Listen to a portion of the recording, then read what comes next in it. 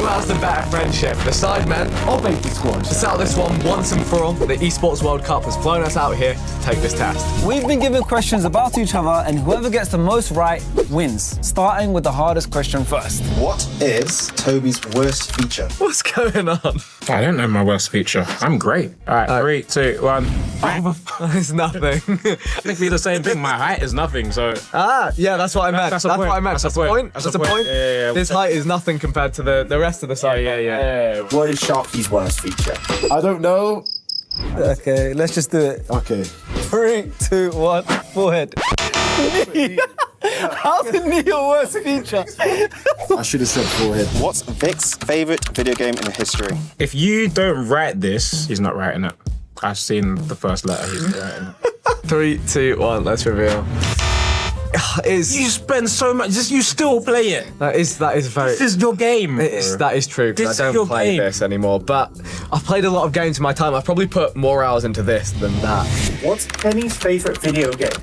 What is Kenny's favourite video game? I don't even know myself. 3, 2, 1, COD. My guy knows me, man. Hey, 50 in the world on Black Ops back in my day. This is my game, man, and I still play it today. What is Vic's biggest pet peeve?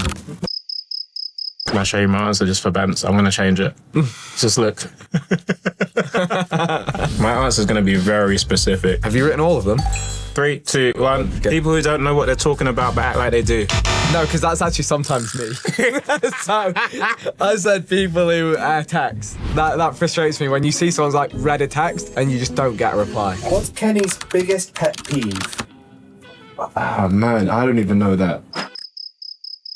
How can I know if he doesn't know himself? I'm just gonna write something now. How was he writing before me? That makes no sense. You got something? Yeah, but if I did have one, it would... 3, 2, 1. Speaking too loud. Arriving early. Because you're always late. Did you get it? You bait me out in front of everyone here that I'm always late. What is the biggest moment that defines your friendship? Oh. What I want to say? You That's can't. what I'm thinking about. No. You can't. No, you can't. Right, all right. Here we go. Ready? 3, 2, 1. I've got coaching for the charity match. It's technically the same thing as... Yeah, that is the same because you trained me to score the penalty. Yeah. That's This the is point, true. really. 3, 2, Oh, I regret my answer now. 3, 2, 1.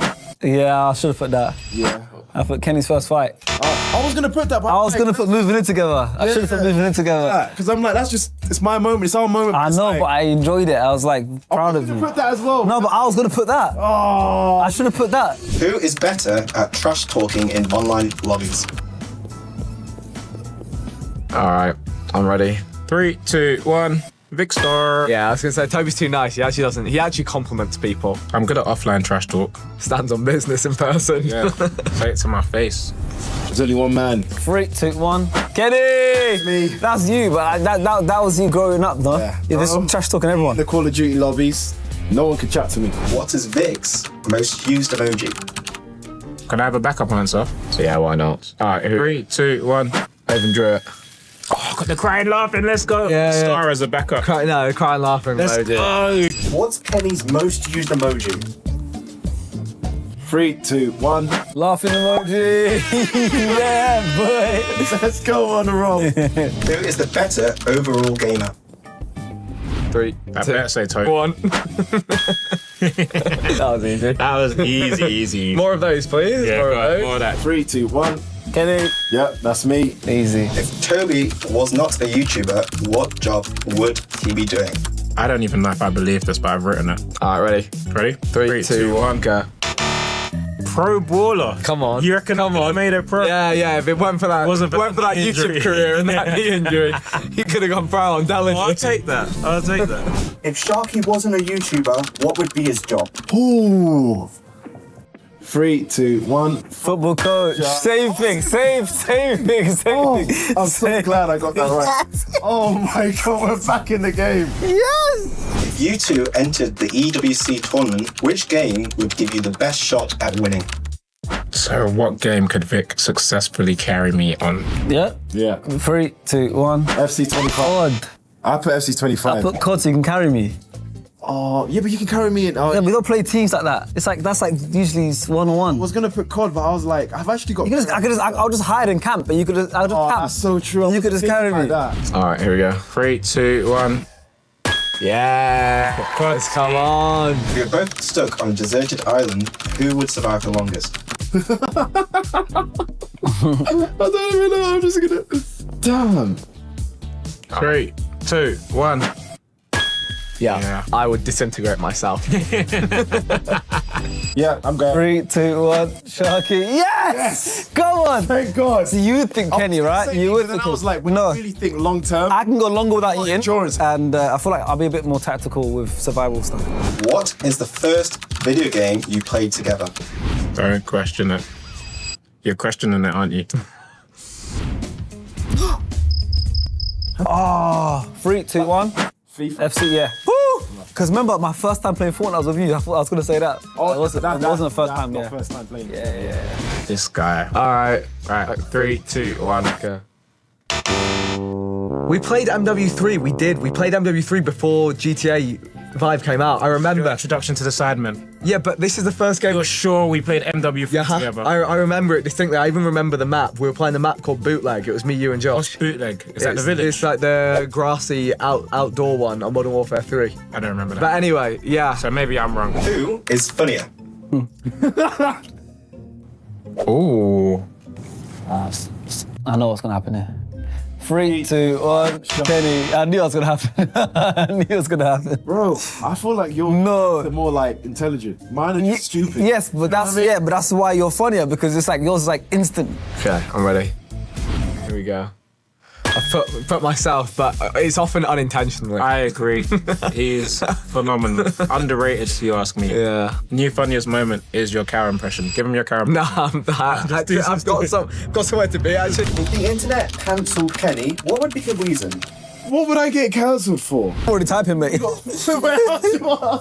Bro, what? You know what? This makes the most sense. All right, 3, 2, 1. Disrespecting a culture by accident. 'Cause sometimes I'm not clued up on certain stuff. I wrote laughing at something offensive. It's not the same thing. Because you laugh a lot. Yeah. So I thought maybe you're going to be on stream, something offensive, and you just start Doesn't laughing. that count as disrespect? Like laughing? They're shaking their heads. Point. They're shaking their heads. If the internet cancelled Vic, what would the reason be? Well, it already happened. Oh man. Alright, ready? 3, 2, 1. Who's most likely to rage quit during an EWC tournament? Ready? 3, 2, 1. Yeah. So I rage quit among us. I Yeah. rage quit in an EWC tournament. he can do that. 3, 2, 1. I'll put myself. Is it? I rage, man. Come on. I don't rage quit, I give up. But to be fair, yeah, maybe rage quit is more your style. What is Toby's proudest moment? I don't even know the answer to that. That's just. Oh, I got it. I got it. Okay, 3, 2, 1, bang. Yeah. Playing at Old Trafford. Come on, let's go. That's Let's big. go. That might actually have to be worth double point. What's Kenny's proudest moment? I got a few, but 3, 2, 1. winning against. Yes, same fight. Main event Dublin. go. Winning in Dublin. It was against Anderson. Winning in Dublin. Same fight. What is Toby's birthday? I'm gonna write down Vic's birthday just to embarrass him. This is my kryptonite. I don't know anyone's birthday. Oh no. I'll tell you all the Sidemen's birthdays. Josh is the 4th of September. Simon's is the 7th. Don't worry about it. I got it. All right, ready? 3, 2, 1. His birthday is it's on a really it's a April great 8th. day that we all celebrate. April the 8th. I'll try and remember that. What's Sharky's birthday? You have to know. You can't not know this. This is the top 3 easiest birthdays I think a human could possibly have. That's why I know it though. Yeah. 3, 2, 1. 31st. December 31st. There we go. If you didn't know that, I'll be shocked. Yeah, that's poor for me if I didn't know that one. Who is better at EAFC? Woo! Time to stat pad, baby. Ready? 3, 2, 1, go. Sobe. Yeah, we just know each other. That's so the one well. game I have over this man. 3, 2, 1. Sharky, and I'm not even that great. He's just really bad. I'm just horrible. He's just really bad. I'm terrible. I think we did pretty good. I think we smashed. I think we did pretty well If God there. come anywhere near, I'd be impressed. That was the final question. No! We have tallied up the results. Oh my god, please. Firstly, who do you think won? We won. Who do you think won out of two? Us. We should win. We've known each other for longer, I believe. The person that won by a landslide What? is the Cypher. Yes, come on, W. How close was it? Come on. Not close. Not even close. All right, fair play. Congratulations. You guys can have that one. If you did enjoy the video, please click right here to watch us answer your most Googled questions. Hey, I'm Anna Kramling. I'm a chess master, and the Esports World Cup invited me here to answer your chess questions. I don't understand how chess masters can play blindfolded against like 6+ people. Like, what special techniques are they doing to remember so many positions on the board? Are you able to do it? This is my biggest flex ever. Yes, I'm fully able to play blindfolded. Actually, as a chess player, because you're constantly imagining different variations and you're constantly picturing the pieces moving when you're calculating in chess, it's actually not so difficult to have all of that in your brain. So it's a great party trick, and I think actually more people than what you think are able to do so. Whenever I check a review after my games, it says I always blunder at least 3 times. So what's a mistake casual players always make that I can fix ASAP?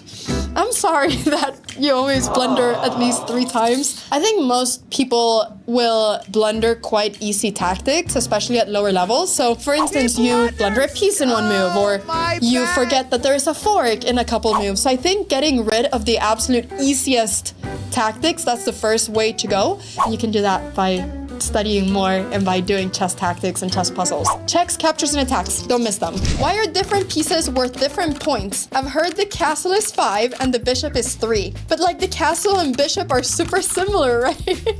Okay, I'm sorry, Milo. I didn't create the rules of chess, but the castle, we call it rook in chess terms, but it's a castle. All pieces are worth differently because if they weren't, then all pieces would be the same. And you have to think about your chess pieces as a group of different people that have different roles, and they're all achieving the same thing, which is to checkmate the opponent's king. But yeah, it's just what the rules of chess are. I don't know what to tell you. How much money do chess grandmasters actually make per year? Be honest. Most chess grandmasters make very little money. I think to actually be able to make a very good living, you have to be at least top 20, top 30 in the world, which eliminates most grandmasters out there. My parents are both grandmasters and they did not make a lot of money playing chess. I mean, my dad was living in a hotel and he was just basically going from tournament to tournament to try to make enough money to buy all his food for the month. For most people, it's not a job that can make you a lot of money. I can't give you exact numbers because everyone makes differently. Top 20 people will make quite good, and then maybe top 10 women in the world will make pretty decently as well. How do you stay locked in during classical games? Like, what are you thinking during the long silences? People think that 1.5 hours feels like a long time. When I play chess, I feel like 10 minutes have passed and there's like 1.5 hours. It's pretty nice. I think when I play chess, it's kind of for me like meditating because it's the only time when I'm not on my phone and I'm not constantly getting an influx of a lot of different notifications and things going on, and I can just sit peacefully for myself and think and play a good game. Chess is such a diverse game with so many different nationalities. Have you noticed if they have different play styles? I think that's for me one of the coolest things with chess. I remember when I was 14 years old, that's when I got really interested in chess because I went to the Chess Olympiad and I remember walking in and I saw 2,000 people, everyone coming from all over the world, South American countries, Asian countries, European countries, African countries, North American countries. And I was like, I'm seeing so many people that I would never meet in my life if I wouldn't be here. For me, that's one of the coolest things with chess, that you get to meet people from all over the world. I have not noticed any difference in playing style. I think that everyone is just trying to play good chess. So no, I can't tell you if there's any difference. Is the Bon Cloud opening? Why is it a meme? Yeah, I mean, it's a meme because of how bad it is. Like, I think Magnus Carlsen, he always says it, like it shouldn't exist or something like that. I think I saw him say. The Bon Cloud opening is when you, on move number 2, push your king forward. Now, this is objectively one of the worst things you can do in chess because it's all about checkmating your opponent's king, and instead of protecting your king, you're putting it in the middle and you're just not protecting it in any way, and you're never gonna be able to castle. But I think it was Hikaru that popularized this. And I think Hikaru and Magnus played it against each other in some game, and it became an iconic meme just because you're seeing the two best chess players in the world basically playing the worst opening there is. So yes, I've myself never played this because it kind of hurts my soul, but it's it's possible, it's just not recommended. What's the real secret behind the Sicilian defense? Why does everyone love it? Okay, I love this question. The Sicilian defense is my love, okay? I've played it ever since I was a little kid because my mom once said, Anna, if you want to win games with the black pieces, you got to play the Sicilian defense. And that stuck to me. Typically, when you play with the black pieces, you kind of have a disadvantage because you're one tempo down, white starts, so you're typically end up getting a little bit of a passive opening, but not with the Sicilian. So the Sicilian goes like this. White goes e4, and now you go here. Now, what is the reason of you going here? Well, the reason is that you kind of want to prevent white from getting a lot of space immediately. So you're immediately saying, hey, if white goes for this setup, which is the idea that white typically has to get the two pawns in the center, then we're going to capture this pawn and we're going to eliminate this and we're going to try to get our pieces out very quickly. So the Sicilian typically goes something like this. And now you can do a bunch of different moves. There's like 10 different variations within the Sicilian. You can get your knight out, you can push one of these pawns, you can go here and try to get a sniper bishop all the way from here. But it can become a lot of different things. But the key move in the Sicilian is c5 on move number 2. From there, you can learn a bunch of different lines. People say it's not good for beginners. I think it can be good for beginners. So I think you should try it. It's such a great opening for black. Help! I've been stuck in ELO hell for years. What do I do to escape? I'm very sorry you've been stuck with your ELO. Just watch the videos, improve, play more. I'm sure you'll get out of there. I believe in you. Yeah, that's it. I've been grinding on chess.com for years and I finally got to 1500 ELO. How much longer do you think it'll take me to be a grandmaster? I'm 15, by the way. Hashtag on the grind. Okay, listen, I love the positivity you have, and I love how much you want to become a grandmaster. It's amazing. There's a long way from 1500 to grandmaster, but just keep playing, and we'll see where you go. But it gets exponentially harder. But don't let that stop you from achieving your dreams. If you want to become a grandmaster, keep going, keep grinding. I believe in you. What is one thing I should know/learn to beat most people at chess? I don't want to be the best, just better than most. I feel like I'm seeing a red thread, which is that everyone just wants to improve at chess and everyone is stuck at just not knowing how to improve. But I think that, I mean, in real life, most people are not that great at chess. So if you just reach like 1300 online chess rating, you're gonna be better than all your friends. And already that is a great flex. If you're able to just pull up a chessboard and challenge all your friends and destroy them, who cares if you're 1800 or 1300? You're already flexing on your friends. Just watch master players play, watch games, try to improve from your games, watch a lot of videos, and just become better. Okay, final question. Could a noob beat Magnus Carlsen if they had like 30 queens? You, my friend, are very lucky because the Esports World Cup just tested this. Click here to watch the video. Everyone is playing, you're not yet. EWC Play is your all-in-one platform to compete in fantasy, pick'em, and quests for a grand total of $300,000 in prize pool. Build your dream fantasy team in 5 different games and track your score with live results tables. Predict the winner of every game, every group stage, and every tournament. Complete daily and weekly challenges to earn boosters that help you climb the global leaderboard. Got what it takes? Join EWC Play now.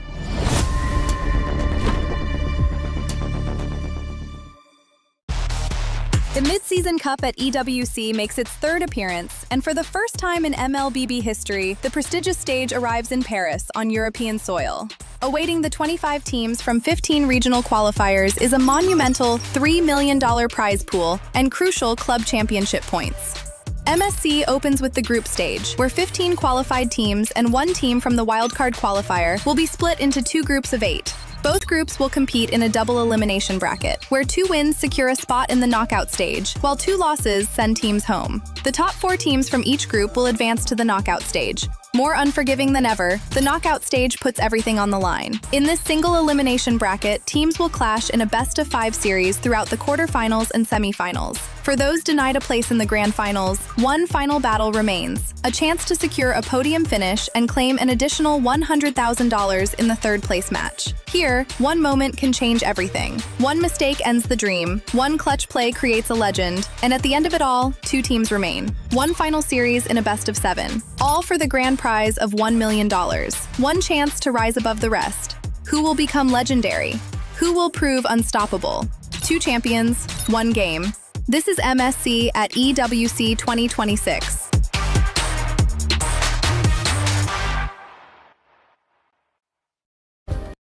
Play is in our DNA. Whenever we let it out, it becomes our superpower. Now imagine an entire city being built to supercharge it. Kadir City, powered by Play.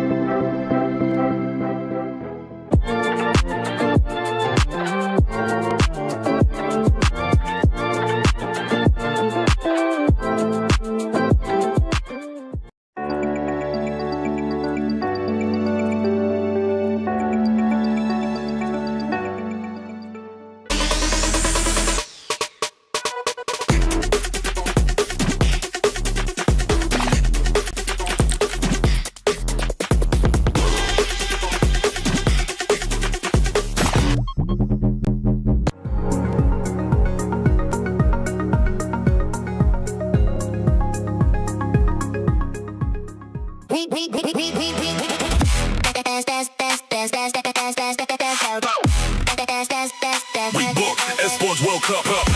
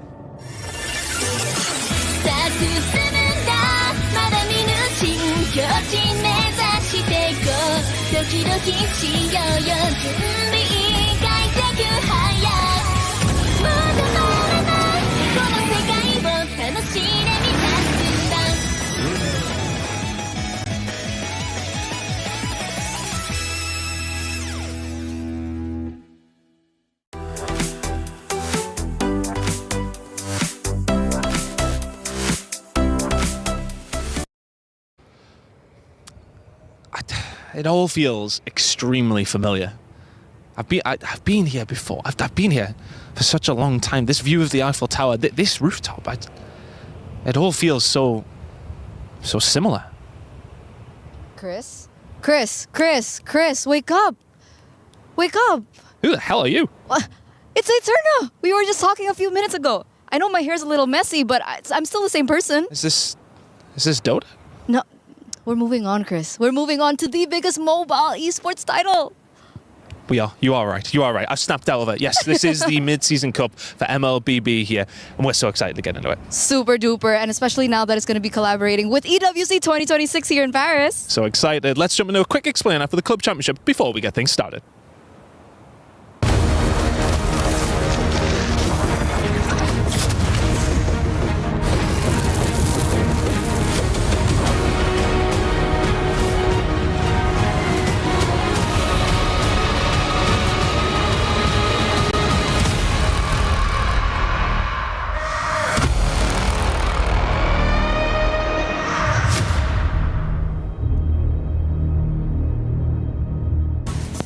16 of the best teams in the world have gathered in Paris, France for the MLBB Mid-Season Cup at the Esports World Cup 2026, and the action for day one begins today. Chris, you are not dreaming. We've got a lot of action here on stage 3. The Lenovo Legion Gauntlet welcomes you back with Mobile Legends Bang Bang, and I'm so excited to get started. My name is Rain Day. I will be your host over these next 2 weeks, but I am joined by a slew of talented, professional commentators that really, you should already know. They need no introduction, but let's introduce them anyway. It's Mirko and LaFell.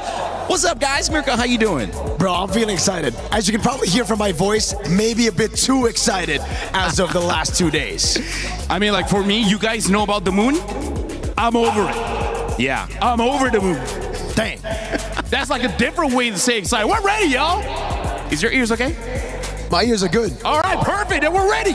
If you can't tell, these guys are going to be having fun throughout the entire time. It is going to be a blast, and MLBB been one of the most enjoyable games I've had a chance of learning, and we're so excited to dive in. Everybody who is a fan of this game, welcome again. You are going to love it. And also, we've got a chance for you to engage. Yes, by watching, yes, by chatting, but also by making your tournament pick'ems. You can decide who you think is going to win. You can go to esports.com/play, esportsworldcup.com/play, or scan the QR code on your screen for your chance at $300,000, and of course to see if you get these pick'ems right. So make sure to check in with us and let us know in the chat if you're doing well. Mirko, you got your pick'ems in? I got my pick'ems in. I had to, redo his fantasy picks. Hey, wait, later. Hold on. My picks are way better. Hey, no, bro. Come on, bro. You got to think of, you got your boy, I got my boy, man. I got to be loyal. That's true. That's true. I can't have a team without Story Me in it, all right? Okay, fairs. Plus, Grammy has that killer instinct. That's why I had to have him over Sanford. I do have to say, based on the meta, we'll see how it turns out. Yeah, it's clearly going to be interesting because there's so many good players, so many young players today. Stories will highlight from all around the world, and of course Southeast Asia, which has dominated MLBB for so long. Will we see some new champions rise? Will we see some old teams come back and defend their title? We'll find out in just a moment, but we're not alone. We've got more talent with us. You saw them briefly in the intro. Let's go introduce themselves fully. It's Chris and Eterna. So we thought you'd give you a little bit of an introduction to us. I'm Chris. I'm going to be covering all your needs when it comes down to the club championship here at EWC. And I'm Eterna, and I'm... What was it again? We talked about this. I don't remember. Right, but I was Desk Host remember before. What I told you. Remember what I told you. Okay. I'm Eterna, and I'm going to be the reporter. So I'm going to cover player interviews, just getting the back scoops of everything, and perhaps maybe even get some coaches. Yeah.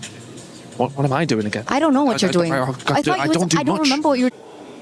Okay, I've remembered, thankfully, exactly what I'm doing. It's going to be covering everything to do with the club championship. So when you do have teams competing in all their respective games over every single stage here at EWC, they are accumulating club championship points. And I'll be keeping you up to date with everything that's going on with especially teams like Team Falcons, who are going to be vying for the win here in the MSC. Chris, don't forget the defending champions. And Team Liquid, of course, the favourites coming in this tournament. They'll be looking for the 1,000 points that you get for finishing first. But that is going to be our job, so we're going to be covering all of that with no bias whatsoever. None. Right? None. $75 million, 25 tournaments, over 200 clubs, only one club champion. The club championship is the beating heart of the Esports World Cup. Over 7 weeks, esports clubs send their players to compete.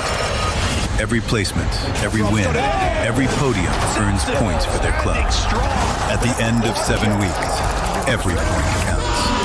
The club at the top walks away with $7 million and the title of Best Esports Club in the world. It's not about being the best at one game. It's about being the best across all of them. Depth, versatility, consistency under pressure. One championship trophy, one title.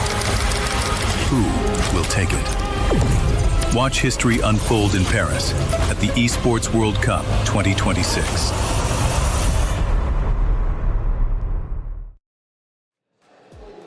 History certainly unfolding here at the Lenovo Legion Gauntlet, and MLBB is set up for a mid-season cup that will not disappoint. There's so many through lines here, from obviously last year, but also the wild card to get here. And I think setting up that story is one that we've paid special attention to. Falcons MENA made it through a 10-team gauntlet that included teams all the way from East Asia, Mekong, Thailand, MENA, Turkey, EECA, Europe, the Americas, to finally outlast and battle to get here, guys. And it's a journey, but now they have their first chance to make it on this MSC main stage. It was crazy. I mean, it was a brutal journey all throughout. I'd go as far as to say that Falcons MENA, nobody really predicted them to make it through, especially with their curse in the wild card. They always seem to fall flat in the wild cards. But again, they were able to really capitalize on the utility jungle meta. So a big question mark here coming into MSC would be, has Boyet adapted to the assassins in the jungle?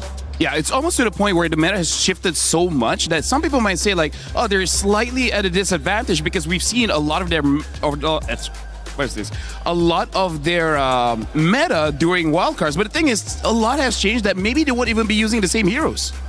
Well, it's a really interesting conversation because last year, as you guys mentioned, they did not make it, failed to qualify, and they were not expected to make it in this one. So Falcons MENA, by qualifying, they've actually given Falcons, our club championship back-to-back winners, 2 teams at MLBB. So twice the amount of chances in this 16-team group. When you look at the split, Group A versus Group B. LaFell, I know you've got your eyes on Group A. I want to hear from Group B as well from you, Mirko. But LaFell, Group A obviously has some great stories there. True Rippers is coming up in my eyes. Guangzhou Gaming.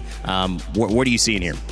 Honestly, when it comes to Group A and Group B, I feel like it's a no contest that Group B is the group of death. So for Group A here, I want to see the teams that are here actually maximizing their chances to actually get quite a few more metas in. Like for teams like Team Vitality, Falcons, PH, even Team Spirit are probably one of the favorites to make it through out of Group A. I want to see whether they're just going to go all in, use their best strat, or they change it up.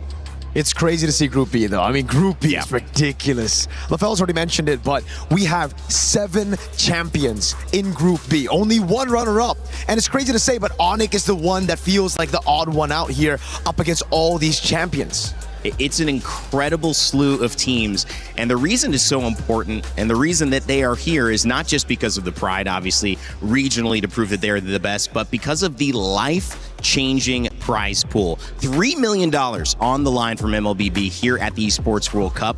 $3.5 million total for all competitions. $1 million for the first place winner. So everybody, whether you're here, is not done with their journey. Remember, nothing is granted, right? And so you have to find a way to earn this moment. And if you do, Mirko, it is life-changing. Absolutely, man. Especially considering if you look at the format of this event, man, it's fantastic. We got the group stages already with a completely different format to all the other MLBB tournaments, and then single elimination bracket in the knockout stages. If you lose, you're out. No second chances. I love MSC EWC. Yeah, one of the great things about this too is that right now we don't have to worry about losing any team. We actually do have our schedule for today because it's going to be group stages for the next 4 days. You guys are going to see teams battle against each other, and I love what LaFell said about this because you get to experiment. If you're in Group A, you might have a little more leniency to save some strats for later on if you know you have a weaker group in some people's eyes. But we'll see a lot of teams here. Team Vamos, Team Falcons MENA, Team Falcons PH, and Guangzhou Gaming right after that. Vitality will take on True Rippers, India's first chance at an international representation here at MSC, and Team Spirit versus Ignite Gaming. LaFell, all great teams, and obviously games that are going to give us our stories that are going to help shape this tournament. Oh yeah, for sure. Especially because for now, sure, there are some mismatch in terms of who they're facing up against. I'm looking at Team Vitality because True Rippers, yes, is the first India experience here at International, but Team Vitality, honestly, one of the favorites to win it all. So this is going to be a good test for True Rippers, but also for Team Vitality, because I feel like in that matchup, it's not enough to win. You got to win very convincingly. Yeah, both teams have so much on the line. Coming up next, our first matchup of the day, Team Vamos and Team Falcons MENA. It's time to narrow in on what will be our first set of the day. Mirko, Team Vamos, Team MENA, obviously 2 teams with a lot to prove. Maybe 2 teams that people didn't expect to be here, now here, fighting for a chance at $1 million like everybody else. Absolutely. You know, I'm sorry, LaFell, I'm sorry to all the Malaysian fans, but I'll say it. Vamos look uncoordinated, they look chaotic, they look awkward, they look weird.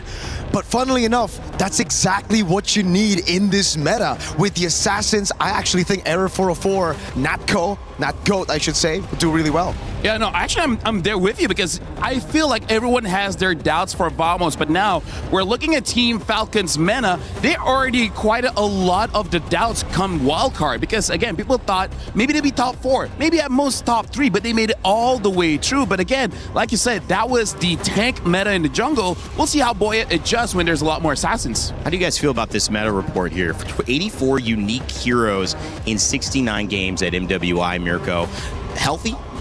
I think it's very healthy if you look at MWI, but just like last year, I feel like if you look at MSC and MWI, we're going to be seeing completely different metas here, especially when it comes down to those weird picks like the Hanabi. I don't think we're going to be seeing it here at MSC. I think we're going to see many more assassins and less healers. Yeah, this is why I'm actually looking forward to this one and why I see in Group A, there's a little bit more room for you to test out new things because here's the thing, it does seem like there's a meta where with 16 different teams, everyone can have their own identity and possibly not get punished that much. The only thing that I feel like would be super punished if they have 0 early game, right? All mid and late game. Other than that, I'm actually looking forward to how the meta shapes up. I'm really looking forward to how this is going to work out. And obviously, our first match of the day introduces Team Vamos and one of their stars, their youngest stars here in the tournament, Error 404. We had a chance to catch up with the man who was so aptly named based on maybe a little bit of a mistake, but now it is caught on and caught by fire here in the MLBB community about how he's feeling going into the first match of MSC. We're now back here with Error 404 from Team Vamos. This is your first international. How are you feeling? I'm feeling a little bit nervous but excited at the same time. Nervous but excited. But more nervous or more excited?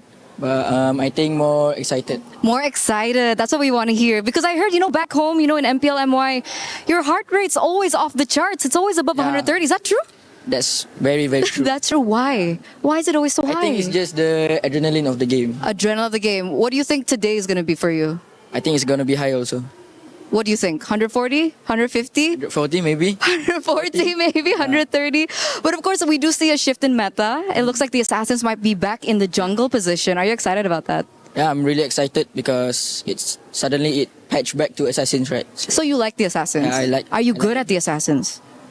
I would say definitely better than the utility. Yeah. Okay. What's your favorite assassin? For now, I think just Fanny. Fanny, okay. We're going to keep an eye out for that. Do you have any message to your opponent today, Team Falcons MENA? Good luck, especially to my ex-coach, Coach Pao, and let's give a good match for the viewers today. All right. Thank you so much, Error 404. Over, back to you. Well, loves the assassin jungle instead of the utility. That's exactly what this meta seems to be offering up, guys. LaFell, your thoughts on hearing Error 404? I mean, first of all, good shout out that Coach Pao that used to coach for Vamos is now in Falcons MENA, so he should know quite a lot about the kids. And I gotta say, something about Error 404, we know a lot of energy, right? Marco, you would understand this kind of energy where you're all in a hotel room and you know where each other rooms are. He will go to your room and just keep on ringing it, and then when you open, he'll come in, he'll run around, jump on the bed a bit, and then get out. He's got that energy for sure. No, he's done it. He's done it to casters, he's done it to some of the players. So they're like, you know what? He's a good player, but oh my goodness, is he annoying. So that's why he's got the beats per minute that high. Dude, just running around jumping on everybody's always bed. 140. It's insane. During draft, 140. You don't realize mobile games, you could just do a lot of physical activity, unlike just being at a PC. So, one of the benefits is that he could still be ranking up at that point. He's that good. 17 years old, the star of Team Vamos. We'll see what he can do. But we also had a chance to catch up with Team Falcons MENA. This is a team that, again, did not make it last year to 2025's MSC and did not come in as the expected winner of the wild card, but somehow they are here. We had a chance to catch up with Boyet about why. Hey, Turner here for a pre-match interview with Boyet right before his match. So, quick checkup. Boyet, coming from wildcards now, going into the first day of groups. How is the preparation like for the team? For the preparation, we don't know because we never practice because my teammate go to their home and try to study, and me, I'll go back to Philippines and try to fix my visa for this wild card, for this EWC. Okay, so you don't have as much time to practice, but obviously you do have a hold of the meta, right? You have a hold of the meta, right? Maybe. Maybe. Because in wildcards we saw a lot more, tank junglers, and now we're seeing a lot of assassins. Well, we're getting rumors about more assassins. Are you familiar with this? Yeah, I'm familiar because I'm playing around game before we come here. So I think the team pretty much know about the meta. But it's all good, right? Yeah, all good maybe. Maybe, Boyet, you gotta give us something here. Because we never practiced. Like we just met when we arrived here. So and this is the first time we play. Like, I wish you all the best. Yeah, thank you. Good luck for this first match. Okay, I'm gonna give you a handshake here. Good luck. Yeah. Do you have anything to say to anyone before your match? To anyone, mostly our supporter, keep supporting us, and we'll try our best. This MSC and to our enemy, vamos. Good luck, have fun, and let's give them a fans a good match. And good match we will see. Thank you so much. Over, back to you. Well, looking to give the fans a good match. That message goes out to anyone. And I love that MLBB has such fun commentators and players to work with. Mirko, you're nodding there. Yeah, special message from Boyet. All right, Boyet, the message to anyone, I like anyone. that. I like the anyone message. But who the heck was that? To your opponents, good luck, have fun. Hey. Where was the Boyet from Wildcard, bro? Bro, they gotta step onto the stage, okay? No. Eterna was there. She was making it nervous. So she's like, well, I'm good, maybe. Eterna has been making people nervous, I think. That's true. That's been happening. I'm nervous. Hey, Eterna, you gotta stop, all right? But I think Boyet and Error 404, one thing I want to see for sure isn't just the assassins, but I want to see the taunt. I want to see the emotion. These two players bring out the most out of a match by yelling, a lot of I love yous. A lot of I love yous in Malay and in Tagalog. So if I don't see that, I'll be very disappointed. And Mirko can't yell right now. And so that's why he needs you to yell for him, because he's kind of living vicariously through your yells. So make sure you do it. By the way, make sure you also get your pick'ems in, guys. It's EWC 2026, so you already know you got to be a part of it. You have $300,000 that you could potentially earn your share of. So make sure to get your pick'ems in for this match. It's open now. Get them in very, very quickly. All right, gentlemen, I'll go with you, LaFell. What's the biggest story here? Who has to get going? We talked about Arrow 404, we talked about Boyet. Who needs to be the star of this game for their team to have success? Let's start with Team Vamos. Is it all Arrow 404, or who else needs to support him? I mean, here's the thing. Yeah, it's a good thing I'm doing Vamos because they're my boys for this one. Yeah. So boys. Vamos, the story coming in is there's always a lot of doubts because right now everyone has the same idea that Malaysia should only have one representative, and that's SRG, because they are far ahead against anyone from Malaysia. So Vamos coming in, Arrow 404 is the new generation. He's supposed to be the new face, the young guy coming in, but then the rest of his team, a lot of veterans supposedly there to support him. So I want them to be able to prove all the doubts wrong and actually show up and make it to the knockout stage. See, we got all those wise words for Vamos. I think for Falcons Mena, it's kind of sad, but it's true right now. It's just play your game, because it's so weird. We heard it in an interview with Eterna earlier. Boyet said they didn't practice. I'll give you another fun fact. I got this from Boyet and Sanji, not the mid laner, the XB laner for Falcons. He said they didn't practice for wildcards either. They're coming here with just the power of friendship, dude. Like The pure power of friendship. That's what Falcons Mena have. So at this point, I'm thinking, how do they synergize together? Gentlemen, before we get started, it's tough because we're coming in first day. We haven't seen the meta develop. We have ideas of it. Any predictions heading into this one? I think close set? Are we seeing? I think close. Close. Full 3 games for me. Okay. Yeah, I feel like that definitely can be the case in terms of the heroes. I'm looking forward for Vamos to use a setter for supply, something like an Arlet, and then come into the in the jungle. Either a Ling or a Nolan. It's kind of like Arrow 4 style of play. I'm thinking more of the Nolan to be safe, but if they see an opportunity, I would like to see the Ling. I would love to see fast from Arrow 404, but for Boyet, maybe he actually takes this assassin meta to subvert our expectations. Maybe he goes for the utility jungle because we've seen a lot of it already at MWI. Well, high expectations. That is one way to describe what MSC means to these players. Another way to describe it is what is at the end. $1 million and a chance at glory, regional pride, and the moment that every player dreams of capturing a championship. Let MLBB begin.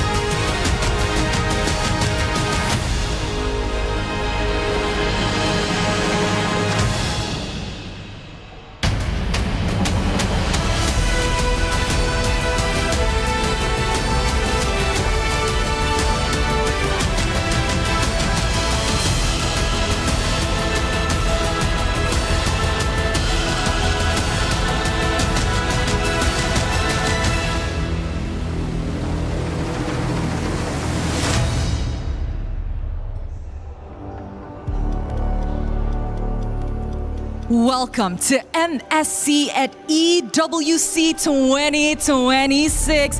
It is amazing to be back. And ladies and gentlemen, for another year, Rose and Milosh are your hosts for this year of MSC. What incredible time we had. There you go. That's all the fans out there. Last year we had a lot of fun together on here, Rose. This year we get to do it again. And every summer is MLBB season. We had it earlier on where only last week MWI wrapped up and Team Vitality were victorious, but it does not end there for MLBB. You continue on and start off with MSC. You know what, Milosh? Today we have 16 teams, the best in the world, battling it out for their nation's pride, prize money, and of course, club championship points. A lot on the line for all of these teams, as you said. So how about we bring them out on stage for you? So big introductions. First up with Team Falcons Philippines. Flap, Kyle, Hachi, Super Marco, and Ogwen.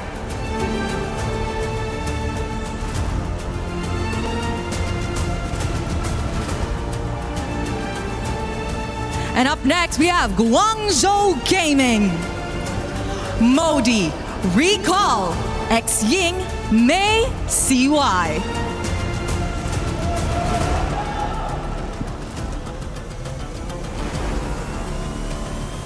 Hometown Heroes Team Vitality. Shogun, Nile, Moreno, Eamon, and Finn.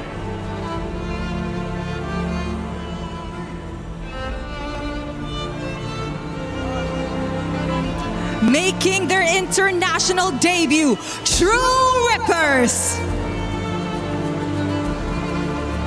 Rehansha, Jans, Asuna, Kimi, Garcia.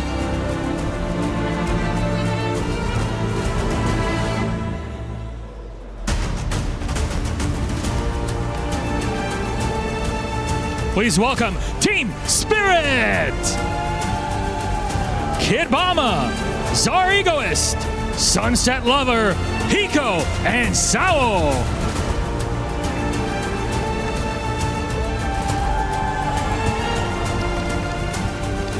It is time for Ignite Gaming. Diablo, Kelvin, Roy, J, CS.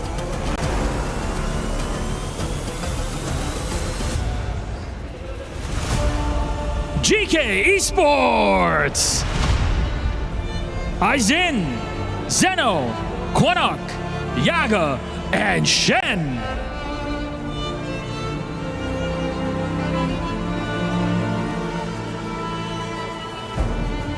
Please welcome Pro Esports. Sorry, I'm Felix, Coily, Sa, PP, and Kuzen.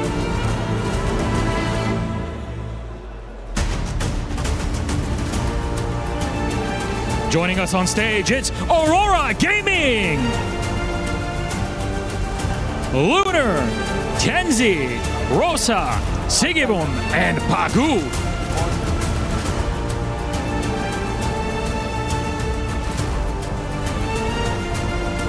And of course, it is Onyx time.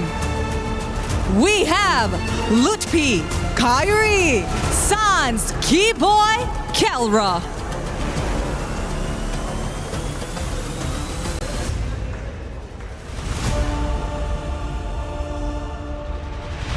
It's in the name, it's Entity 7! Akashi, Hide on Bush, Shin, Doom, and Vagoon.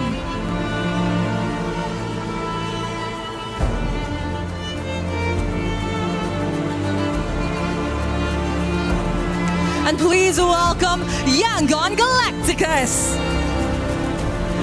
Ying, Han, Kaiser, Blink, Sanji.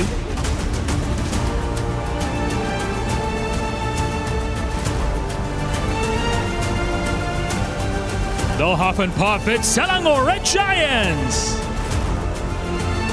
Cram, Stormy, Innocent, Yums, and Sakai's.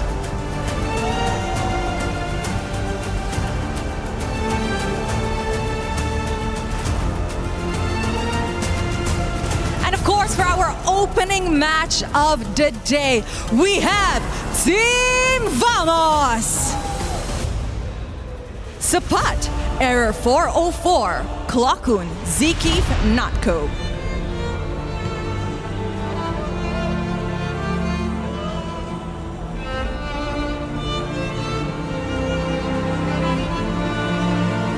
It takes two to tango, so please welcome their opponents, Team Falcons Mena!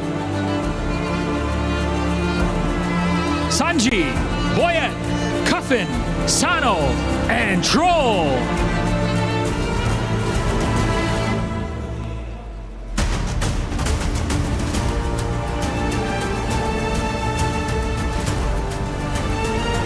And you know what? We mentioned 16 teams, but now only 15 are on stage and we don't even have a trophy yet.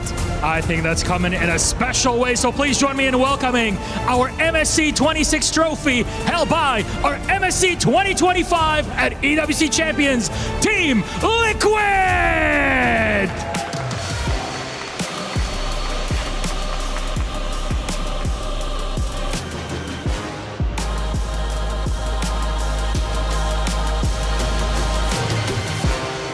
Sanford, Carl TZ, Sanji, Teddy, and JP. In pursuit to defend their title, Team Liquid is in the arena.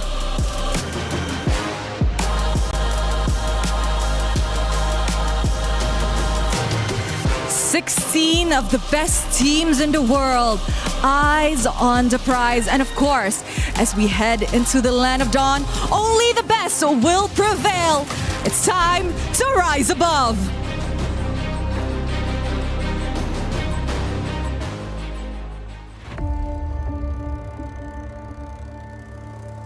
Bloodshed, tears, and glory.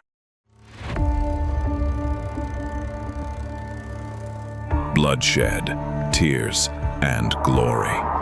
The Land of Dawn calls for contenders once again. Against all odds, GK Esports is here to win MPL MENA Season 9. Guangzhou Gaming! They go straight to the main stage. Ignite Gaming! MPLSG Season 11 crowns a new team. True Rippers are your champions. The place where a new chapter begins. The newcomers. MSC at the EWC, Paris. For many of us, this is our first. We may be the underdog.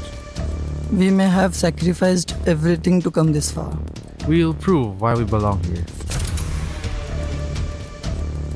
It's the first MCT Grand Finals, and Entity will be your first champions. Bro, Esports is the reigning champion! Team of Falcons will push forward to the main stage of MSC. Congratulations! Vamos, as you punched your ticket to France for EWC! Breaking barriers, defying limits. The aggressors come with nothing to lose. We carry the expectations of our country, our families. The fans who believed in us. This is the stage we've been working toward. Maybe this is where a new Dutch house is born. Aurora Gaming have wiped the Young Gun Galacticos out. Megatron have not merely joined the Kings, they have become the Kings. And the Dragons of the North defend their Empire spirit. Challengers of the throne, the Titans stand ready. We have already achieved what many thought was impossible.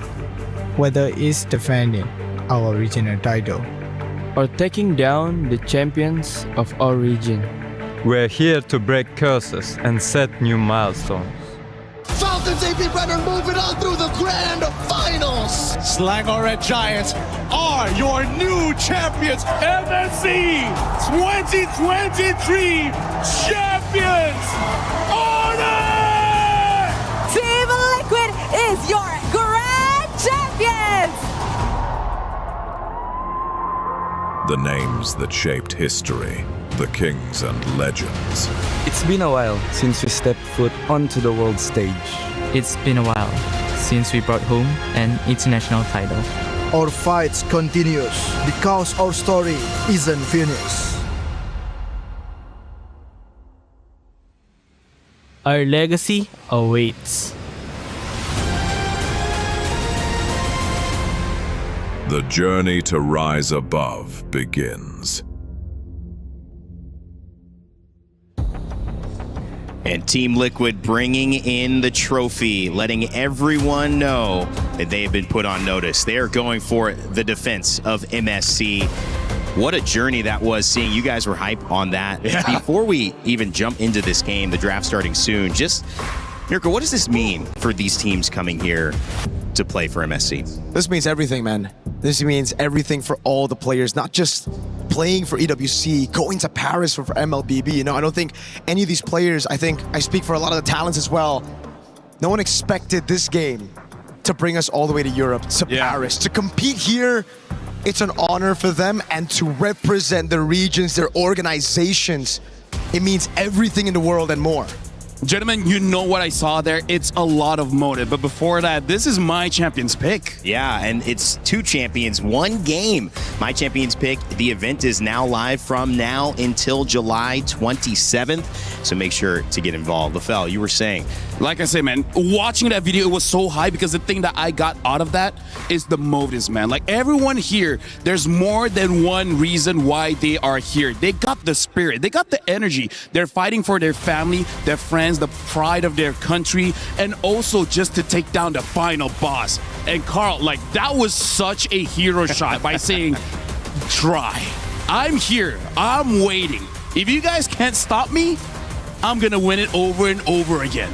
If we were to tell a story before it happened, and we were going to give a little bit of a prelude and an idea of what could be the story for Team Vamos or Falcons Meta before they jump into the draft, Mirko, what would it be? Would it be rising against the unthinkable odds to secure what no one expected them to have? In your words, how would you put what begins right now? Absolutely. I think especially after that opening, you saw the peak of MLBB. Now we go all the way down to surface level. This is where Vamos and Falcons Meta started. Heck, Falcons Meta had to start below sea level. Jeez. I mean, like, here's the thing. Everyone has proven that they're good enough to come here at EWC. But once you're here, good enough is not it. Nope. Even being your best is not enough. Even being perfect sometimes is not enough. You have to somehow break your opponents in the process. Nothing is granted. And good enough is not good enough. I like that. You got to somehow be your best, but you have to also let all the things that happen in a tournament happen and still survive those bounces. We've seen it in the World Cup that just ended. The ball doesn't always bounce your way. You have to navigate those moments where things feel good or they don't feel good, Mirko. And as we do narrow in and we see the big picture, we get a chance to now kind of focus our attention on 2 teams that are climbing that mountain. And in this way, as we take a look at the map reveal, it starts that mini moment of, hey, this is going to be what we're playing. Broken Walls looks like it's going to be the map. Lafell, what are your thoughts on that? Well, one of my thoughts is this might be just a little bit better for Falcons Meta here because they might go for a composition that has a tank jungle that can go for an early invades and able to get out of that scot-free. And Broken Walls may not be the very best for picks like the Fanny or the Ling. We'll see whether even in that situation, Air 4-4 will still go for those picks. And as we do look at these picks, and again, narrowing down, we see the map. Now it's time to almost start looking at what is the composition, because this idea of the jungle has been something you guys have been discussing in the green room quite a bit. Mirko, for those coming in, do you really expect to see a lot of, I guess, the unique heroes that we saw at MWI increase because that jungle has become more available?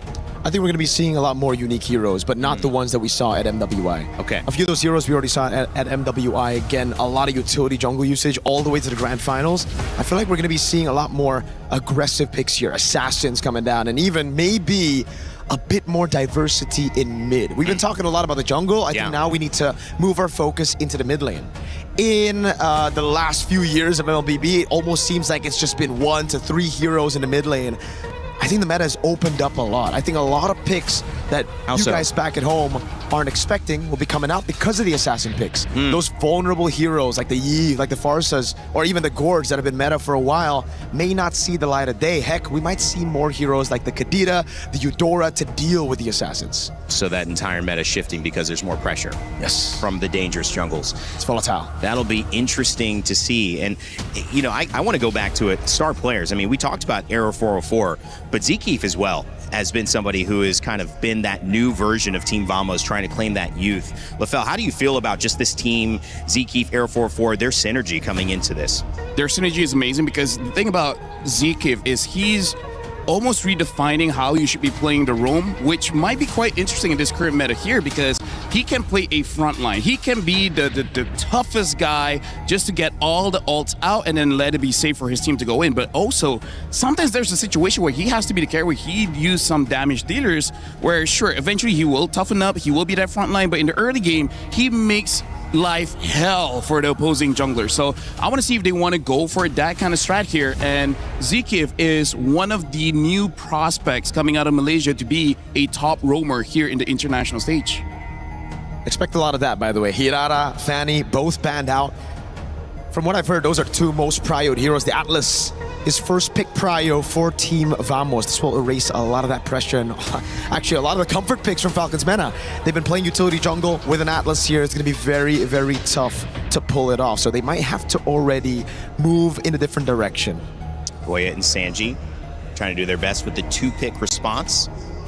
But that's what you hope a first pick does, right? Mirko just kind of sets the team picking second on the defensive end, so they don't get to set the tempo of this draft. Yeah, especially because I feel like for now, in terms of the roam, there's not a lot of counters for it. It's a very safe early pick. It's really the EXP as well as the jungle that can really get counter out. So I kind of feel like that's something that Vamos wants to be careful of. If they see certain picks coming up from Falcons Meta that makes it much easier, then they will go for it. But look at this. Falcons Meta already picking up the Arlet as well as the Valentina. The Valentina, I think, is just an overall okay pick, but also maybe to deny of a potential pick for the Sora. But the thing is, Paquito is still there. Esmeralda is still there. There's still good picks for Vamos here. So the Arlet, I think maybe just to take it away from Supai, but also doesn't it show that Falcons, they want to pick up a Nakai later? Could be. The Guinevere gets picked up though for Team Vamos, so they need a little bit more damage in gold or mid. There you go, the Eudora! I called it. I was going to say, against the Valentina, this is an amazing pick, and I've been hearing a lot in scrims. This hero isn't just in the meta. It is prio. It is a first phase pick. Falcons Meta lean back to their comfort, and I'm so happy we get to see the Eudora straight up because I've been talking about it behind the scenes. And I gotta say, even as a tank, it's surprising by how much poke damage that she does, not even by using her ult. So this is going to be very interesting. Right now, we're looking at the opening picks coming in from both teams. Rather similar, except for Rome as well as EXP. We see here for Vamos and Falcons Mena, they have their junglers as well as their mids. For Vamos, they have a roamer, and for Falcons Mena, they have their EXP. For now, Falcons Mena, it does look like they're going for a more team fight composition. A lot of crowd control and a lot of AoE. Coming in from Vamos here, there's a lot of, I would say, crowd control coming in from the Atlas as well as the Guinevere. And now Falcons Mena, they understand how important the EXP is, so they're taking out the Yuzong. And for Vamos, they want to make sure that the side lanes is not going to go crazy, so they're going to be banning out the Moskov. I wonder if they will ban out the Claude as well, considering I feel like they might have an okay draft for a Claude. LaFell, you know this team very well. They're from Malaysia, and what would you like to see from them to complete this draft? What's somebody you'd like to see picked up here to complete this lineup? I want to see something fast that can invade the jungle coming in from the EXP, something like a Paquito or Esmeralda, because the thing about how both Arrow 404, the jungler, as well as Zekeef, the roamer, how they like to play is a lot of forward momentum. They like to be in the face of their opponents because they know they have the strength, they have the firepower for it. But for that to happen, if their EXP wins the lane, they're going to try to end the game as fast as possible by 14 minutes, 12 minutes. Like, that's how they speed up the tempo.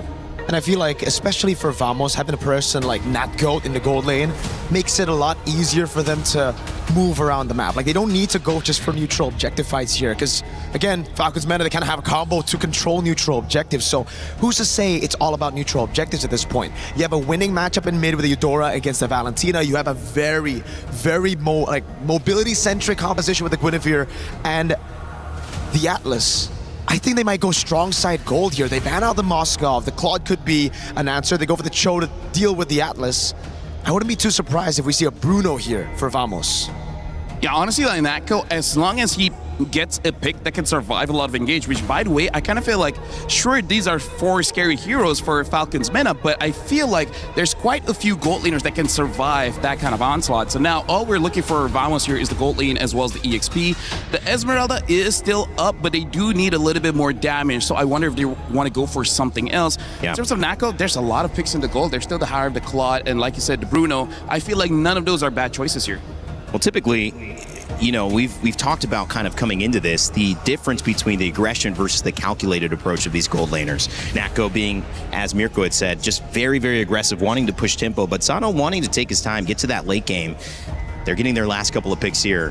How do you feel this has set that storyline up between 2 different styles in the gold lane? I feel like having a weak side Claude here for Natko is going to be amazing, especially because it really does feel like they're going to be playing a lot of 4-1, maybe a 1-3-1, but I'm really feeling like a 4-1 formation here for Vamos, letting Natko absorb maybe 2 sides or 2 minions in the gold as well as the mid, and now a Bruno for Team Falcons Mena. I gotta say, for Vamos, I'm liking the idea here, and Falcons Mena, it looks like a very easy to execute draft. Yep. For Vamos, I think it's also pretty easy, right? It comes down to who executes better right now. If Vamos can play the strong side of the map, play around those neutral objectives, win out the skirmishes early on, and it's going to be great. But Falcons Mena, I feel like they have more ways right now to play around their gold lane if that neutral objective loses out. If you think somebody won a draft, is it leaning towards Falcons for you? I'm leaning more towards Vamos. Towards Vamos. Yeah, same. You too, LaFell. It's obviously a great showcase of 2 teams coming in with different strategies. Natko and Sano in the gold lane trying to go toe-to-toe. In terms of their dynamic, will aggression win over calculated patience? And will Error 404 find a way to be the young star that he is? It's our first game of MLBB MSC at EWC 2026. I know 2 guys who are ready to call the action. It's Naisu and Gideon HQ.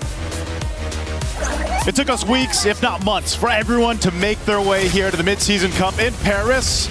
And we're going to find out the next champion for MSC here at EWC 2026. It's going to be nice, Gideon, to bring you the action to start off our group stage. Gideon, we have to talk about the Eudora. Oh yeah, this is interesting. This is really interesting to see because most of the time, most people wouldn't even consider Eudora to be part of this particular meta, and Clockwood has already missed a couple of minions, which is already pretty bad look for the start. But the laning phase is by far the hardest part for the Eudora.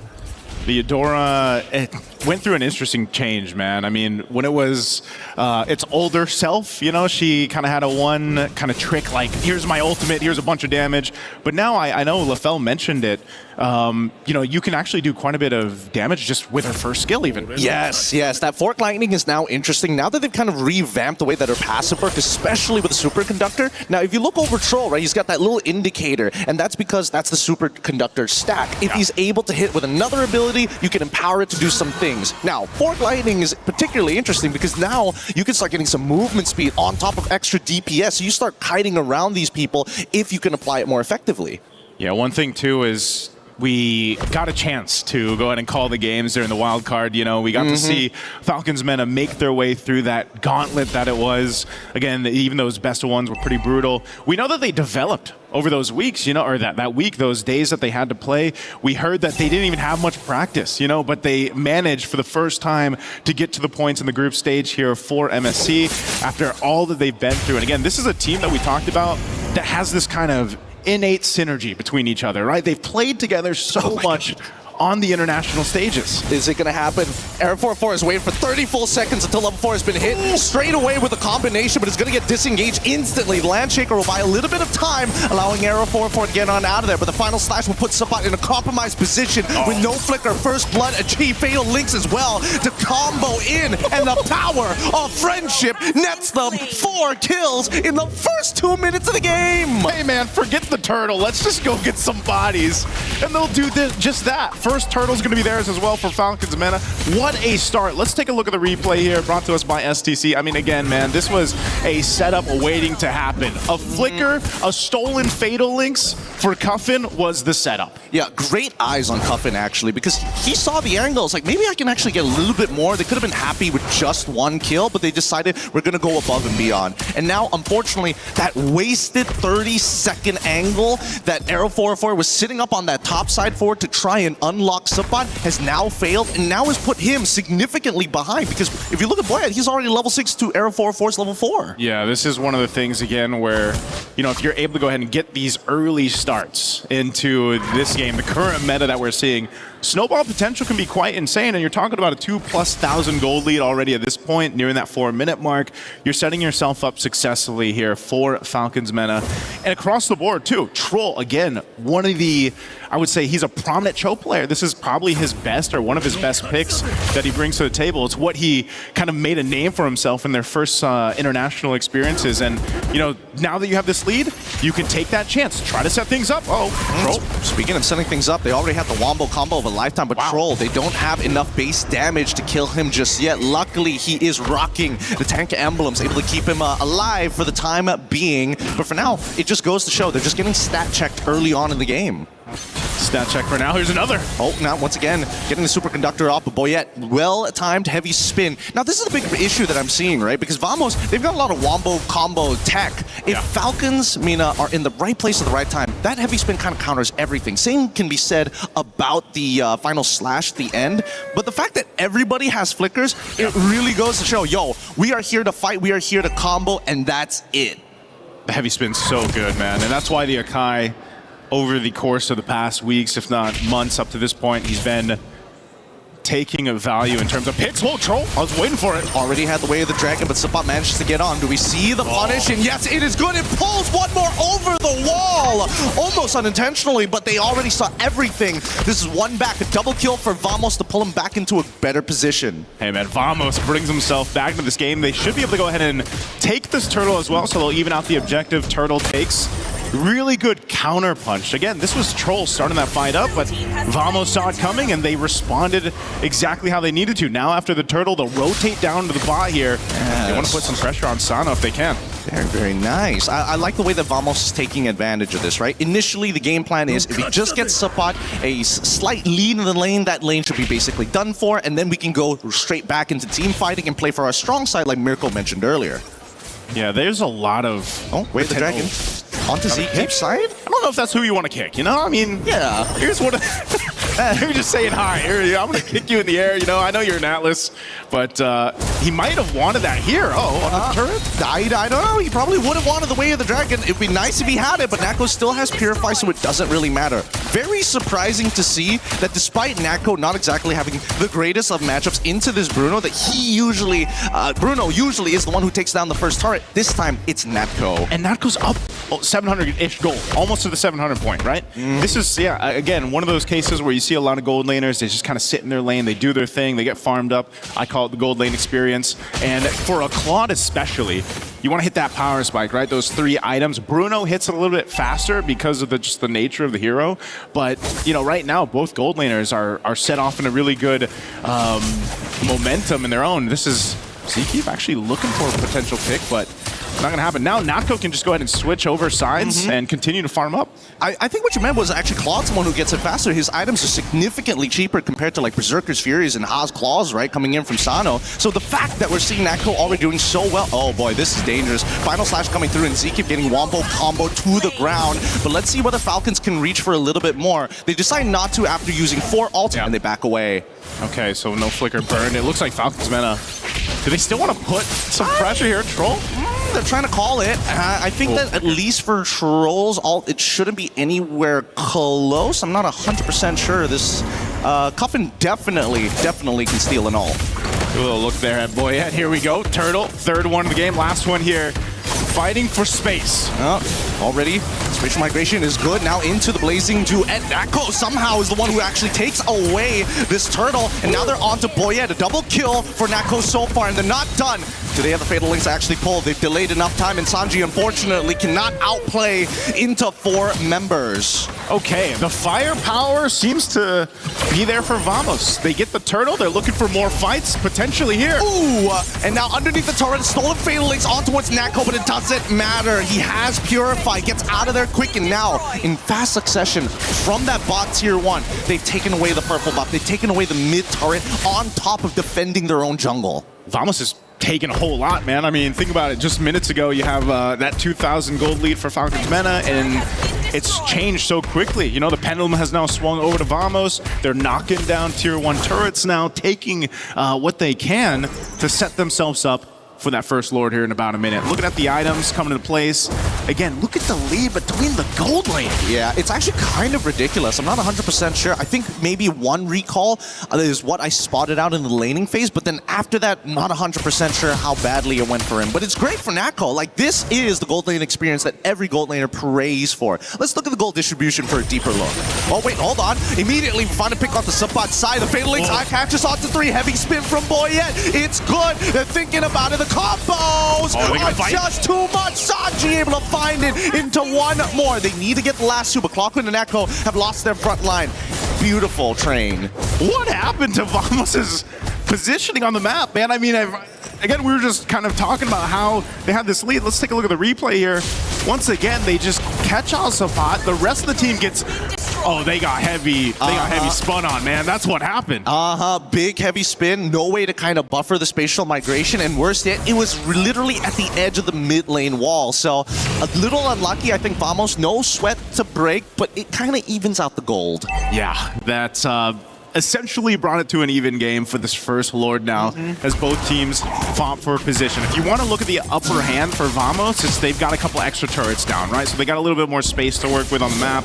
But Lord, and the fact that you also have Anakai in the hands of Boyette, and you have this kind of tanky front line to deal with this, you could potentially set things up off of your own initiation, depending on what Cuffin decides to do with the Fatal Links. He's got his own, so they're going to take their time with this. Oh, look at this. Even Cuffin, Troll is looking for a flank angle. He's sitting around the purple buff, and the rest of the Falcons are actually dancing around this Lord. They don't actually want to take it. They just want to open it up. Fatal Links into 1 so far, right into the spatial migration. It's great, but that's already 2 fat ults already gone. And I'm not sure whether Air 404 is going to get it back up in time if Falcons do decide to rush this. Yeah, it looks like they want to. It's half health on this Lord. Troll still trying to zone out here. Oh, the way of the Dragon already good. Fatal. Oh, wait, Air 404 gets pushed out of it, but he's still, with the spatial migration, gets the Lord in time. Sano in the back line gets caught by Natco, and by then, this fight is already over. They chase the last remaining members, and even with a Lightning Strungent, it might just not be good enough. Cuffin, no more ways to dash. Zeke kills him, and now the score is 9-8. Wow, what a fight from Vamos. Not only were the Lords secured by Arrow 404, but you got to give it to Sapat, man. He zoned out the proper members from Team Falcons. Natco followed through after that. You're going to look at the replay here.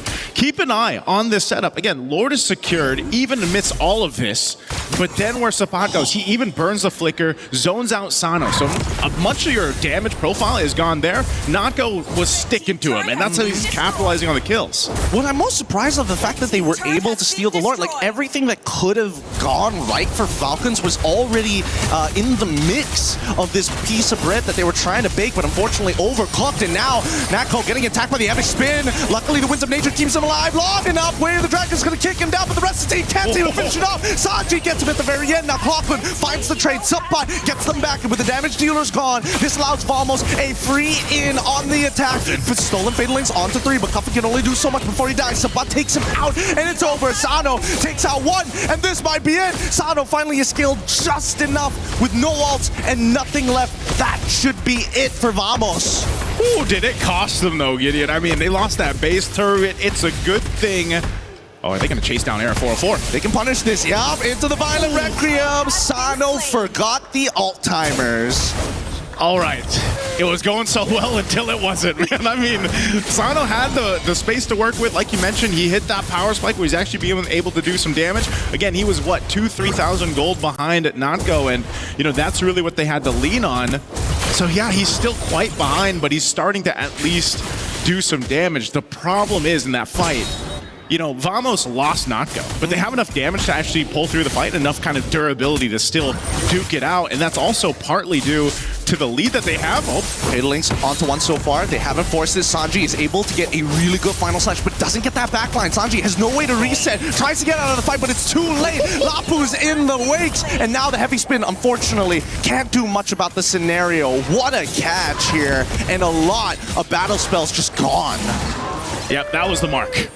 Troll found the mark. Purify wasn't available because it was used in the last team fight that they had trying to defend the base, so they knew right to go for Notco. They took him out. Essentially, what does that do? It buys more time for Falcons Mena to kind of get back into this game. They've whittled down a gold lead a little bit, but essentially it's if they can find a pickoff, sometimes it might even be popping that Purify, you know? And that might be the case. If you can get these battle spells down, then your game plan for Team Falcons can be executed faster or better. And that's what Troll has been trying to do here. Now this Lord is up. Second one of the game. Troll's going to zone out Clockhoon.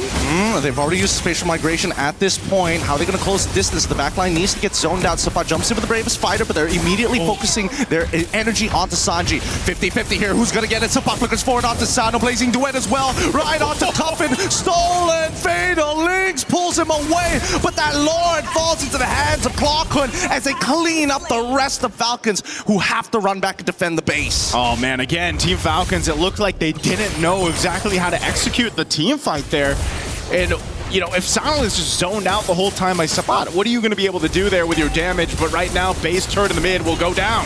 Oh, now trying to make this play. Clockhoon even flickering forward to trying to make the wobble combo. Cuffin goes down, and now nobody can clear the wave in time. Sanji, he has an opportunity. He's back up with Troll. They're looking to clear these minions as soon as possible. He's thinking about it, but he needs the help. Final Slash comes on through, but how long can you sustain before it all turns black? Vamos closes out the game 18 to 11. I'm not gonna lie now, Naisu. I see Vamos as these young guns, but this is the first time I've seen them so eager to win. Yeah, this was a game that they knew they wanted to cap out as soon as they saw the light at the end of the tunnel. For game one, anyway. You know, it was very quick with how they shifted things in their favor. They adjusted their fighting prowess around the objectives, and that was the main thing. They also really excelled on punishing some positioning mistakes that were there for Team Falcons meta. But again, game one, it's only day one here, the group stage for wildcard, you know, or for MSC. You have a lot of things that can be adjusted from this as we take a look at the replay here. Yeah, no, absolutely. I think there were a couple of missed moments from Vamos, right? Their over-eagerness did eventually cost them some pretty big timers, like the Winds of Nature that was early purchased by Nako after the Trinity. For the early game, obviously they had some sort of a plan, unfortunately wasn't able to execute it perfectly, but they always managed to kind of push the agenda. And I think that's the really beautiful thing for both of these teams. Yeah, again, fighting around objectives was the main thing for both the compositions that were brought to the table, but I think a big part of this, you know, you mentioned it, Claude, the power spike that he was able to hit faster than the Bruno, but also just the amount of lead that he had. And being able to follow someone like Sapat on that Lapu Lapu really gave you the space to just do so many things. And again, looking at these highlights, especially this team fight, Team Falcons Mena had the idea they had to get rid of Notco, they had to pop the Purify, they had to get him out of the picture, but even then I feel like they were just not able to go toe-to-toe in terms of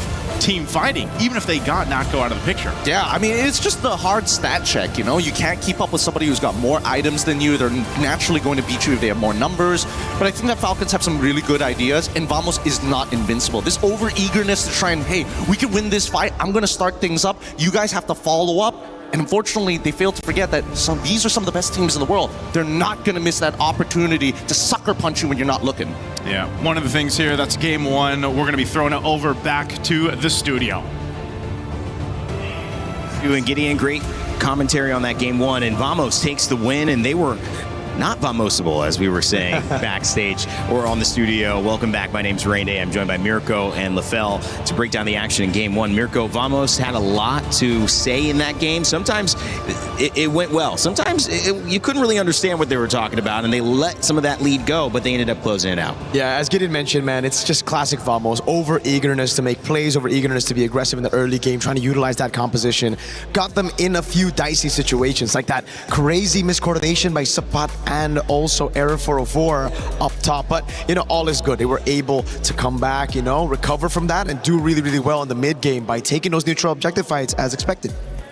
Yeah, I feel like in that game, one of the reasons why the eagerness wasn't that punished that well is because really what Vamos was trying to do was to disrupt the tempo, because they understand the timing for Falcons Mena where they like to set things up. So Vamos did not allow for the setup to really happen. In fact, there are some situations where they disrupt that setup by Air 404 going in. Even though he's the jungler, he's the first one to go in. And I feel like for Falcons, the reason why it didn't look all that well is because I don't think they utilized their draft that great. They weren't able to get the catches.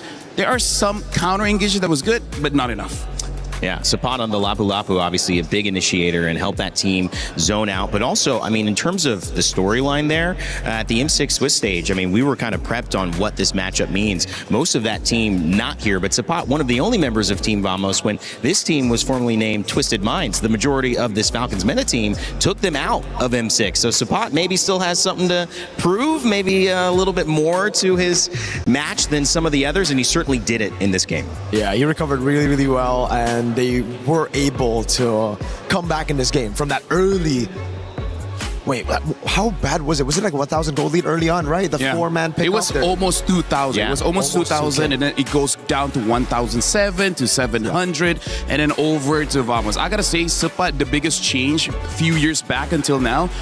Those years, he was doubtful. He was like, I don't know if I can do it. But now he's like, you know what? I don't care. I'm the underdog. People don't see me as the potential champion. No pressure. I'm going to go in fearless. Yeah, and sometimes that, kind of being in the moment, losing out on it, but sticking through it, it makes you a little fearless. You're like, what else can go wrong, right? Morale is very important, man. Having that confidence, as this guy's doing 6-7 as well. Yo, Vamos right now, if I look at them again, if I look at Falcons Mena, I think it comes down to also Falcons Mena leaning towards their utility jungle picks that got them the wildcard win. The Akai pick was fantastic in the wildcard. Here as well, you can see why they picked it up against the Atlas. But I feel like if you look at this game again, you see that massive gold lead, you see that massive XP dip between the junglers, and you can see why it's going to be very hard for an Akai this meta if you fall behind. If you get all this early neutral objectives, all G, brother. But if you lose just a bit, which happened, I don't know how that happened, by the way, Natko stole the turtle once, and then the second or third time was Eudora. The only reason I don't want to clip it is because there's so many times he just retreat early. He literally retreat early, and there was like about 100, 200 HP left. Yikes. Eudora stole it, and Claude stole it. Well, you actually looked at a couple of clips that caught your eye. We have some telestration you're going to do for us, Lefel. Break down what you saw on that game one. So I got two clips here. First of all, we got to look at the first mistake that really happened where for Vamos, like I said, over-eagerness. Right now, I want you guys to see here the positioning of Air 44 as well as Sapat. They're not on the same page. It looks like they're going for different targets here. Maybe the idea was Eric could solo kill the EXP lane here, and then Sapat, he just wants to zone away, making sure that the two members of Falcon does not arrive. But the problem is, as we play the clip here, we can definitely see the damage is not enough, as well as we see the Akai really pushing Sapat out of the way to the point there he had to use his flicker. And this is all while the turtle is going to be the next contest. This is not great coming in from Vamos, but it does look like they have a good idea that we just want to win the fights. We don't care about the neutral objectives at this point, and we can see it's heavily punished here, where looking at Falcon's lineup, you can see that they are a more team fight heavy composition with a lot more AoE and a lot more crowd control. So that's the first clip here that we see, but we also got to look at the second clip of where Vamos really turned things around, but it is also off of the mistakes coming in from Falcons. Thank you very much, Marco, by the way. Yeah, great assistance there. Yeah, right now we see Sapat already use his bravest fighter, so he actually doesn't have a great way to engage the fight. But look at Aero 404. At this point, it really does look like Vamos, their idea isn't for those neutral objectives. They just want to go for the kills. As we play the clip here, we see that Troll is moving forward. They don't have full information of where everyone is, and then they just go for Troll because they want to eliminate the crowd control. That's the biggest aspect of why they lost in the previous fight. So they go on to this, and then we'll see here, actually Boyet had a slower retribution time. If I can release for a bit, hold on, 1, 2. Okay, hard for me to pause during that moment, but you can definitely see Vamos, they got the turtle, but that was not their intent. Their goal was to get for the kills, and they were able to do that. So good on Vamos. And then I feel like that's just something that Falcons has to look out for. Great showcase and great assistance there. Assist of the game. We don't have MVP right now. We do have an assist of the game. That was Mirko, assist of the studio segment. Guys, I mean, that was to me also kind of the thing that Vamos made sure they were going to do, which is set the tempo. Yep. And I like how they also went to their strengths, which is we may not have the best team fighting team, but we can get individual picks really well. And when we do that, we can win the team fight. Yeah, I think also, if we're talking about that team fight composition from Falcons Mena that Lefel pointed out, we have to take a look at Falcons Mena's eagerness to be the proactive team. It seems like for the entirety of that match, they were just leaning towards, all right, we're going to punish Vamos when they make a mistake. A few times it happened, but a lot of other times you could clearly see when they needed to push that turtle fight earlier, they didn't want to. On the Arlet, on the choke, you need to jump on the Guinevere before the Guinevere jumps on you. And because they were just too reactive, it caused them to lose a lot of those early fights that got the Akai super far behind for the late fights. All right, well, we'll see what they can do to change things up. Coming up, though, for you, just a reminder that we've got Rhino Day. 2 games and 1 champion. Sorry, a brand new interactive effect. That's what it is for Rhino Day. And it's now available. Check it out and join the celebration. So a brand new interactive effect. Rhino Day, baby. I love it. So it's close to Rain Day right there. It's not. Yeah, you know what? I was like, am I doing something for MLBB? That's you. That's you. That's me. Rainy Day. Well, I'm definitely down. Go check out Rhino Day. That'll be fun. And I think Mirko, too, when we start looking at Game 2, what can we look at Falcons Mena bringing into this next draft that helps them in these moments? Because clearly they didn't suffer from having a good composition, but they did suffer from being able to execute it. And how do they solve that problem? I think it comes down to, again, in the game they were too reactive. I feel like in the drafts they were also too reactive, right? Instead of going for their own prio picks, they were just reacting to it. They see the Atlas, they go for the Cho and the Akai. They see the Claw, they go for the Bruno. They're just trying to counter, getting these good matchups, but ultimately not having a composition that works together overall, or not even playing into the metagame that well, right? So I think the big mistake coming into Game 2 that they should fix would be try to be the proactive one. Steal these prio picks away from Vamos before they get their hands on them. Prio pick's going to be important here for Vamos and for Falcons Mena. Vamos in this best of 3 have a chance to close it out right after this, but of course Falcons Mena trying to push it to a 3rd game. They're going to have to come with some adjustments for sure. A lot of time to check things out too, and when you're on a stage like this, Lefel, we mentioned the stakes and we also mentioned the bigger narratives of these teams. Wild card was not easy and they got here. They do not want to go home or at least lose this first game on their first time at this stage 2-0.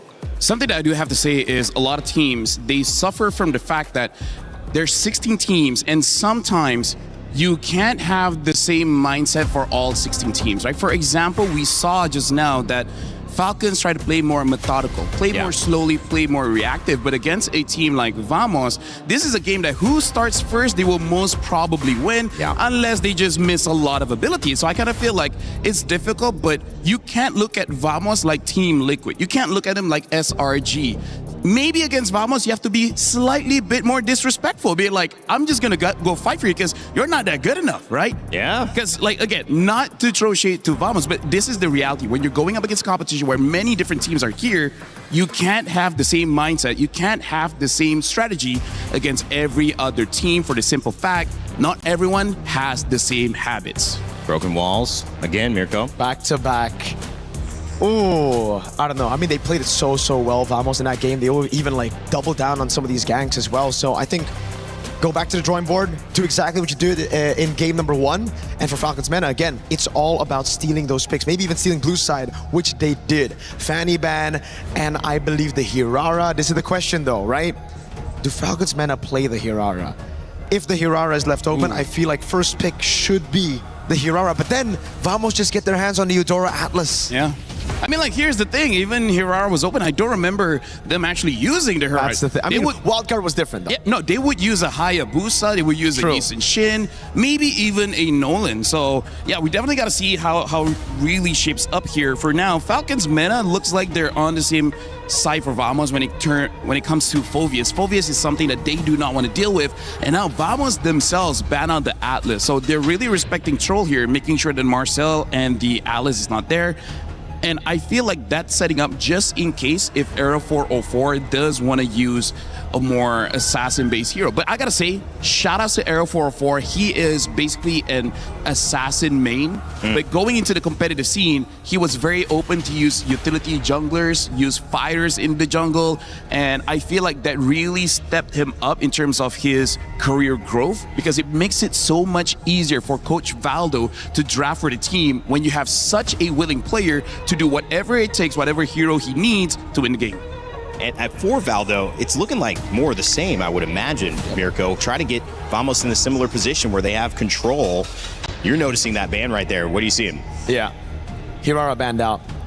And that means they can't use it. That's why. Yeah. They banned on first phase and on red side as well.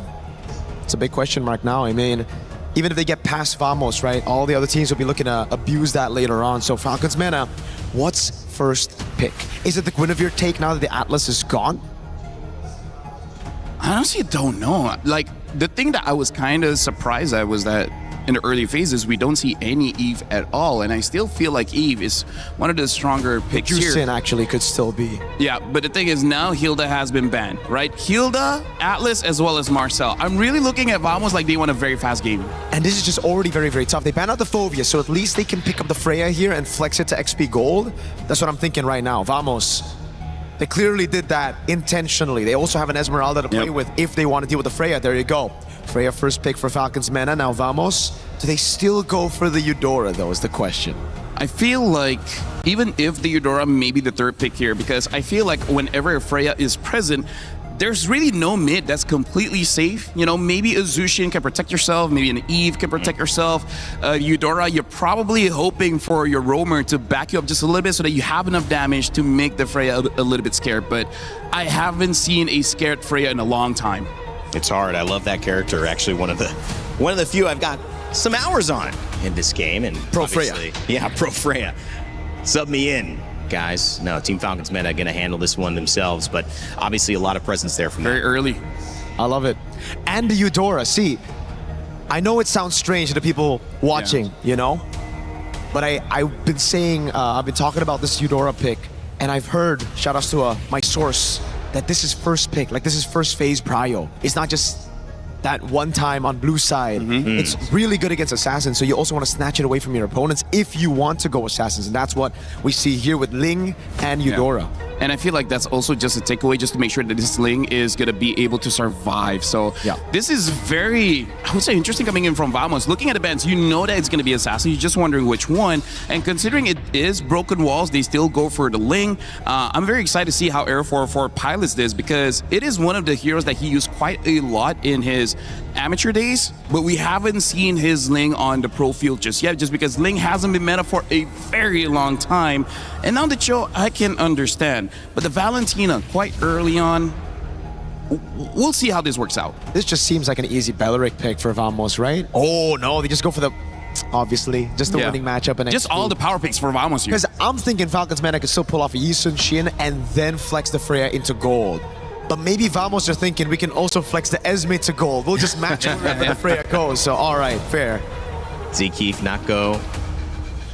Obviously, two important players for Vamos. They both had good games, a good game in game one. I feel like Sano's pace, how do you feel about this, LaFell? Was it enough for you? I mean, obviously going against Nako, it's a tough matchup, but different styles. But I think in general, Team Falcons Meta was a little slower in terms of those fights, despite starting off with 4 kills. What do you think they need to get Sano going? Yeah, honestly, I feel like maybe 2 more gangs they'll be able to deal with Nako. I mean, like, it's a good thing at the end of the game that Troll with the Cho was able to catch Nako a few times, so Nako wasn't that big of a factor in that one. I feel like it's just in general, Falcons Meta in the first game, they look, for lack of a better term, like scared to do anything. So I feel like hopefully in game number 2, they're like, okay guys, wake up, you know, game number 1, it's whatever, it's a warm-up game. Now we actually got to lock in. With this kind of draft, they have a Freya. Any draft that Freya, you're supposed to be a little bit more aggressive, so that's what I want to see. But I think Vamos already knows that, and they're already having a lineup that can fight early, honestly. Could also be the Harith pickup for Vamos later on, a signature pick for Natko. Moskov gets banned out again. The Claude snatch away is also still there. I think for Falcons meta though, again, Belleric, I thought it was going to be red 3. They eventually ban it out. They know how much of a threat it is to their composition. All very short-ranged. So it just comes down to this. Do they want to go Yi Sun-shin on Boyet or no, right? Because if they don't, that means they're going to have to go back again, maybe on a Guinevere or some utility, another utility pick. They ban out the glue, so I think it's kind of like a... Are they going for Fredrin? I honestly... I don't like it. I hope not. I hope not, because then if they pick up a Fredrin, their mid trio doesn't really have a lot of kill pressure, and now the Minotaur is there as well. This is going to be pretty interesting, because Minotaur is strong, but he's kind of strong when he has the Flask of the Oasis. Before that, he kind of feels like he's mostly just a support, which is funny to say because the Flask of the Oasis is, the heal is great, but the more important thing is actually that cooldown, right? Once you get a little bit of cooldown onto Minotaur, then it feels like a real hero where you're chain CCing with your team. So now Vamos, I feel like they have a pretty good pick. If this Valentina was swapped with the Zushin, I feel like they could have dealt with the Minotaur much easier. And it's so good because, all right, the Harley comes around and Vamos were leaving yeah, okay, so it is a Freya in the gold lane. Alice goes to XP. Now, Vamos, do they answer the Freya with a carry, or do they flex the Esme into the XP, or sorry, into the gold lane? Oh! Wow, okay. Okay, this is crazy because my boy told me that this was showing up in scrims. I didn't know we were going to get to see this early. I mean, I also heard it's good. Seen a few in-ranked games, but yeah, I honestly, this is a big surprise for me. I want to see how this Melissa really turns out. What's the expectation kind of with the shock happening? Why is Melissa showing up here and making a big impact? Firstly, that's my favorite hero. Secondly, they're all melee here, so they can't get past this ult of Melissa to go away. It's such a clean front to back with a little bit of spice to enter the back line. Yeah, the thing that I like about Vamos Drive is that they have multiple win conditions. If the link doesn't work out, you got the Melissa. If somehow the Melissa doesn't work out, you still got the link. So it's very interesting. Gonna be tough for Vamos to lose this one based on the draft. The studio likes it. We'll see if our casters like it as well. As game 2 underway between Team Vamos and Team Falcons Meta. Vamos, if they win, they take the win overall. Hey, we like it just as much, man. Me and Gideon also looked at each other at the Melissa last pick, but we're talking about Ling, Eudora, and Melissa in this game too from Vamos. Gideon, is this very Vamos of them? This is the first time that I'm seeing it, honestly. And if Vamos want to take this angle, I don't think it's actually that bad. I agree with what LaFole's been saying. Look at the emblems. It also reflects the exact same thing. They want to make sure that this early game actually goes well. What I am curious is about Hawkwood as well as Zcreef. They had a bit of a tough time at level 1 and level 2 in the previous game.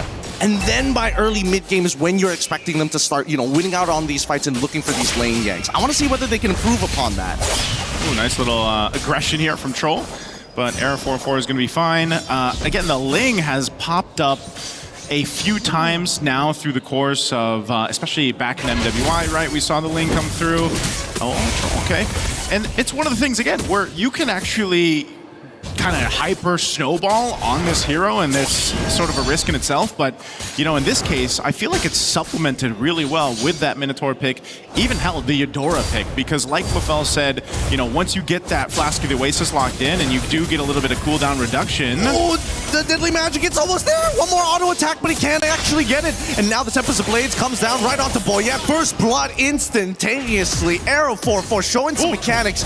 Traded flickers, but we're not going to punish that. That one, that's just ego. That's just by the way. Yeah. We both don't need this. Let's just hold on our flickers. Let's use them, right? But yeah, it's one of those things where, as you saw, the support from the whole team synergistically for Vamos is what's so important. They really have to work with their kits together to make this, where then again, you kind of just rely on Natko to do his thing in the lane, scale up on the Melissa. We don't see the Melissa often, but we've all been there. Once that Melissa scales up, gets the items that she needs, like, it is very annoying to deal with her. That go away ultimate, pushing people away, especially the melee heroes that we talked about. Let's see how this fight. The Deadly Magic's already out. Sipat takes the damage, but Throne Ruin catches onto 2 in the backline. Hawkwood in trouble, can't run away. No flicker dies to Sano as they start running down the individual individual members of Vamos one by one. Air 4-4 thinking about it. Oh, the getaway just in time to deny the angle, and Sanji has to get away. Despite everything that happened, Vamos actually now have primary position over this turtle. Vamos should be able to get this. Boyd's trying to get his purple buff. I'm not sure if he's going to get in range here. So turtle secured for Vamos. They'll win the objective, but there is some fight here from Falcons. Yeah, it's really interesting to see. Again, especially, I'm curious about what Natko is going to go for his build, because he is doing phenomenal in this lane, like really surprisingly well. I would have imagined that when you were on that Freya, especially when you start thinking about the later stages of the game, the added range that Freya gets after using her ult actually is just a little bit bigger than the get away from me coming in from Natko. Well, unless they start spacing them out, but he's playing this lane perfectly. Yeah, he is. So support, Troll wanted to visit, gets spotted out. The rest of the team from Vamos down there protecting Natko. Again, one of their winning angles, and there's multiple of them that they can play into throughout this game. So we got to see Team Falcons Meta kind of come up with their own game plan. Where is that game plan, I think, is the main question here, Gideon. I mean, the arsenal is ready, the flickers are up. I think it's about finding the picks, right? Because here, Natko can only trade back against Sano for a certain amount of time. At this point, Sano should be strong enough to win out these trades. His natural base HP is pretty high, so he is strong side. I think for Vamos, it's about trying to deny Troll. If they can put Troll, make him lose his like flicker, kill him early, get the way of the dragon out, it becomes a lot easier to deal with some of the other problems like Boyet or in particular Sanji and Sano. Part of that game plan for Team Falcons Meta also might be, again, for Cuffin. This Valentino was talked about quite a bit in the draft, you know, now that's come through twice. And, you know, most likely from the other side, what ultimate's he going to take? Probably the Minuan Fury, right? Try to set things up. Not sure if there's much else that he can utilize there, but that's one of the things. If it's Troll trying to get a pick, and let's say he's, hold on, bottom? Yep, this is guaranteed kill here. Natko tries to get away, but Sano says, it's all right. You know, I can still throw my abilities through your shield. It's not considered an auto attack. It's good enough. Yeah, as soon as I said, if Troll can get a kick, he gets a kick on Natko. So good play made there down in that bottom gold lane. Perfect timing for this turtle to be up too. He's going to be back up, but they'll try to blitz this. Oh, Troll right immediately on top of Clockwood, even though he had some peel, it's just not good enough with Throne of Ruin on top of him. Air 4-4 now cannot join this fight. He's thinking about trying to go for the steal, but he's getting blasted between the walls in midair. Now Tempest of Blades already up, looking for a trade onto Sano's side. The kick already came back up, and immediately Natko gets punished for it. They're looking for anything, but unfortunately the timings are all wrong. Suppa getting doled by 4 underneath the turret. Oz Esme, and finally Cuffin secures that kill. Phenomenal fight there from Team Falcons, and I don't know, man. Natko's got to be feeling it. He's been kicked twice now by Troll. Definitely not feeling too good. And just when we thought, you know, as we look at the replay here by STC, you can see how this fight breaks out. You even come to this fight, Natko just revived, dies again off of the kick. And so now you're further behind. So that same scaling that we see in Game 2 is not going to replicate what we were able to see from Natko in Game 1. Yeah, I think that Vamos might be allergic to getting Purifies at this point, right? Everybody needs that flicker to make a play, to get out of some pretty tight situations. The more reliable spell usually is supposed to be Purify, but at the same time, that makes you a susceptible target. Everybody is going to target you as soon as your abilities are down. And that should be said about everything, because now with the quick rotations here, Sano should be able to take this top tier 1 without much contention. Okay, turret down, Sano is able to do that. He is a menace to deal with. He's even got the Vengeance, which kind of just helps him, you know, dealing with if he decides, like what we've seen with the Freyas most of the time, they're able to go 1v2, 1v3 in some cases, and you get a start like this for Sano, you're going to be a big obstacle in the way for Vamos to deal with when it comes to these team fights breaking out, especially when we get past this next turtle, then the Lord. So now it's Vamos' idea to, you know, how do we make this work? Troll has been doing a great job just either zoning out, like being a threat, utilizing his kit, and whether he kicks someone or not. Oh, wait, Tempest Ablaze, they've already thrown out some good abilities and a combo Boyet, and then into the Minoan Fury. Oh my god, it's a massacre! And now Sano looking to clean up the backline. Throne of Ruin does not connect, and Zeke, if he knows he's done for, gets the heal just in time, and now Suppa and Air 4-4 need a 1v2. Sano and Sanji is trying to peel them off, but luckily they've got the DPS from Natko's side. Oh man, the reinforcements from every single angle.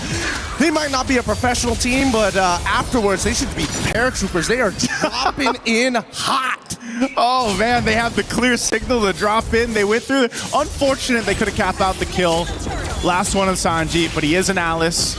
That is a quick turnaround for Vamos. I mean, granted everything that happened there, they did have to expend a whole lot. Talking about battle spells, the ultimates that they needed.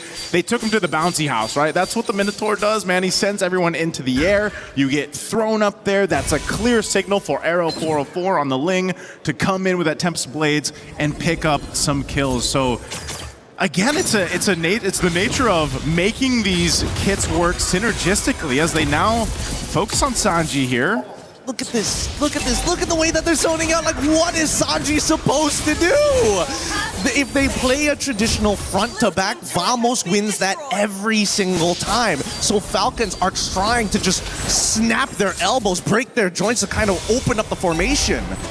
Yeah, a whole lot being broken here at this point. An attempt from Boyette. Oh no. The flank, it's good. Sano's trying, but no Fury to try and buy a little bit of time as Nako repositions. Subot trying to peel the best of these camp, but they've already lost Clockhood, and now Arrow 404 needs to make the difference. Way of the Dragon already kicked, and the Terrifier as well, but luckily able to get the Blade of Tempest in time. Nako needs to be a threat. They take out Troll, and they should walk away from this, but they get Sano on the way out. Oh man.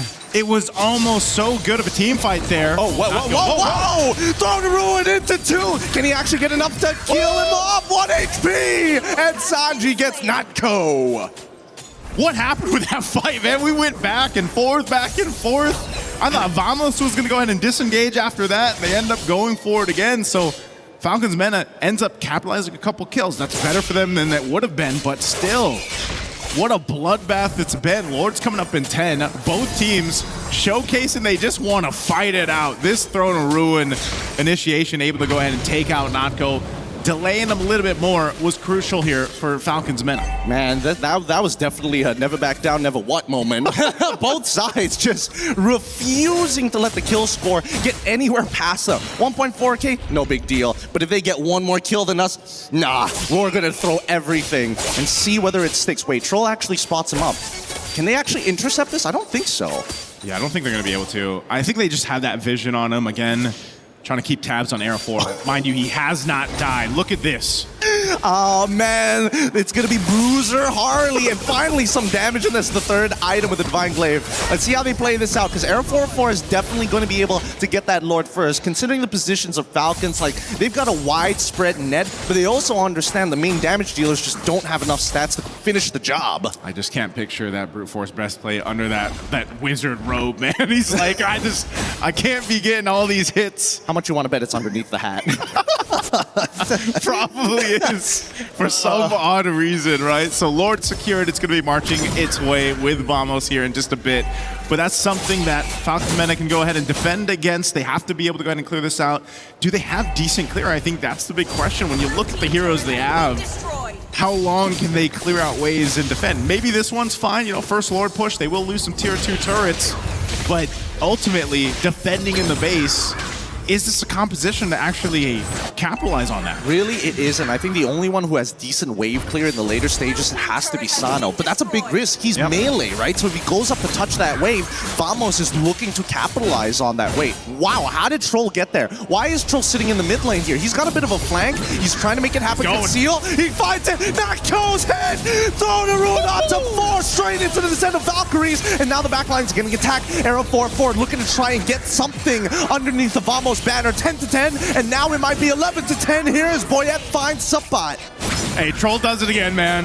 Troll goes off on an angle you wouldn't see. Oh my goodness. With the conceal as well. Finding Natko again. You know who? There is no go away from me if it's Troll's Cho. Dude, Troll, he is a sniper here. He is just finding crazy angles. And for now, I would say that these two teams, the power of friendship is strong in both. Yeah, right now too. Lord was basically dealt with. It did get the shield, you know, but ultimately Vamos on the first Lord wasn't really able to get too much off of it. Much better for Team Falcons Mena that they were able to go ahead and stop that push from happening. They do maintain the tier 2 mid turret for now, but off of that, again, leading into this next objective is where they want to go ahead and focus on. A winner crown is picked up. Sanji has been doing a phenomenal job on the Alice, man. He's been able to set up Troll again on the hunt. Oh, man, they find an insta-kill, and Natko just disappears into dust. His Clockwind is the only damage dealer next to the Blade of Tempest, which you haven't seen me use yet. Arrow 4-4, he was too busy clearing those waves, and it's forcing Falcons to make a choice. There's no wave to deal with right now, and they might lose an inhibitor on bot side for nothing. All for this purple buff. Okay, choke out what you can, continue to find Natko.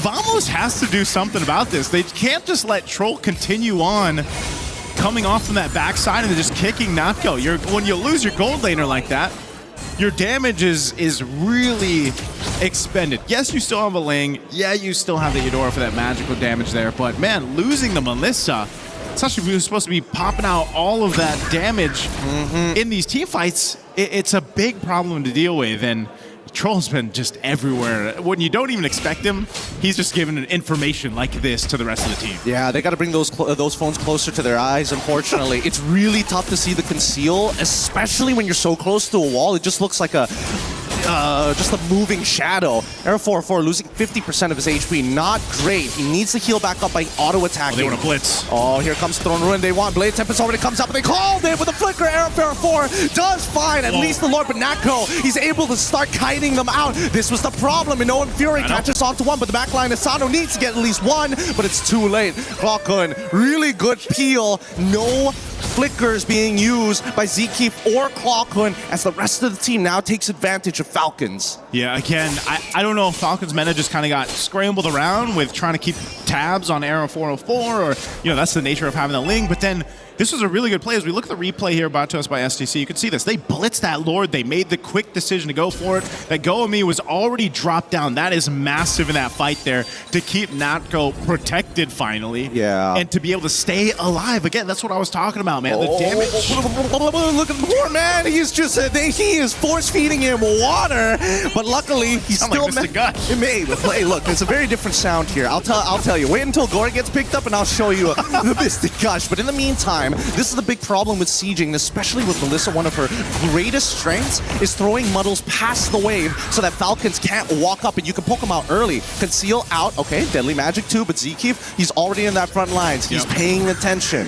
Okay, Cuffin's got the Minoan Fury. They're going to go for this mid-turret. Minoan Fury coming out. Oh no, but the back line getting attacked already. Zkeef is already dead. Throne Ruin is great, but the Blade of Tempest might just be a little bit better. Boyet down to the ground, and they're looking for one more in Alice 2 for the triple. Oh, it's only Troll alive. He's going to try to clear out the waves. He kicks Arrow 404. Uh-oh. There's nothing he can do off that. No, truly nothing. And that's the danger of Ling in these assassin matchups. Ling is so good at one-shotting you. You can be the most mobile hero in the world, but if you don't got those iframes, it's a dangerous game of ball. Very tough first match there for Falcons meta. Off of it, Vamos, they knew the game plan. They got stalled out a little bit. But it was just one of those cases, again, where this composition, man, worked out in their favor. You're talking about a 10-0-4. This is probably, in the past couple weeks that we've seen the Ling come through, this is the most deadly Ling we've seen. Oh yeah, no, this is standard military practice versus guerrilla warfare here, right? The rigidness of this composition is what makes it so good. But on the opposite end for Falcons, they gotta figure out ways to really get creative in getting those backlines. And to be fair, they were great. Sanji and Troll, by far, amazing engages into the backline, and that's what dragged this game out for so long. Yeah, this is, they had their moments in the game. As you're looking at the highlights here from STC, there was multiple moments where it looks like they had this game in their hands. They were able to go ahead, take the team fight over to Vamos, but then they also got into these instances where I think their head was on a swivel too much. They had to look around too much, and then they just got in this position where it was like, man, how do we keep track of Arrow 404? Because when we're caught in this team fight that's being breaking out, as you see us looking there, it's like, hey, we forgot there's a Ling on the other side. This guy's going to shred through us, and we're so hard focused on Natko. But then, again, when Natko can survive, and Arrow 404 can roam around and do his thing in the skies, basically, you have free reign.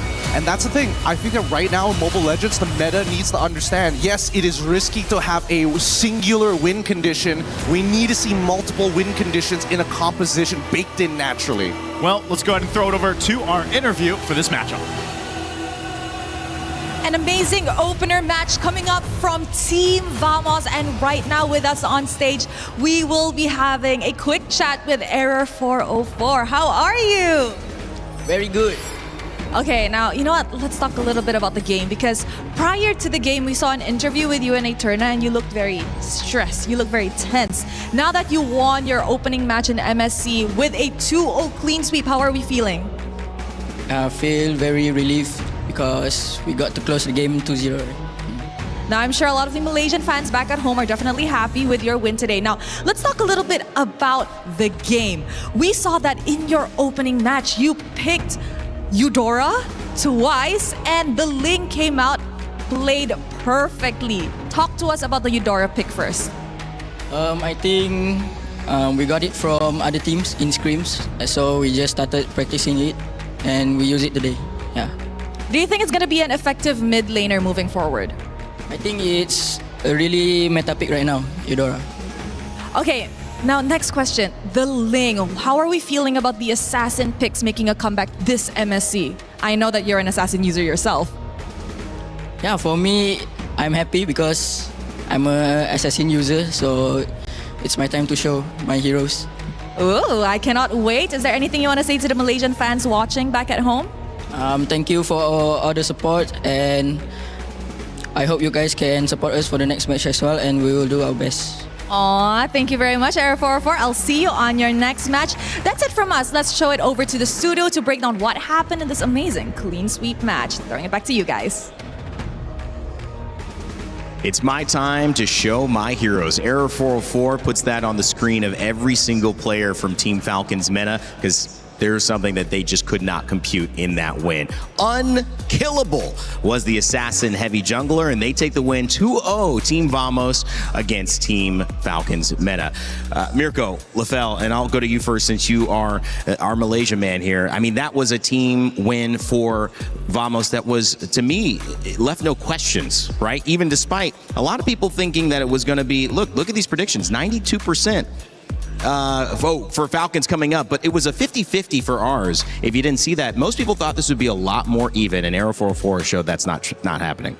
Yeah, for sure. People do know me as the Malaysian man, as they call me that for Yeah, MM for a few years. But yeah, I gotta say that was exhilarating because I think, Mirko, we're on the same page here where we haven't seen the Assassins for a good 2 to 3 weeks.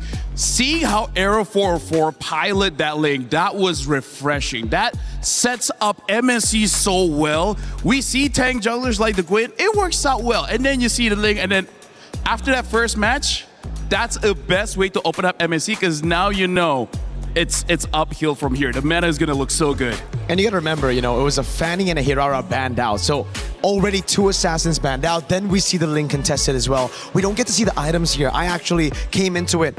All right, so we got in game. I saw the Melissa pick and I was like, all right, Melissa. Then I went in, I saw the battle spell and I was already disappointed because, hey, usually on Melissa, you go Inspire. I would know. I'm a one trick. Not really, but I play the hero a lot. But then we look at the game again and we see the build path and it's different. It's no longer just the 3-item power spike of attack speed. Here it is. Here it is. He goes for... So it is. Wait, he still goes attack speed. But I've heard that in scrims, the reason they don't go for Flicker and Purify is because they go Corrosion into Crit. So I don't know if in this case, they saw a lot of tanky guys, so he wanted a bit more Shred, or what's the case. But again, if you go Crit, if you go Flicker, Purify, then we'll see. I guess we'll see. Because I still think it was interesting to see Flicker instead of Purify anyways against the Cho. I mean, maybe also because, again, it's their first match. It's one of those things that they just forget to change. Because, maybe there are some human errors. That's but true. I feel like after that game, maybe Coach Valdo was talking and is like, that was fine, but against other teams, we might get punished. So let's remind ourselves to change the spell when we get into the game. And I feel like now the interview with Boyet, it strikes us a bit different. Now it's like, yo, you didn't have enough practice. So if you didn't scrim too much, you don't know what the meta picks are, right? And the Eudora, the Melissa, it definitely messed with them. And when you know you're getting kind of beat in the macro and kind of the decisions before the game, you're kind of like, wow, wait, are we ready for this? And now it does kind of make it seem like they knew they were going to have to go back to the drawing board, study up a little bit, and get ready for their next match. Good thing is we still have more games for Team Falcons MENA. They're not out yet, but it's a great start for Team Vamos as they take the 2-0. Team Falcons PH and Guangzhou Gaming. Well, you thought it was 92% to 8% that Guangzhou Gaming would take the win over Team Falcons. And of course, Falcons in that 92 percentile. We'll see if that is going to happen as we come up with that as our next match. Of course, Vitality Rippers and Team Spirit Ignite closing out our day as well.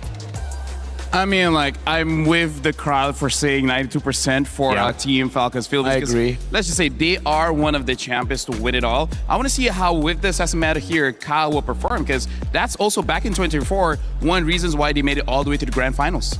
I'm just so excited to see Kyle, Niall, Kyrie, all of these guys on Assassins, man. I am so excited, seriously. It is going to be fun. It already was very fun. And if you've got that right, we want to know. And especially if you want to see if you can get it right next time, join the 92, join the 8, see if you're right. Check out our tournament pick'ems, esportsworldcup.com/play. Scan the QR code. You can let us know if you know who is going to perform in these upcoming games.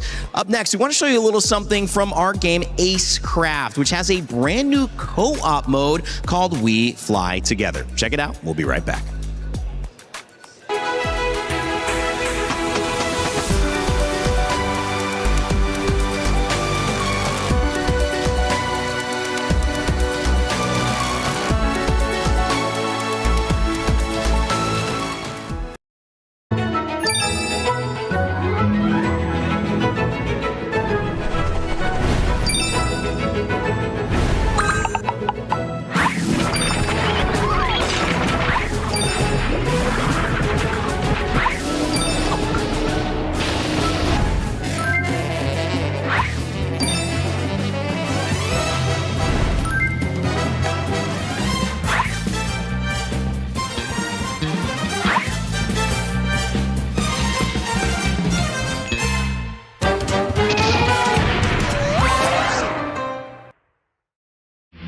A lot of people are haunted by their past. I'm inspired by it.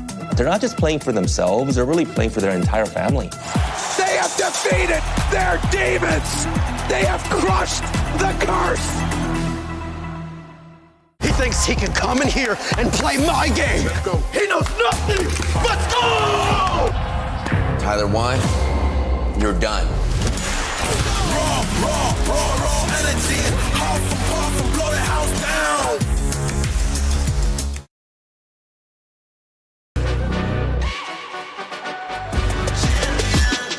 This ain't no regular thing. I came for the ring, you know what I mean. You see my name in the lights, better get right, I'm champion.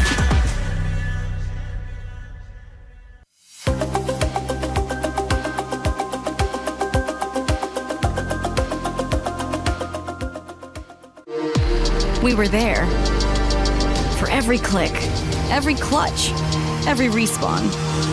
We were there for the years of grind, and we're here.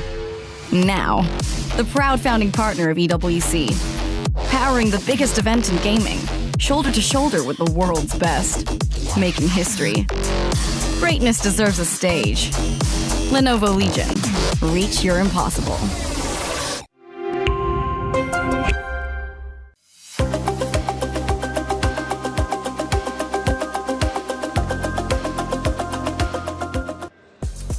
Well, not only can you watch EWC and MLBB MSC at EWC 2026 with all of our YouTube and Twitch official channels, you can also become a co-streamer and join in on the action. If you want to do so, make sure to check it out and go to our creator program, which will allow you to not only earn some cool prizes, but also help to build an audience with the great content that is available here to be put on Showcase. So if you're ready to join, check out that QR code, scan it with your phone, and become a co-streamer. We'd love to have you as well. And if you just want to watch, that's okay too. You know, if you want. But hey, we'd love to have you here. Rain Day back on the desk with Mirko and LaFell as we start to preview our next matchup in today's 4-game series. And we've got Team Falcons yet again, this time PH versus Guangzhou Gaming. Fellas, just some initial thoughts on what it looks like to see Team Falcons after missing all of the international events last year, finally back on the stage versus Guangzhou and their first international here. Well, I think, they fixed a lot of the errors. They reinvigorated the roster as well coming into this. I think Team Falcons PH are looking very, very strong coming into this. Yes, they did lose in the grand finals, but I think it was also a different meta. In the current meta, I really feel like Team Falcons PH has what it takes to do what they did in the past. MSC 2024, the first time at EWC, they made it all the way to the grand finals. Something that I do have to say, where I feel like I talk about this backstage, it kind of feels like they're trying to go back-ish to the 2024 meta, right? Because in MWI, even the grand finalists are the same. And that's why for Falcons PH, that's why I'm like, wait, hold on.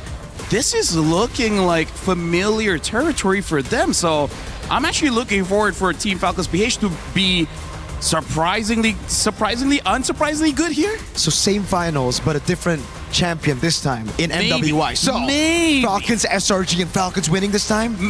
Is that the script? Is that the script? Hold on. Malaysian man. I mean, like, you went all 7 games, and at the final game, the $1 million pick happened. We'll see if that happens again.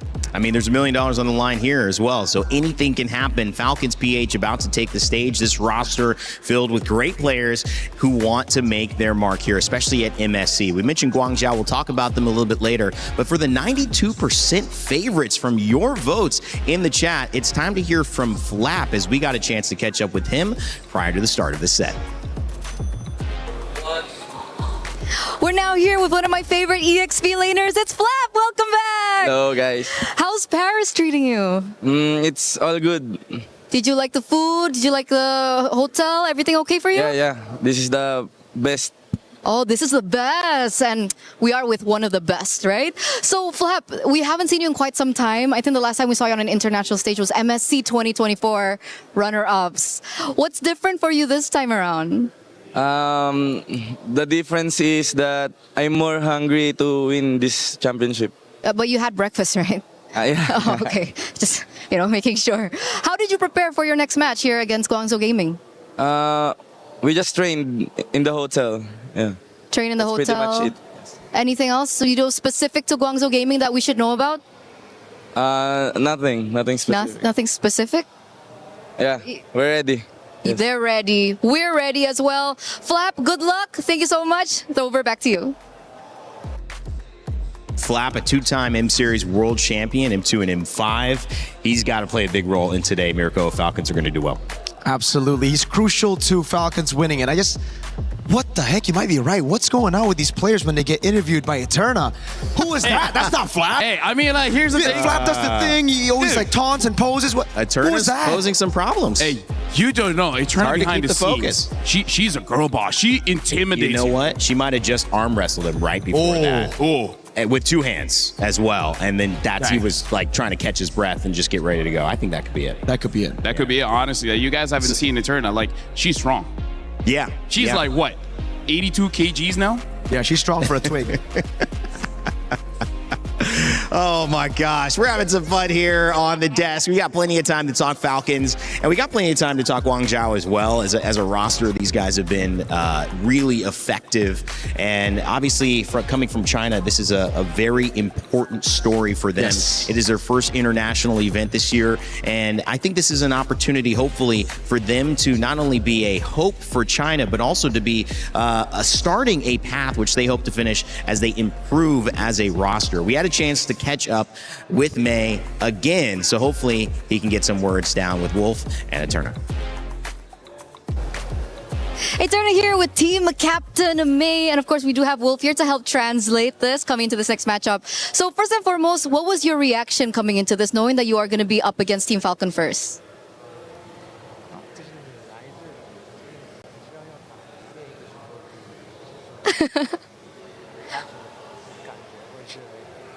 哦，我是挺开心的，因为能对阵世界冠军菲律宾的世界冠军，而且他们的教练其中之一是我们 GJG 之前的 coach。 He said that he's happy and he's glad that he's able to go against Falcons, knowing that the former coach of Guangzhou Gaming before is currently is currently a coach of Falcons, which is Coach Ren. Okay, so they used to coach you. Do you have maybe a message to Coach Ren? Yeah, Coach Ren. You have a message? 对 Brand 说的。我希望比赛能互相发挥好吧，就是我很珍惜这次对战。He said he wishing good luck to both teams. Okay, wishing good luck. And you know, speaking of Filipino people, you also have a Filipino player on your team, right? You have Sai. Did Sai mention anything to, you know, beat the Filipino team Falcons? CY 不是对面人吗？他问这是 CY 有没有说啥，就想打巴黎猎鹰人或者是啥。哦，他说他想赢 Super Marco。He said that he wants to defeat Super Marco. Oh, okay. So he just personally wants to defeat Super Marco. Fair enough, fair enough. You're going to get that matchup later on. And of course, as team captain, what are you going to say to your fellow teammates before this next matchup? 你作为队长，你有没有什么想跟你自己队友说的？我觉得就放轻松一点打吧，因为比赛有很多。He said that he's just chill and enjoy the game, just knowing that there are going to be a lot of competitions. Okay, so we can feel confidence, we can feel, you know, chillness coming in from this team. So once again, good luck, and we're throwing it back to you. I think he passed the Eterna test. I don't know about you guys. I think he did well. But maybe that's because of the translation that had to occur. He has a friend, yeah. Gave him a chance, and he had a buddy nearby. All jokes aside, there's no jokes in this matchup. There's a very few tougher opponents that Guangzhou Gaming could face in an opening matchup than the Filipino Titans of Team Falcons PH. But if they are going to prove that they deserve to be on this global stage at this level and that they can make a run, Mirko, some would say this is the type of team they have to beat. Oh, absolutely. You know, we got to see a glimpse of what Guangzhou Gaming had in their arsenal at M7 wildcard, and they were the favorites to actually win it. Unfortunately, they didn't, but they stole the show a couple of times. Modi, fan favorite of the chat. Everybody loves Modi in the chat. He's amazing on these playmakers in the XP, and I feel like him and Maze, they're going to have to work double time here if they want to get a win against Falcons PH. LaFell, what's the most important matchup here? Is it Modi and Flap in that EXP lane? What do you think is the need for this game's focus to be on in terms of who wins or who loses this matchup? I mean, it does look like this is the meta where we're going to be looking at the EXP as well as the jungle here, because here's a general rule for Mobile Legends. If your EXP is losing, your jungler is losing as well, because your EXP laner really opens up the map. And when the map is open, your jungler can get a lot of farm. And by proxy, you're making the other jungler weaker time by time and time again. So yes, Modi is an excellent player, but Flap, man, two-time M Series champion. Like, that guy is an icon in Legacy. the EXP. If somehow Modi can take down Flap, now that's the bigger statement. Like, that's one of the things where even if you lose, it's fine. You can say you beat Flap. And that's also, I think, the different stages of where these teams are at. So many of the players on Falcons have trophies in their trophy cabinet. It's kind of completing the cabinet now with MSC, because this is one of those trophies that many of the players do not have, right? Yeah, not gonna lie, a bit annoying. A bit annoying? A bit annoying. They have so many trophies. Could, you know, like give us some. Yeah, that's true. I mean, I would like for them to share, but it's okay, because to be the best, you got to beat the best. Yeah. That's why they still have to beat Vitality. They haven't done that. Yes, you're right. Yep. Vitality champions for sure. This one undefeated at EWC across 3 years and M Series across 7 years. Never lost a single game. Never. Wow. Well, and the hometown org at this point, with Paris being the home of this MSC. I mean, that was one of the things you guys talked to me about as well, learning the game this week and having the privilege to speak to you guys about the importance of this tournament. One of the things that was echoed was the fact that this is in Paris now. It wasn't always global. And the fact that it is, it adds even more to the importance and the impact of winning. Absolutely. I think you heard from the players as well, man. They feel like it's the best. Flapteasy literally said it's the best because, man, I think for them, it's just a dream to visit Paris at the start. They would have never thought that MLBB would bring them here and to compete here at the biggest stage for MLBB in front of the world, in front of millions of people watching. That's the dream. And for Flap, that's why he's hungrier than ever.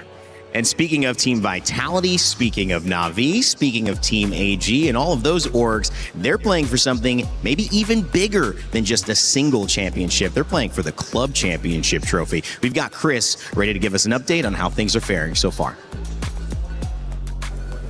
2 weeks of competition have passed here at EWC, and the Club Championship is well underway. And well, as you can see from behind me, the totem is starting to fill up. Still plenty of games still to go, none other, of course, than MLBB, the MSC, currently ongoing. So that should be interesting as we do continue on. That's what you guys are all here for. Irrelevant of that, though, we do have an update of how things have been working out across the board the past couple of weeks. Right now, it is Na'Vi who are leading the Club Championship with 1,750 points, but they're only competing in one game this week. Vitality, however, who are currently second, only 300 points behind, are competing in all 4 games. So that's a massive moment for them to potentially catch up and see if they can do something about it. Falcons are another team who we have been talking about plenty, currently only sitting on 600 points, but also competing in all 4 games this week. A really interesting one, actually, that they are competing in, a wild card that came through for Falcons through the qualification stages to get here and play in EAFC is MS Desari, one of the owners of Team Falcons, formerly a FIFA World Champion, of course. He's going to be going through it and see what he can do when things do come down to it. Let's see how we can do at EAFC. That's a hell of a story to continue with. But yeah, I'll be giving you updates across the Club Championship throughout the rest of the week. Thanks a bunch, Chris, and also reminding us all that Falcons are back-to-back winners of the Club Championship. Will we see a new Club Championship winner this year? We'll find out. Stay tuned for all the action. We'll keep you covered with what's going on in the CC. Now, as we head back to MSC, on the desk, Mirko, as we preview this lineup, what to you stands out as the biggest narrative? Again, we've talked about Falcons being winners. We've talked about, them representing the Philippines. We've also talked about the story with Guangzhou Gaming. What rings the most important here in game 1?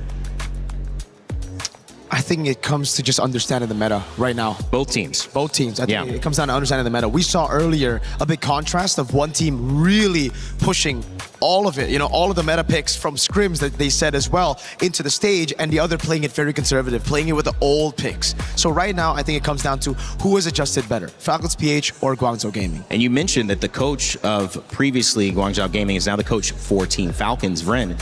How does that play into maybe feeling comfortable, LaFell, that they kind of know what's going to show up for Falcons, or for Falcons feeling that they know some of their opponents? Yeah, it's good for Falcons for sure, because at this point, they know the identity of Guangzhou Gaming, and that's also the other thing. Like, meta is very important, but you cannot stray too far away from your own identity, because you might end up making mistakes just because you're breaking out of your habits. There are some habits that's good for you to break out of, but some of them is so drastic to the point where you're getting out of character, your passion is not there, and your decision-making might be the worst. So for Guangzhou Gaming, I do believe they need to follow the meta, because if not, they're going to get stomped. But at the same time, you got to follow your identity, which so far, coming in from the China region, it's all about that gold lane. They try to make the gold lane the strong lane. We'll see if they can do that. And that is going to be difficult from what I've just saw. I mean, with Error 404 dominating the game like that, you can just see that Assassins in the jungle, Mirko, I mean, if they're played at that level, they are going to need to be dealt with. Oh yeah, it's going to be very, very tough, especially when Kyle Teasy's on that lane, that Fanny, any of Assassins that he can get his hands on. Again, we saw Fanny and Hirara banned. If we see a Hirara game, it's going to be ridiculous. But also, though, I'm glad that we got to see the Minotaur in game number 1, because if it wasn't for that, I think May is going to hesitate a bit on that pick. It is a pick that they've actually found a lot of comfort with, playing it a lot in the M7 qualifiers for the Chinese teams, and coming into this, I still think it makes sense with the identity that they have. Play around team fights. Yep. By the way, I gotta say, Mirko as well as Rain, this is gonna be our second match, but I'm already seeing that the bans are gonna be something the coaches are gonna have trouble with, because now with the Assassins coming up, a lot of Assassins has to be respect banned, and that will become a problem. When you know a team can't use these certain Assassins, there's gonna be a big difference when it comes to the bans here, where certain teams like Vamos, like Falcons, maybe even Team Liquid, making it so that they're gonna win the draft just by proxy of a threat that's not even there just yet. The winner of this match will face off against Team Vitality versus True Rippers, our next match's winner, while the loser will face the loser in an elimination match. Remember, we are going into an upper and a lower bracket for both Group A and for Group B. So that will be maybe different if you're used to certain upper brackets and lower brackets that combine these groups. No, it's going to be different. So Group A, the teams you're seeing here, are going to be playing against other Group A opponents. So every single match is going to impact every single other match. There's something to learn from every single game that we're watching here, especially if you're one of the teams that didn't do well. It's going to be waiting in the wings like Team Falcons Meta previously against Team Vamos. Guys, I just got to say, predictions. Do you think Falcons is taking this one to start off? Yes. They're coming in stronger? Yes. Yes? Is there any... Pretty confident, yes. Very confident, yes. Yeah, no hesitation, yes. If Guangzhou's going to steal it, what do they have to do? Quick thought. Is it just get a better draft? They got to shut down Kyle. Is it overperform? But that's one of those things that's easier said than done. They got to shut down Marco, Kyle, Haji, Ogren, and Flap. They got to shut everybody down. We'll see if Guangzhou Gaming can impress yet again as they face off versus Team Falcons PH in our Game 2. Yes, my friends, that is the setup for our second matchup for today. But first up, quick recap, right? We have two dark horses to open things up for our matches here, Rose, at MSC. And happy for Vamos. They got it in. Yes, indeed. Hala Vamos for the Malaysians back at home. That was an incredible series. 2-0. A lot of amazing picks off the board. But now we enter the second match of the day where we will be seeing Falcons Philippines going up against Guangzhou Gaming. Yes, this is a pickup in its own right. It's a fight between a giant and newcomers in there. I can't wait to get this one started. So without further ado, ladies and gentlemen, join me in welcoming Falcons Philippines. The last time that they were on this very stage, they went all the way to the grand finals. Now the question is, this time, will they be able to start their journey on the right foot after not being in MSC 2025? That is indeed a lot of pressure on their back, but of course, no game is complete with only one team. Please join me in welcoming their opponents, Guangzhou Gaming! From heartbreak at M7 wildcard to the main stage of MSC, their journey has been a treasure to witness. As the rising tide lifts the ships of their region, their goal is clear. Show the established powerhouses that there's new challengers for them to fear.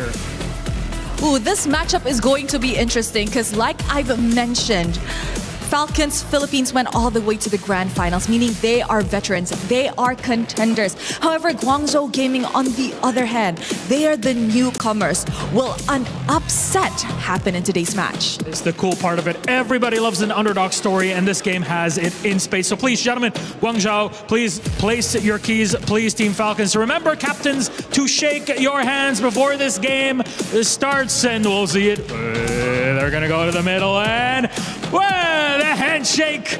It's all love and care, but in the server, it looks different. Let's send it then to our desk to get our game started. Thank you so much, Rose and Milos. Man, it's a fun green room with those two.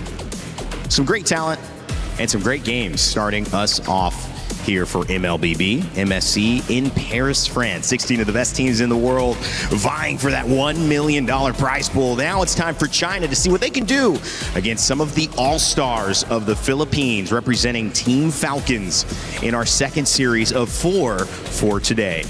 As we kick off the draft, we've got Mirko and Lafell with me. Hey. And guys, this is important. If Guangzhou's going to do it, you guys said maybe an uphill battle. The audience thinks so too. 8% only thinking that they can get the job done. They're going to have to do something in this draft to surprise Falcons. Look at him, he's locked in. Tied his hair real quick.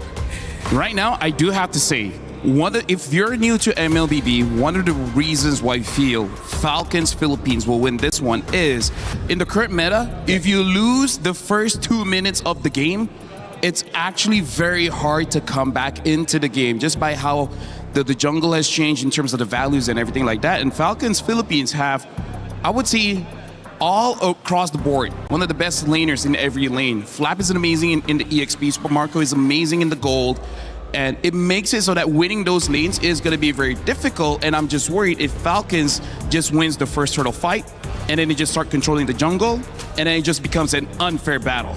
Yeah. I'm a fan of that up until I think like a point that I want to talk about would be, I think the first 2 minutes. I don't think the first 2 minutes dictates the entire game. We saw it earlier as well for Falcons versus Vamo, so I think we push it back to maybe 6. I think around Turtle 2, whoever gets snowballing from there, then it gets really tough to come back. But even then, I'm not too sure because we've been seeing utility versus assassin. We've seen a weird, off-meta assassin in the Harley against a meta assassin.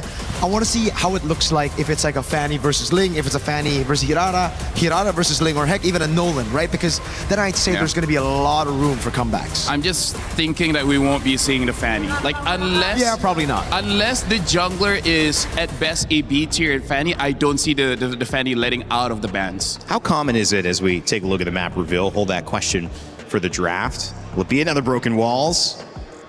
Or will we get a mix-up? It's Expanding River this time around. Lefel, your thoughts on finally a new map here? Yeah, Expanding Rivers make it so that winning the lanes is going to be that much more important, making it so that you can go to the neutral objectives like the Turtle as well as the Lord much, much faster. So now the lane matchups gets even more punishing, honestly.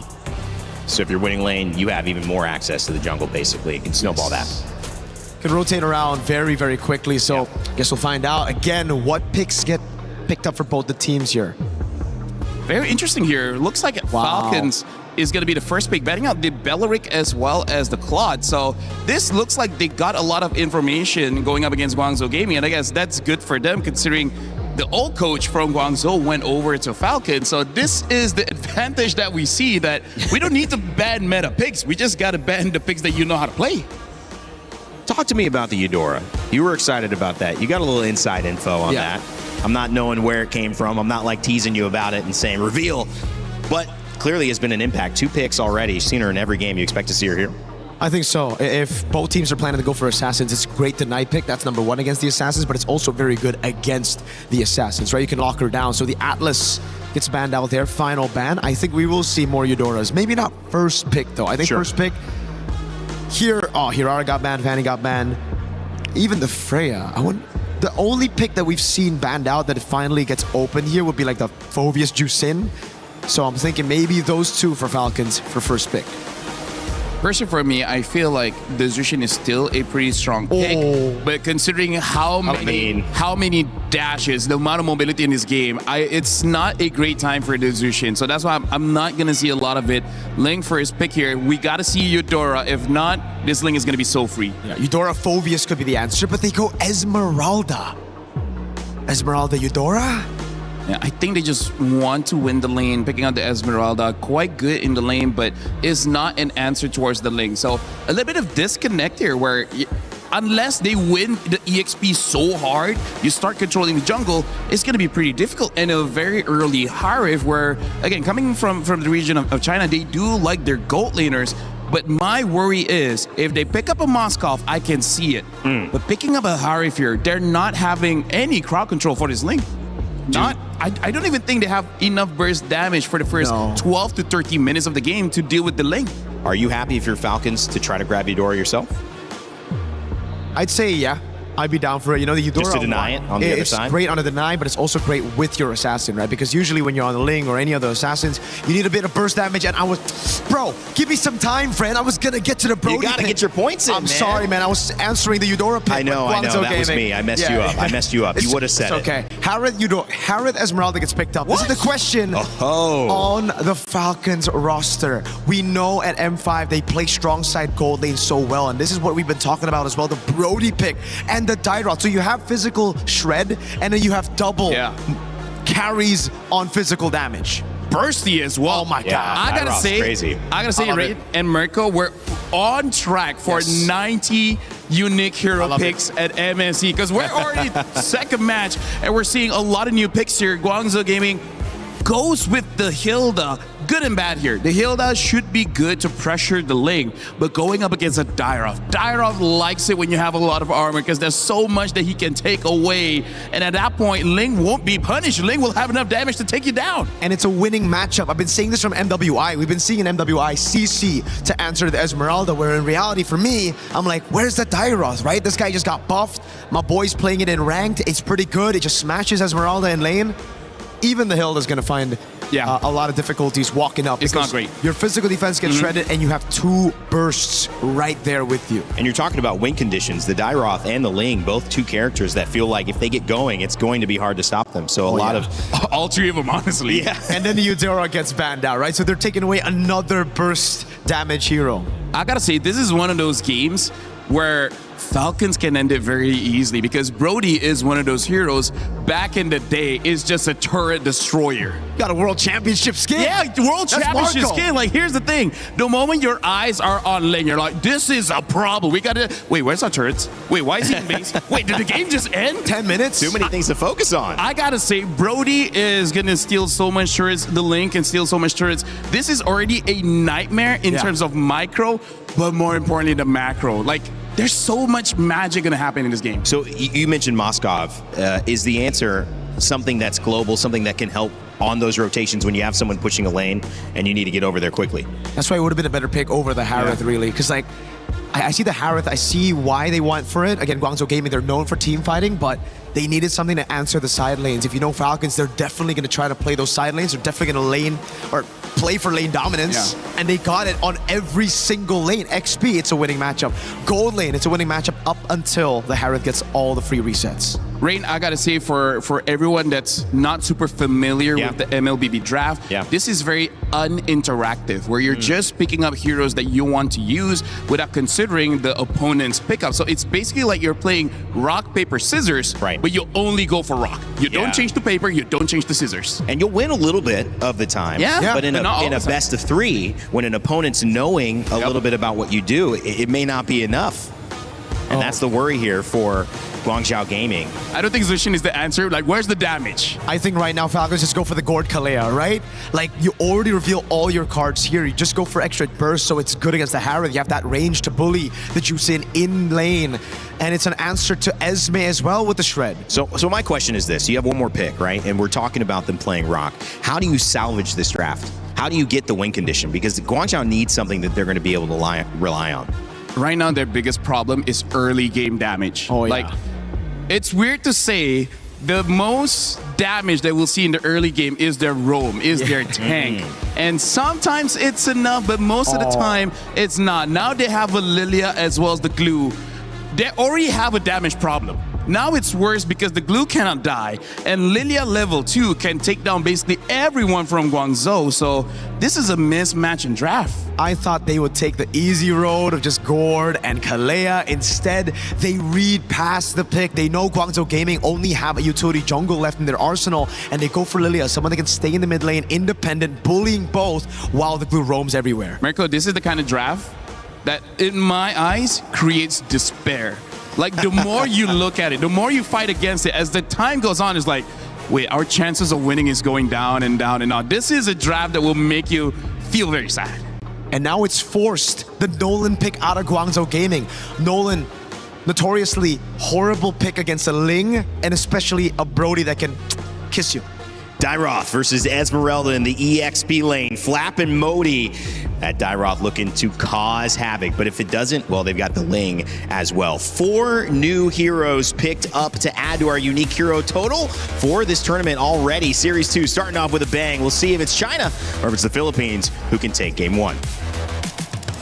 Thank you so much. We head on in to the land of Dawn, and we're excited to see how this game is going to be played out, because for the first time in a long time, I have never been so confident in Falcons just cleaning up kills. They have so many ways to clean up fights, but it's all up to Haji and Kyle to make things happen. And I, for one, am pretty sure that they can accomplish just that. Team Falcons and their mechanics, no doubt, they could carry that out, but Guangzhou Gaming, they forced out an early flicker from the hero you expected to be most aggressive in the early game.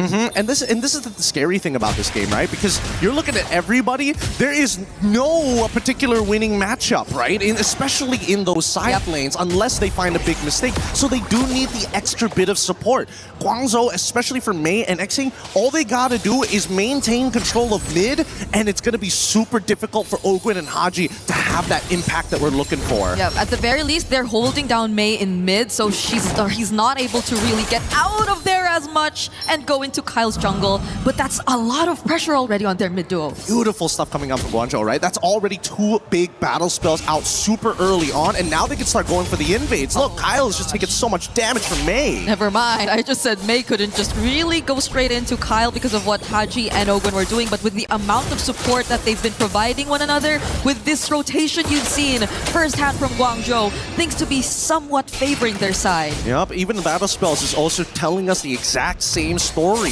Falcons, they want this early game to be good for them. They want to speed things up. Right now, see, we're trying to bait something out as Recall is very nearby, but I'm also curious, right? Because from Guangzhou's POV, I would have imagined that they would have gone for like maybe, I don't know, something a little tankier early on. Like now they're stuck with this Nolan. They too have a certain degree of a timer. Yeah, so maybe that's also why you see them really trying to pick up the pace and make sure that everything goes right in the early game for them, because they somewhat picked up on jungler that also has to keep up, but at least they're holding majority of the positioning here in the turtle so far. Flicker's already forced down!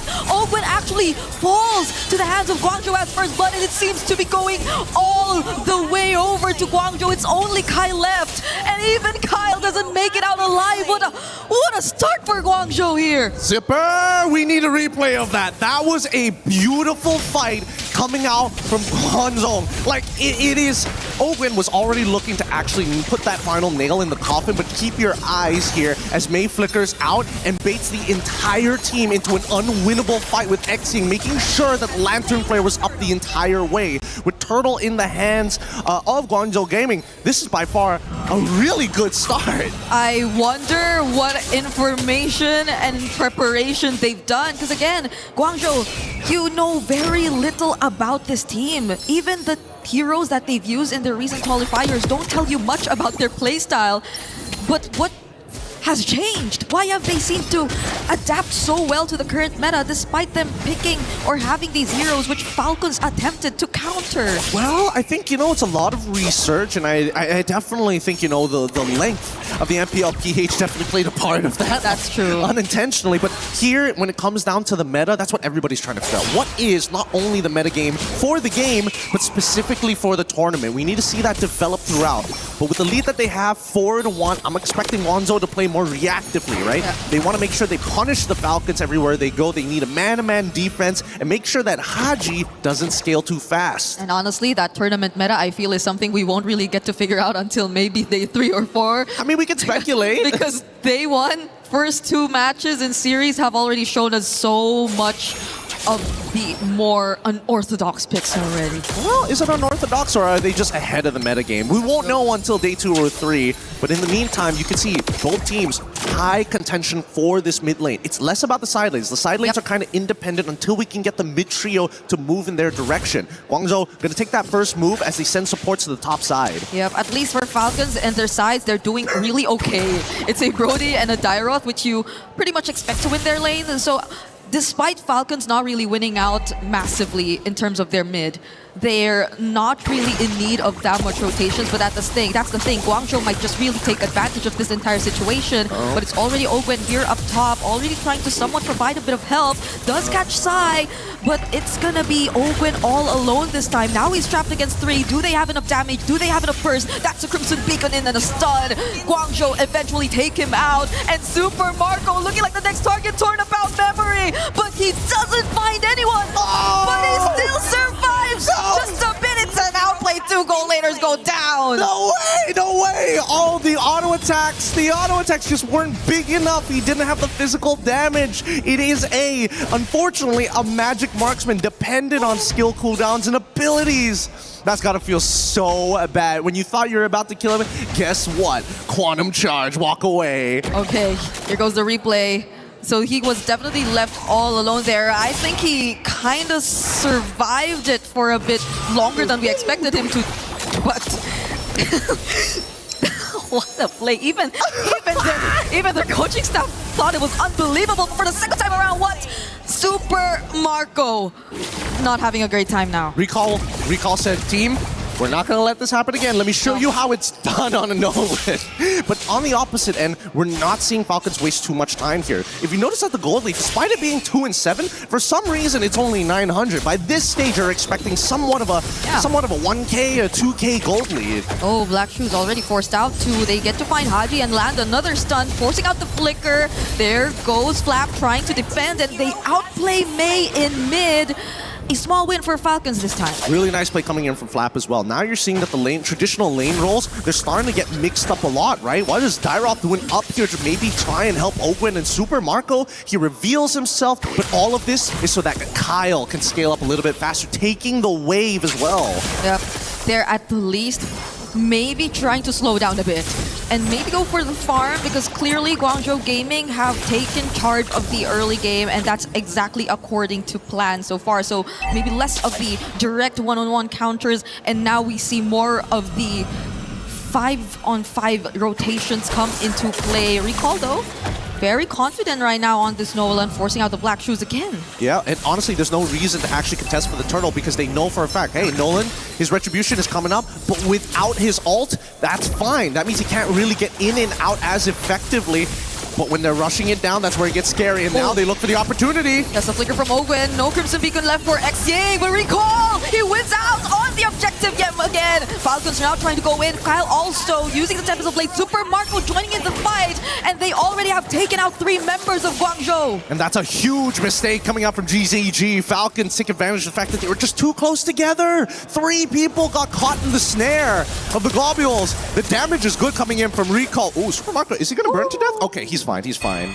Yeah, that was close though. And at least Falcons get a bit more space, because it felt like earlier they had to work hard for this space, and they had to juggle between switching lanes here and there just so they could really find some more objectives across the map. But even despite losing that objective, and I believe that was the second turtle that Guangzhou have already secured, they've at least gotten a bit more map control.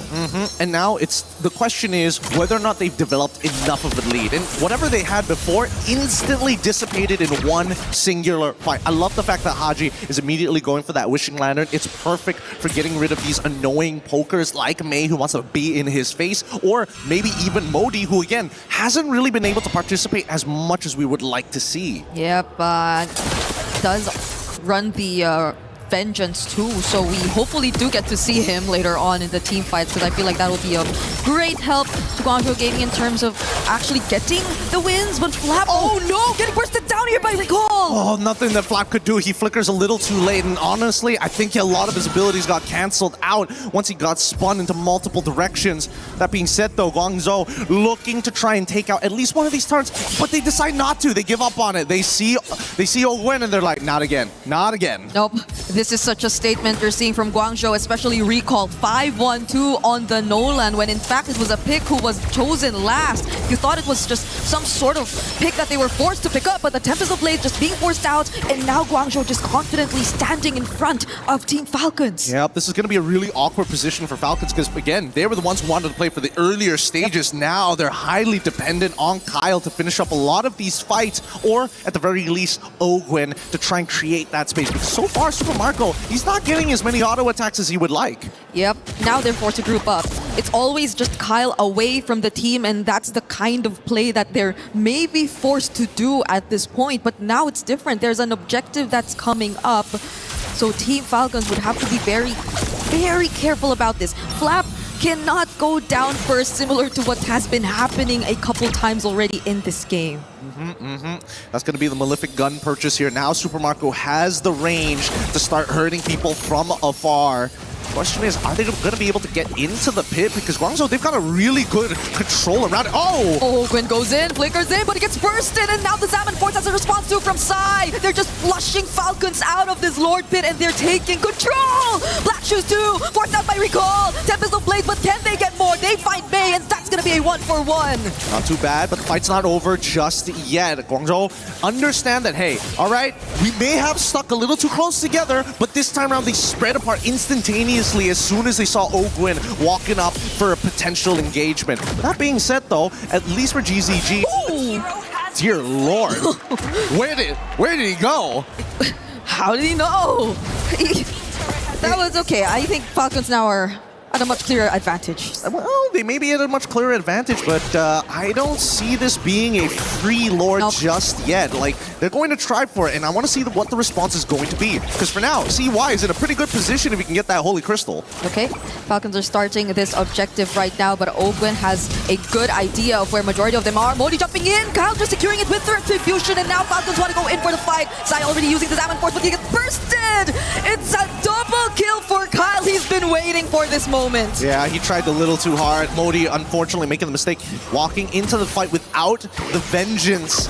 And that stun from Super Marco is such an effective tool, if not at least the mini stuns from both Flap and Ogwen. At this stage, Falcons, based on the items that they have, can really start pressing the advantage when it comes down to structures. Oh, fortunately, Haji got to quickly press on that black shoes. Mei, though, looking in danger and will go down in the hands of Team Falcons as Xying only had to Crimson Beacon out and the Lord is still up. Yeah, they don't have an answer to Ogwen right now. Blue can kind of do whatever he wants as long as he doesn't get one shot, can ruin somebody's day. Ooh, look at the damage! Recall getting blasted from halfway across the map.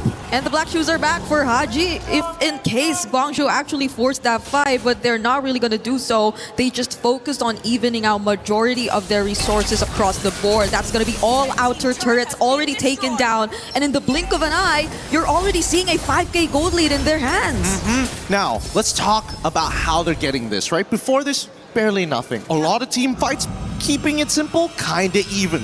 GZG, mega lead in terms of kill score, but doesn't have that 5k lead like Falcons have right now with a singular kill. And a lot of this is about time efficiency. With GZG's movements, they're sticking together. Notice, top quadrant, all 5 of them are there. Nobody's dealing with that bot wave. And that's why Falcons' overall macro is more efficient gold-wise in comparison to GZG. Yep, that's why even if you thought things were kind of slowing down, that was just Falcons playing their game. And now it's going to be Modi bursted by Flap.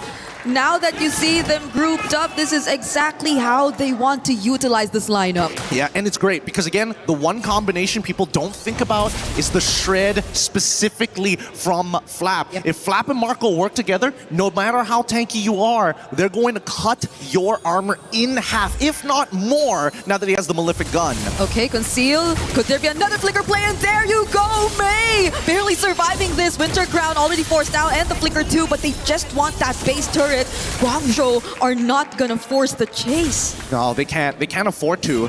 Unfortunately for Guangzhou Gaming, until Sai is, I want to say not just the Holy Crystal at this point, because Ogwen is too big of a problem. I'm trying to figure out how can they bait Ogwen out, or at the very least burst them down, both of which not very good ideas considering the priority list. Because at this point, the only heroes from Guangzhou who maybe can go for some backline plays are just really Recall and Modi, or unless Xing just really wants to go full commit and Crimson Beacon in and they just all jump on Super Marco, but will that be worth it? Because at this point, again, the shred you mentioned, the armor just going down as soon as you approach these heroes who could deal massive damage and penetration. And not to mention an objective too coming up just in a bit. Yeah, this is particularly tough. I will admit that at least for Guangzhou Gaming, they made sure that Haji slowed down, but now we're already in the later stages of this game. Slowing Haji down is not possible. He hurts. Yep. And look at just how well they're guarding majority of the map right now, but Guangzhou are still pushing forward. Recall, though, is about to show himself up top, and that might be enough room for Falcons to be a bit more aggressive with bursting down this objective.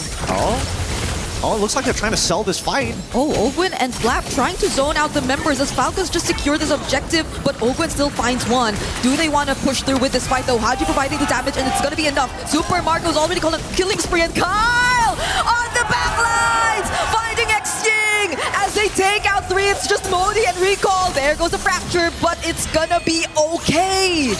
They've been dancing around and they know they've got an endgame angle. Unfortunately for GZG, the biggest problem with their composition is they don't have the best wave clear. They have to commit a lot of bombs to make it happen. And now they surprise with yet another Flicker, and Modi could not tank the damage anymore. It's gonna be a near wipeout for Guangzhou Gaming as Recall's the only one left. He's trying to defend, but he can't. And Team Falcons with a 10K gold lead, close out game number 1.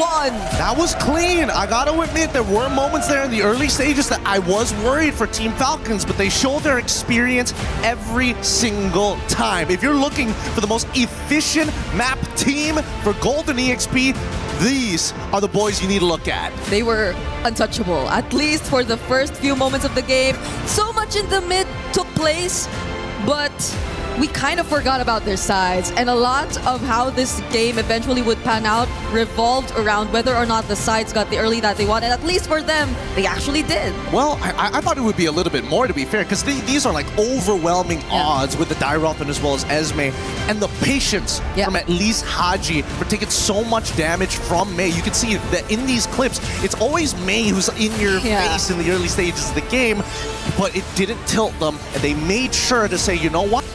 You're gonna man-to-man defense, we're gonna play your game, we're just gonna play it better. Yeah, let's just go macro from this point onwards. Everything that they did was macro. And yes, Guangzhou, I think they were winning out big on kills, on team fights, on the smaller advantages on the map, but we don't really see them convert it into much. Like, they didn't really get as much map control afterward. They didn't really get to rotate into or convert it into more structures. Oh, that's us. Yeah, surprised of everything that's happening too, but that, I guess, just goes to show how, interestingly, Falcons just really turned things around in this game. Yeah, it is great. It is great overall, but the question is, what is going to happen in game number 2? We're going to be throwing it back to the desk and see what they think about this.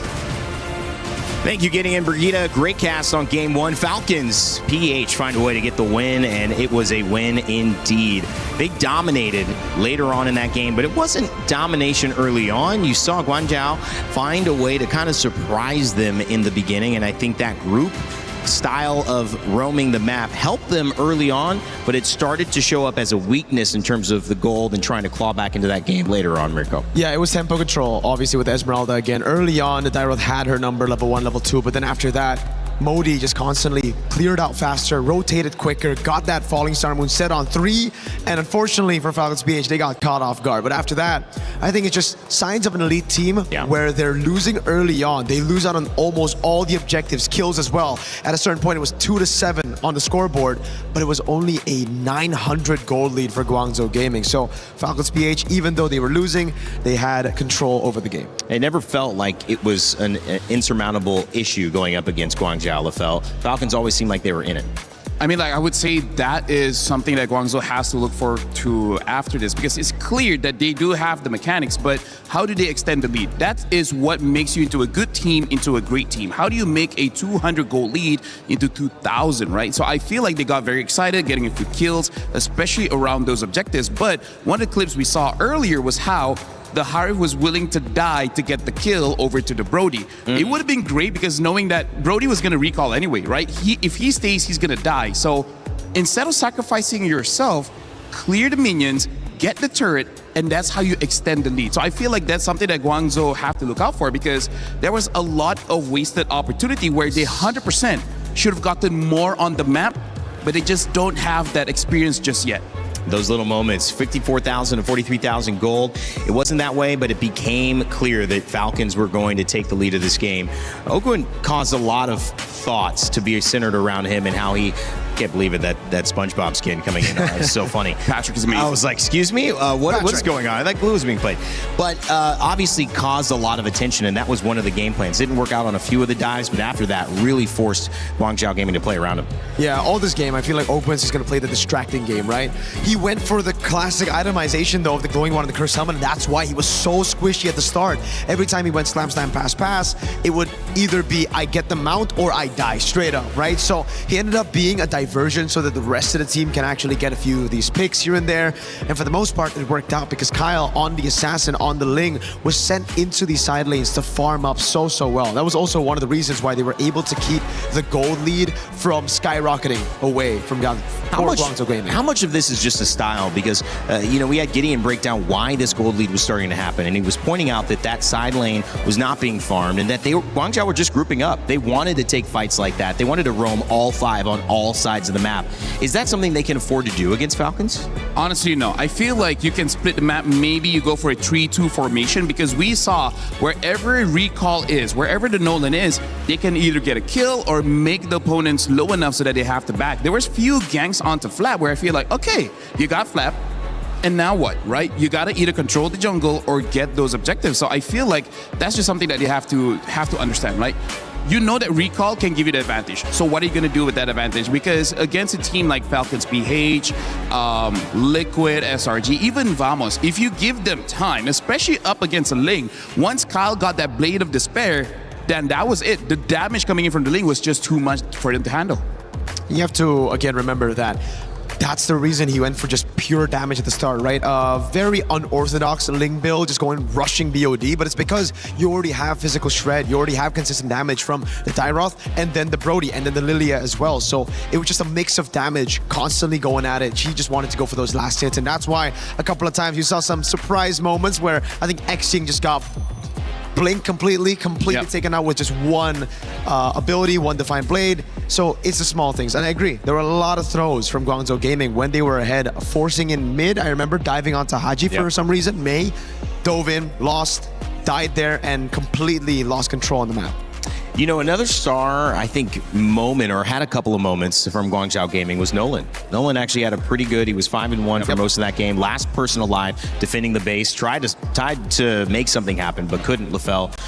You know, he's an important part of Guangzhou Gaming's strategy if they want to win this. I gotta say, so far, looking at the previous game, the draft might change how this will look like, but it does seem that if there's anything that Guangzhou wants to exploit, it's the front lines. Take down Ogwen as well as take down Flap. Because the thing is, once those are gone, you should hope that the discipline for Falcons PH to respect the damage coming in and not force a defense.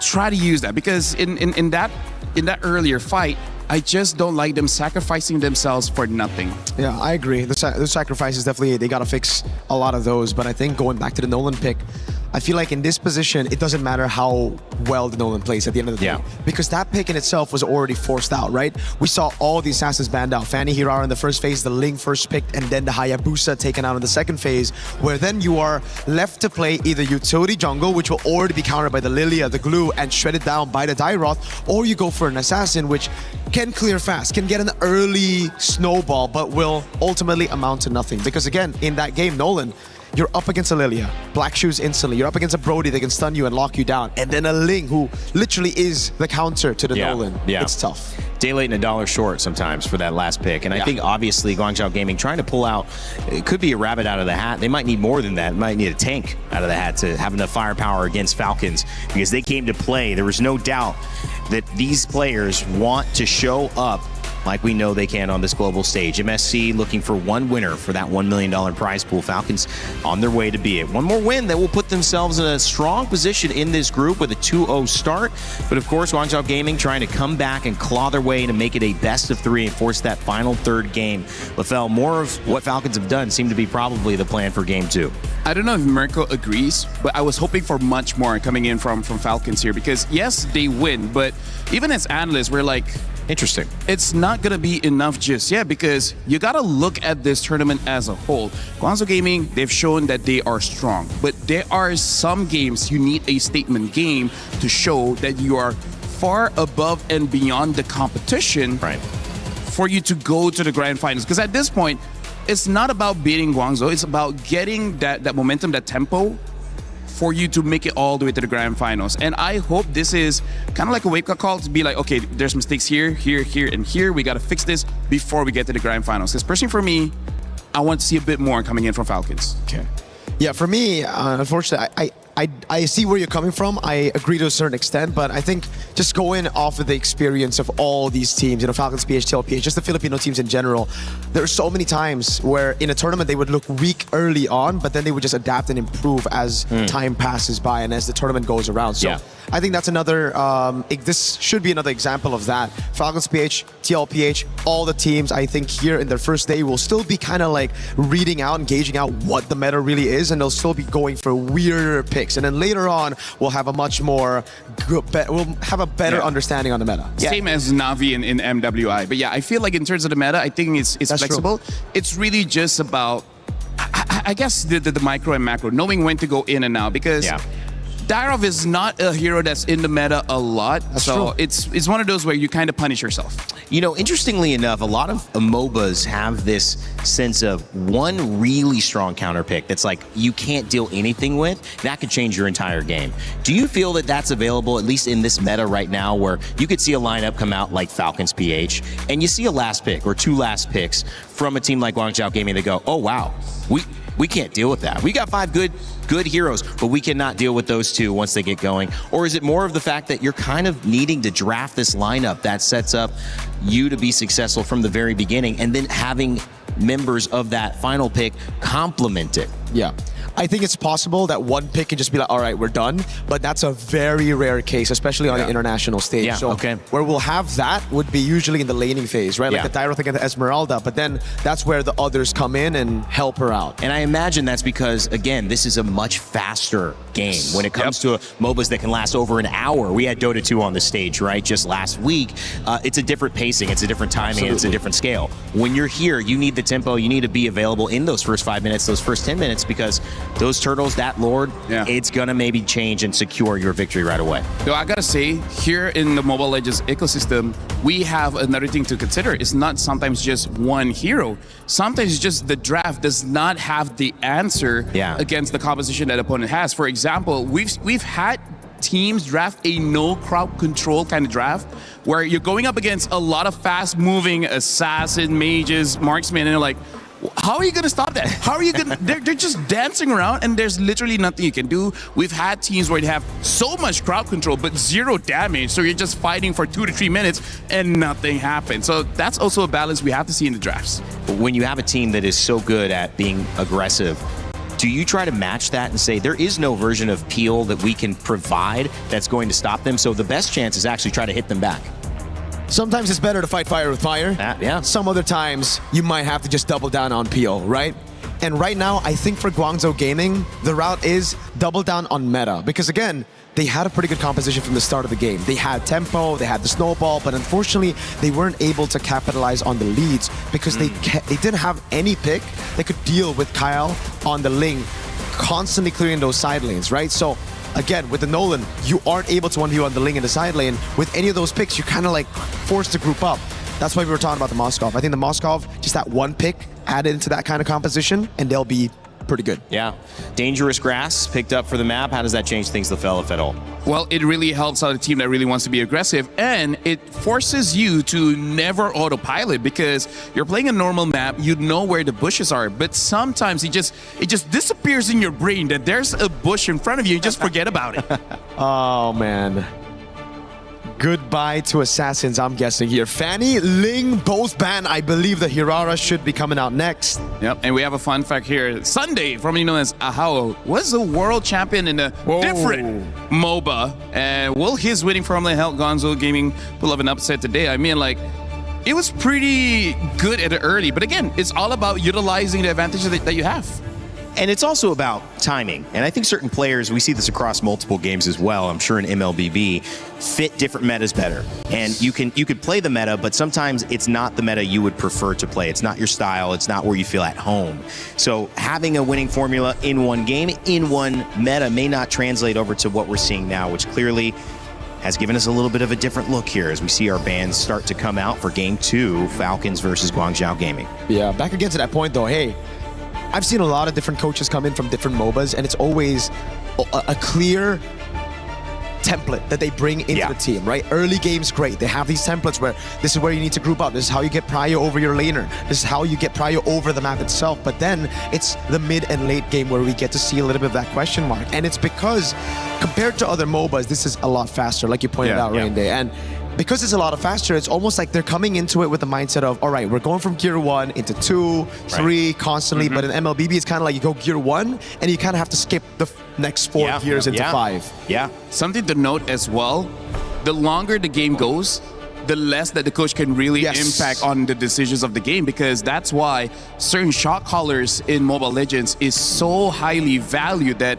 even if your mechanics isn't that great, but you have a good head over your shoulders, your price is just gonna skyrocket. So shoutouts to V. Shoutouts to V. And this is why, honestly, we're going into a game where teams that have incredible mechanics as well as good coaches try to end the game as fast as possible, because I would say after 10-12 minutes it can get chaotic, and that's where the point surprises happens. And Harara first pick here for Guangzhou, and now an early Akai as well as the Eudora. Oh god.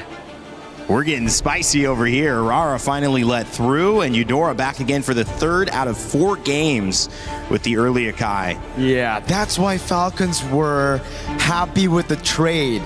They're like, all right, go for the Hirara. We'll take the Eudora. We'll lock her down completely, and even the Akai pick. Now, we've seen more Assassins do well, find success over the course of the last 3 games that we casted or that we analyzed for. But the Akai works when it's still against the Hirara, man. It's just so difficult for the Hirara to walk onto these neutral objectives. So, Guangzhou Gaming, I think they got to build for a strong side goal. Yeah, and also just to note for the fans watching, just because a hero got nerfed doesn't mean it's unusable, right? Akai is still very strong. It's still a top pick in the jungle. It's just not as oppressive during wildcards and basically during wildcards, because during MWI it's already been nerfed. So now Guangzhou answer with the Claude as well as the Eve, and now the Harley picked up. So this is Akai Roam? I think so. Yeah.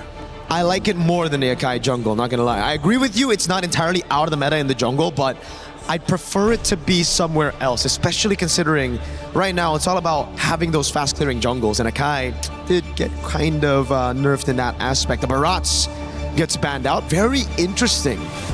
Why so? Okay, so I've also seen this in scrims. The Barats is usually an answer to the Arlet or the Paquito, so I think Falcons might actually be eyeing an Arlet here, knowing that, again, they already have an Akai. It's very good to stop that. The Brody gets banned out by Guangzhou Gaming, another pick that can actually bully the Claude, but if you see the Eve, you're already kind of thinking it should be no problem. Either way, though, it is what it is. The Uranus is the final ban for Falcons. Yeah, so it looks like Falcons trying to set up for a strong pick in the EXP, and now the Clint has been banned out as well. So for Guangzhou, I would say their opening is pretty solid, but they still need someone to be a proper frontline. If possible, push the Eudora away so that it doesn't become a problem for either the Claude or the Harara, because they got a lot of damage coming in from Guangzhou, but I feel like if one of those pieces is missing, it's gonna be a bit awkward. Lane pressure with Moskov, able to have that global rotate to join in on the fights. That was one of the things the casters picked up. Gideon mentioned that was a problem for Guangzhou. Grouping together, not being able to kind of 4-1 or 3-2, as you mentioned, LaFell. Moskov going to open up some things and some playmaking potential, as we have 2 more picks here coming from Guangzhou Gaming to close out their draft. Yeah, especially now we're in Dangerous Grass. They need a dedicated pick, doesn't matter Roam or EXP, just to be able to open up the map, because Eudora as well as the Hardy can take advantage. And there's the Grok. We don't see him a lot. Still a very strong pick. And finally, the Paquito shows up. Esmeralda is not there to like be a true counter, but at this point I feel like there's still quite a lot of picks that can deal with Guangzhou. I think it should be just either the Phobius or the Arlet. Well, yeah, the Fovia is still open, yeah. The Arlet, you're going to get bullied quite a bit by the Paquito, but then you're just relying on the stuns coming in for the resets with the Akai and the Eudora in your team. If you want to take more into your hands, you would go for the Phobius, but instead, they go for the Sora. I gotta say, Falcons PH... Just for dive? Falcons PH, at least for this matchup, looks like that, like just more damage, right? A good offense is a good defense. So a lot of firepower coming in from Falcons for the first match in game number 1 and game number 2. Because it seems like with the Sora pick here, it's more of like, all right, we don't care about the lane anymore. We're just going to go for the team fight, because the Paquito is usually an answer to the Sora in lane. And at this point, why would they? Whatever works last game could work again. Confidence for Team Falcons PH trying to close it out over GZG. Let's send it over to our casters, see what they think as Gideon and Brigitte join us for game 2. Thanks so much, Reindeer. Let's jump right into this. We are ready for battle, of course, but right now, it's about trying to figure out how to get underneath the skin of each of our competitors here. And so far, currently at match point, it's Team Falcons who are leading that charge. We want to see how GZG is going to try and turn this around. And I agree. I would want to see more from Team Falcons as well. It was already brought up by our panelists. Initially, I think heading into this tournament, you were really expecting them to be one of the cleanest, but game one, GZG pushed them to the limits by just a little bit. So this time around, though, things seem to be pretty different, draft-wise especially. Oh, what a sneaky little invade here by Kyle. Able to take a camp out. He figured out the starting path and was able to take at least one of these camps. This does mean that it's going to be a bit of a delay. However, we're going to see Recall here going to try and contest this. It's dangerous stuff, and admittedly, they played it well. Even Haji getting into the right position to see it happen. Yeah, somehow equalizing the advantage in the early game, given that Kyle did take away one green camp. But a quick look onto the emblems as well. There seems to be the mid duo taking that PYT. Interesting stuff, but at the same time, I'm liking the way that Falcons are actually playing this right now. Flap gonna take a bit of damage here. What's that? I felt like that was a kill angle. Yeah, if it weren't for Oakwood. Yeah, but even then, I think that should have been a solo kill, right? Empower jab into auto attack would have been like more than enough to take him out here, but now. Oh, this is something unexpected. Xing did not expect that, but it was still Guangzhou who actually picked up first blood. They find Haji in exchange of Xing, but it's a double kill now for Kyle, and it seems like they got the better trade. A much better trade, in a matter of fact. And May understood, again, this Grok can be a game changer. The problem is that it's very timing based, right? You have to maintain control over tempo. It's not a fight on a dime type hero. You really have to kind of set the plays and really find the right angles. At the same time, with tempo. Oh, whoa. All right. So we know that Kyle's on top side. Okay, and now, you know, the Modi's just holding this bush. We're seeing dangerous grass in a while, and now it's Falcon starting it up. But Recall and the rest of the members are gonna be here too. Flap trying to look for an angle. He's not gonna go in for the setup just yet, and there you go. But it's still Recall actually winning out on the red trade battle. Blazing to it, already coming in here by side. SOD will not connect, but Oakland still goes in for the knockups, and the flicker from Flap. They still actually find Xing, but they might just get traded out. Unfortunately, the heavy spin will keep them safe. The knockups, however, close call for Ogren right there. What a timing by both of these supports. They both knew we're about to hit level 4. Just give me the right timing. I just need to reveal one extra person. The tech charge alongside with a heavy spin. Life-changing spells. And now you get to see how these compositions actually want to play the game now, right? Falcons, understandably, hey, even though it's a skirmish, we can't risk losing these big spells before the most important fight. But look at Kyle, repathing down towards the purple side, knowing that Hirara is on the orange buff side. Yep, I think the only small win really that we could really consider from that was the fact that Recall still got the objective. Other than that, the team fight, the post-turtle takes seem to have really favored Falcons, especially as Recall has lost on so much resources at this point already. Fortunately though, he's not really as behind, but you could see that Kyle is really having such a good start. Wait, keep your eyes out here. Flap might find an angle. If he gets on top of Xing, it might just be over. It doesn't reveal him, but he's going to walk through. Good check. Good game sense. Yep. They're not they could not afford to lose out on any more. At least Modi, I think, would be communicating every single time he feels that Flap isn't within the area. Another gold grab. I think that's the second time Super Marco stole it away from Guangzhou. That's ridiculous. That's ridiculous. Committing it all just for these small advantages. That's what separates the boys from the men. Oh, CY's in so much trouble. Okay, there's a Purify still, but he still gets caught in the heavy spin nonetheless. The damage from Haji is going to be enough. The question is, does Ogwen get out of this? He might just, but not with the real-world manipulation being laid down. Okay, that's actually incredible. That's actually incredible for Falcons. No RWM. They get to technically contest this for free, but can they do it right now? Flap misses everything. Yep, he doesn't get to find a setup, and still Guangzhou will be the one securing this objective. Kyle will not make it as he just focuses on this green camp, but that's knowing that they didn't have the real world, and now Guangzhou might get more. They might just find Kyle. Fortunately, is still alive though, but Xing picks up the kill. Now they're gonna go for the chase. It's May and Xing trying to get back under their turrets. Another barrier laid down, and the flicker to get out. Oh, this is ridiculous. That Fork Lightning. Ogwin. Oh no, wait. Does he have? Okay, he does have Body Slam, but CUR chasing this really isn't going to get much until he gets that Trinity build. But my goodness, getting to see the Fork Lightning being spammed like what, 3 times? I know that they changed the cooldowns to it so that you can like chain it together much easier than last time, where you needed to be like level 11, level 10 around there to get it consistently. But now here at level 7, I mean, Haji is doing it consistently too. Yeah, and at least for Falcons, despite what happened earlier on, they didn't really lose the advantage. Like, they still have the advantage in their hands nonetheless, despite Flap slipping up on that setup and them actually not being able to contest for the objective. And maybe that's one thing Guangzhou can just really try to capitalize on. The fact that even if the Akai is on the other side, the way that they just get in and out of these fights and still have these utilities to really rely on, such as the tech charge and real-world manipulation, might just give them the upper hand.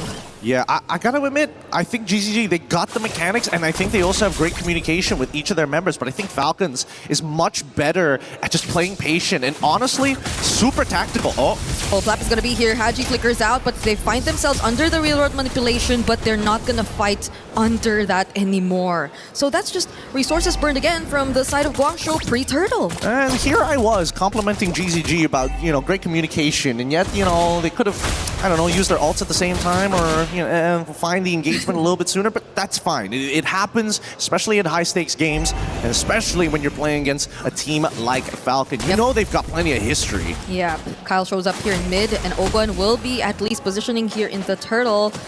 But Guangzhou have a lot of information. They know what to expect and where they could potentially come from. But does Flap start things off again? I think it's about the big question. Oh, it's gonna be Mei instead who gets caught now. Tech Charge does land, but does he go down in the Deadly Magic? It's not gonna be the case. Guangzhou once again take the objective for themselves, and it's Flap just trying to run for his life, but X-King does not allow him to get away. And this seems like a repeat of game number 1, where it's not Kyle going to the other side of the map, but instead it's just Super Marco at this point. Only naturally, right? Because when you have the access to the SOD, being able to close that distance with the rest of your team on mutual objectives is sort of the point. But I think at this stage, Super Marco, he's probably going to start rotating after clearing this bot side, rotate over to mid, and then immediately, oh wait, actually, does he need to? Nah, he doesn't need to. The Lord is going to spawn on that top side. He's staying down bot. Oh, over half HP. Guangzhou Gaming have been really good in terms of these pokes and back and forths as well, not really granting the massive advantage to Falcons despite the slight sloppiness, I'd say, especially pre-objectives. But at least they're somehow grouping together and making sure that they somehow, at least, the next team fight we see, get to communicate and layer their skills better. Yeah, I'm noticing that GCG, like, the gold lead isn't too far away from the Falcons, right? You can play a little disrespectful, but I've noticed that they don't really invade, do they? They just sit around the river a lot of the time. Thanks for bringing up the items, because I am curious to see how far along the track they are. Chastised Pauldron already purchased by Mei, and now that the rest of the Falcons are looking to get this tier 2 side, we're just a little bit of gold off before Super Marco is actually able to complete the Trinity. DHS and he's done. Yeah, I think the only time we really got to see them invade was when Mei was on the Hilda, and it was just Mei as the Hilda. Like, there wasn't really help that came from the other members as much, and that's naturally what you expect. But this time, on the Grok and Eve, it seems to be a bit different in terms of their gameplay, or maybe Falcons too are just overwhelmingly good in controlling the map. Maybe, but I think the Falcons need to recognize that, hey, GZG are really good at chasing you down, so they cannot take that initial impact. If it's too much damage and they back away, it's just as good as a wipeout. So I think that Falcons are being extra precautious on the way that they need to maneuver around these fights, knowing that the tech charge is probably their best form of counter-engage, and the real-world manipulation, it's a box, so you gotta start thinking about angles. GZZ are just blocking off the entries for Ogwen at this point, forcing the recall for Super Marco just to get here, but now Modi all alone. How did it end up like this? There were just 3 members surrounding him at that point, and he was all alone. Now GZG are down 1. Recall shows up. Flap trying to keep him in check. Mei still has the ultimate, but Ogwen uses his first. And now Falcons are just going to go for Hero. Super Marco's here to help. Sai using the Blazing 2 to get away, but the SOD is going to land. Super Marco goes in. Flap 2 helping him make or get some kills. But that's that's just them pushing GZG out as they focus on the objective. That has to be one of the biggest whiffs of all time. Zipper, don't put up the replay on that one. I swear to God. Recall dying there? Like, why would you use your iframes to try and bail? Like, you can't stop the spin. That's the problem with a heavy spin. You can't stop it. Oh! Doesn't have enough damage. Yeah. But sure, boy, was that flashy. That looked cool. It was cool. And they got Tier 2 turrets out of that too. Unfortunately, you have to take a look at the replay. God damn it, Zipper! I mean, just look at Recall, right? There's no reason for him to actually dash into this to get the extra little bit of damage. If they wanted to do something earlier, it's got to be the RWM. The order was wrong, and unfortunately for Recall, he should have known. Don't go into the heavy spin. You can't cancel it out as easy as you think it can. Yep. And now they have to deal with the Lord, who is still up, by the way, marching down bot as Falcons will just try to focus out on the other remaining outer turrets. And Recall shows up yet again in this spot. Fortunately has the iframes, but now it's Falcons winning out big. It's a 5k gold lead all over again. At least they have Holy Shields, because earlier when they had this Lord, their Holy Shields were already down. But still, it's pretty good. GCG, if they can just clear out these... Oh, the conceal. Oh, Flap's gonna go in. Does find one. Real world manipulation used as a response, though. Kyle's just gonna focus on X-Ying! Deadly Magic definitely gonna take him downside. Doesn't have enough damage with the Blazing Do It just yet, but Recall will finish the job. They find one in exchange of two. Kyle being chased by Modi, but this is not enough. Super Marco goes in! SOD threatens them, and they cannot chase after Kyle anymore. Modi, though! Can they actually do this? Almost. Oh, he outplays it! He gets the power, but still dies in the end. The KDA machine says no! Wow, Owen picked up an Immortality too.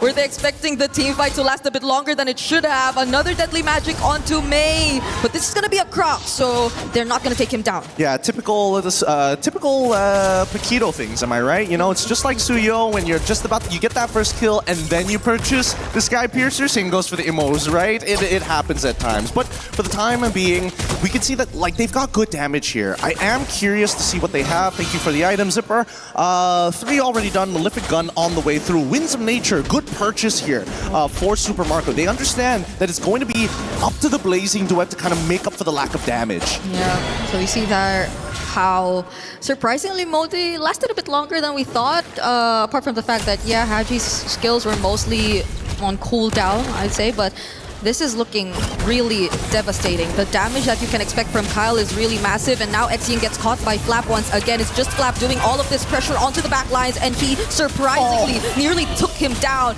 Mei will be the exchange for this, but Kyle trying to go for the chase of the back lines too. GZG now have left Recall all alone against 5 of Team Falcons. Literally 1 HP, and the crowd's going wild for this one. Wasn't expecting him to survive, expecting at least a 2 for 1 trade, and then you get denied even that. An 8k gold lead as Falcons have taken this mid-game all the way to the late and are looking to punch a hole straight through GZG. Yep, it's just Kyle on the Lord. No threat whatsoever from the side of GZG. At least Sai can still hold on to this Purify later on for this upcoming siege, but it's looking scary. The way or the ways that Falcons can just attempt to go in for a dive. Yeah, I gotta give it to Modi though. Although the build is a little more defensive, not looking to take full advantage of the kit in multiple different ways, I think getting a War Axe might actually be profitable for him. He's been playing a really good peel. Yeah. He saved the life of Seeing, and I think they got it. Oh! You just mentioned him. You just mentioned his name, and good he block. nearly went down. Don't worry. If it's not for Modi, it's Mei who's going to block the damage. They are working in tandem with each other. They have to at this point, because they're the only ones that GZG could really rely on when it comes to the all-out team fights. Kyle is going to hold this bush.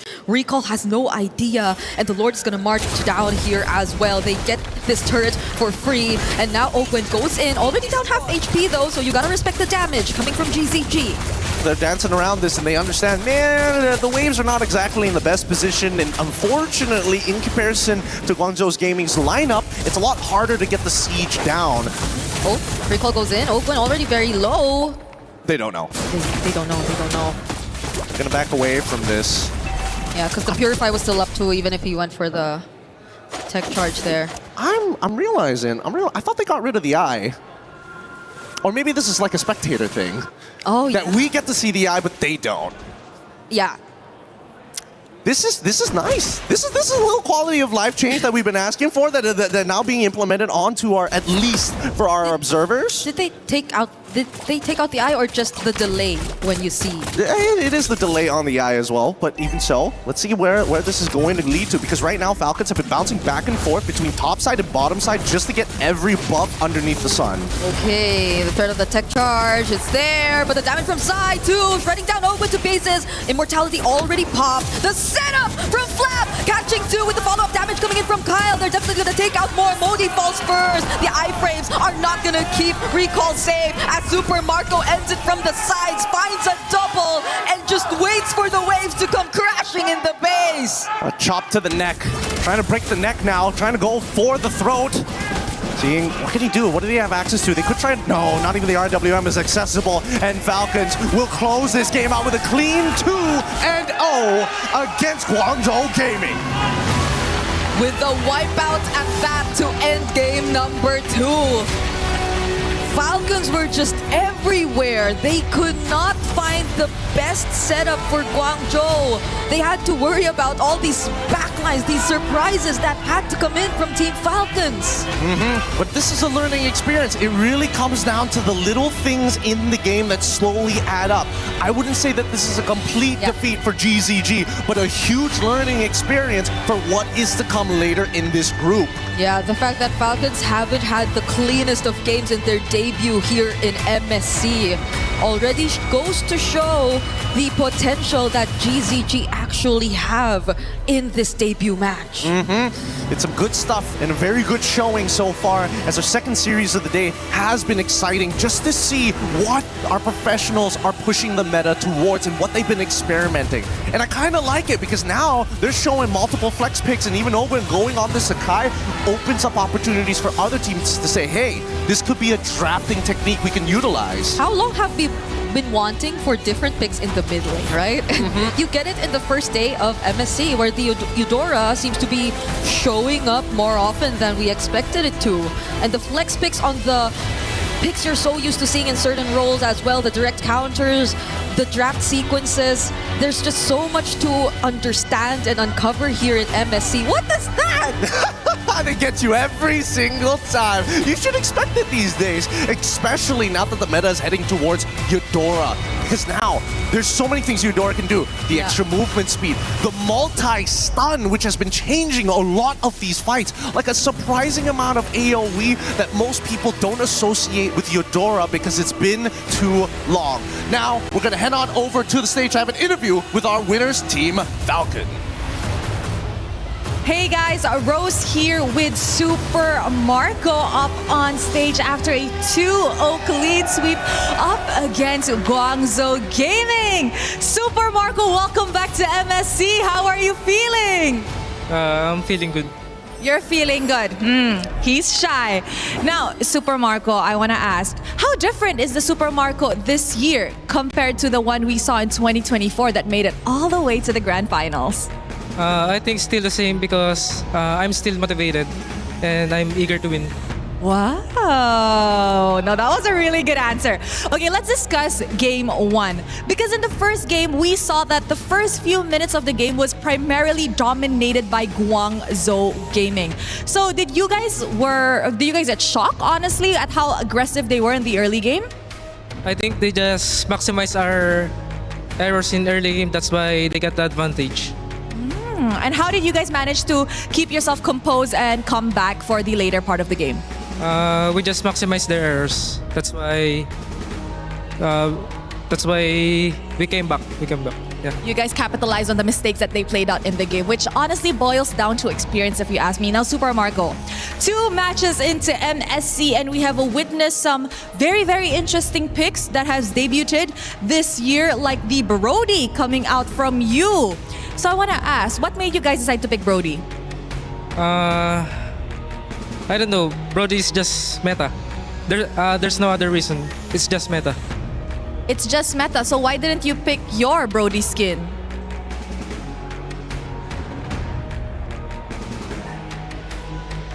No? You just don't feel like using it today? No, I don't want to use it. Why? I just don't feel it.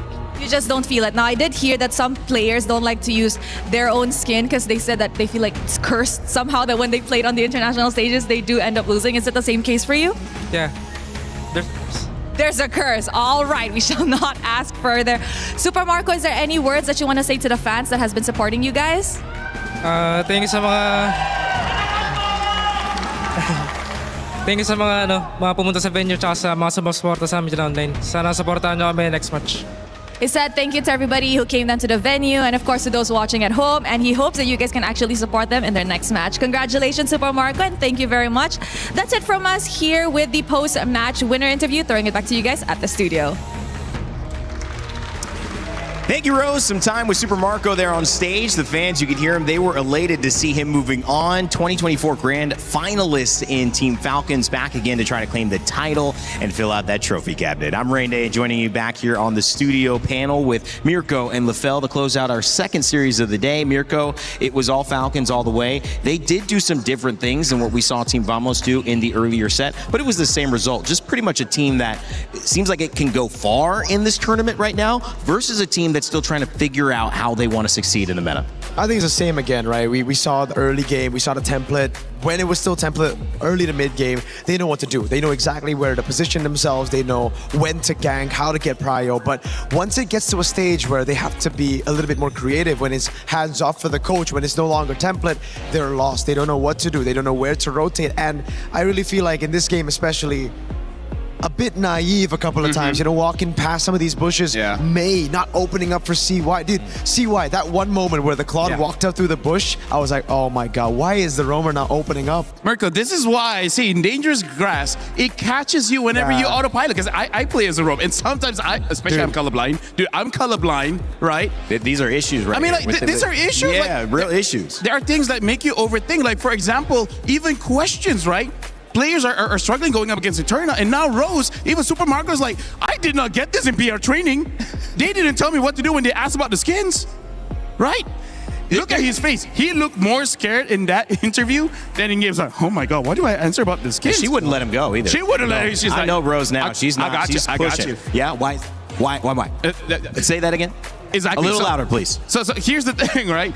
In game, I feel like quite a lot of players have been investing a lot of time in trying to establish the meta and all this kind of thing, sometimes to the point where you overlook certain aspects. And that's why Dangerous Grass is something that I really look forward to, because especially if the game goes long, somehow the grass just disappears from your mind. I don't know what they call it in science, but it's probably no grass in your face. Maybe. Maybe it's like wearing a watch where you kind of stop feeling it after a while. Yeah. Blends into your wrist. And then you just check your phone for the time. That's right. Exactly. That's right. Wait a second. I got my watch on. Guys, 18-6, 15-minute game.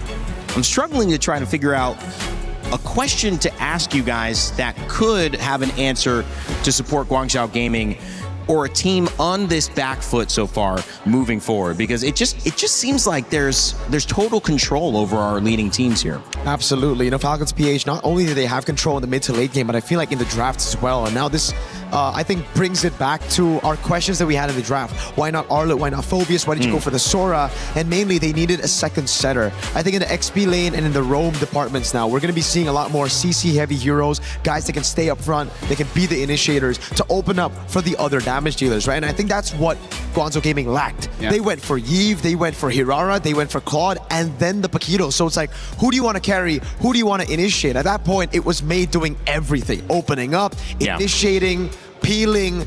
Everybody else was trying to deal damage, and when everybody else is doing, individual tasks, you don't play together as a unit.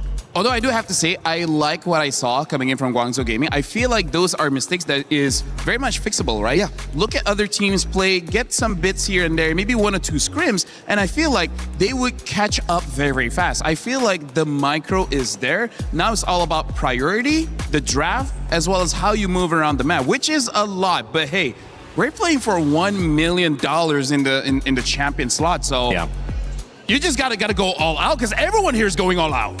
It's very difficult to be a team that goes the entire way in a tournament this big and never loses. And so what that means is getting comfortable with taking a big lesson after your loss is going to be important. In fact, maybe necessary to go all the way. And Guangzhou Gaming, and when you look at Team Vamos going up against Team Falcons Meta, there were lessons that were applied to both of those teams. If you guys now were taking a different role, so we're going to be switching out our talent for our next series, what are the lessons that you've learned so far? What are your takeaways after seeing 2 series as we kicked off MSC? I still think it's a draft. I still think it's how do you look at it in the draft, right? In match number 1, it really just feels like they were leaning too much on identity. They didn't really respect the meta. In match number 2, it's more on the side of, all right, we know the meta. We want to go for damage, but it's just too much, and we don't have anything else to fill in the gaps of the composition. So in terms of the draft, looks like Eudora as well as Ling is going to be very, very prioritized. But also, looking at the game so far, the mistakes is going to be magnified by quite a lot, because Vamos, they saw one mistake where Falcons made and then they just roll with it. Same as Falcons here, they saw 1 or 2 mistakes coming in from Guangzhou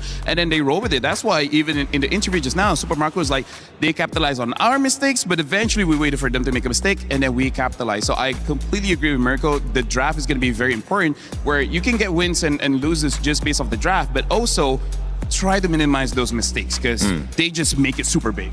A great heads up from 2 guys who talk MLBB for a living. Now let's talk about what's coming up next. For those who are sitting back, relaxing, not doing any work and just enjoying, unless you're, trying to be a co-streamer. If that's the case, then you're scanning that QR code and trying to start your stream up. Team Vitality and True Rippers. This is a true matchup right here. Indonesia coming through, and Team Vitality representing France. Here in the hometown of Paris, France. This is going to be a big one. Team Spirit and Ignite Gaming following up afterwards as well. Make sure if you think you know who is going to take the lead and win those series, you get your pick'ems in. That's right. You go to esportsworldcup.com/play. You'll have a chance to let us know if you can tell the future in MLBB. And if you can't tell the future and you just want to deal with the present, well, right now, there's a pretty cool collaboration that you've been seeing a few teases of in-game. And I'm talking about my boy Guile, maybe some Ryu. It's Street Fighter and MLBB. Human body was built to move. Not trapped at a desk in one singular posture for 12 hours a day. It's time your chair evolved. This is Secret Lab Titan Evo. Ergonomically engineered for you, gamers, hybrid workers, artists, backing your every move.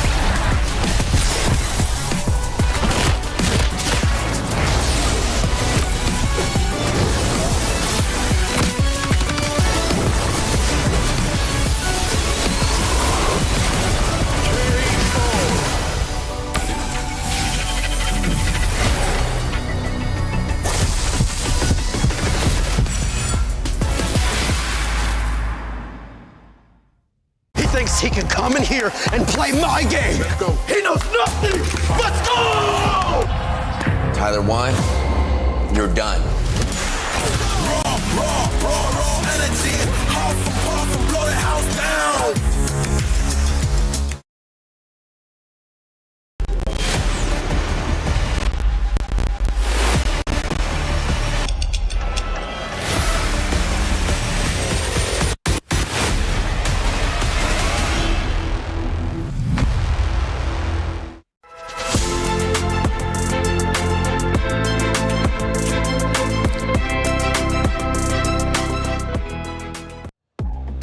16 of the best MLBB teams from across the world have traveled to Paris, France for a chance at $1 million and raising the trophy, cementing themselves in MLBB history, and hopefully a little bit of glory for whoever they're representing. This one is a big one because we've got hometown Team Vitality going up against Indonesia. Incredible stories here to kick off our third series of the day, and I want to welcome you back to our studio. My name is Rain Day. I'll be your host here throughout these 2 weeks of MLBB action at EWC. And of course, I'm joined by some amazing faces who know this game, and you know very well also Rinmar and Trex. Rinmar, it's great to have you here, man. You've been watching these first couple of series. I mean, we've had some great games so far and some strong moments from teams that are clear competitors here. Yeah, I love what we've seen from the meta. Trex and I were talking about it behind the scenes, and on the way here, we were expecting excitement and unpredictability, and we got that.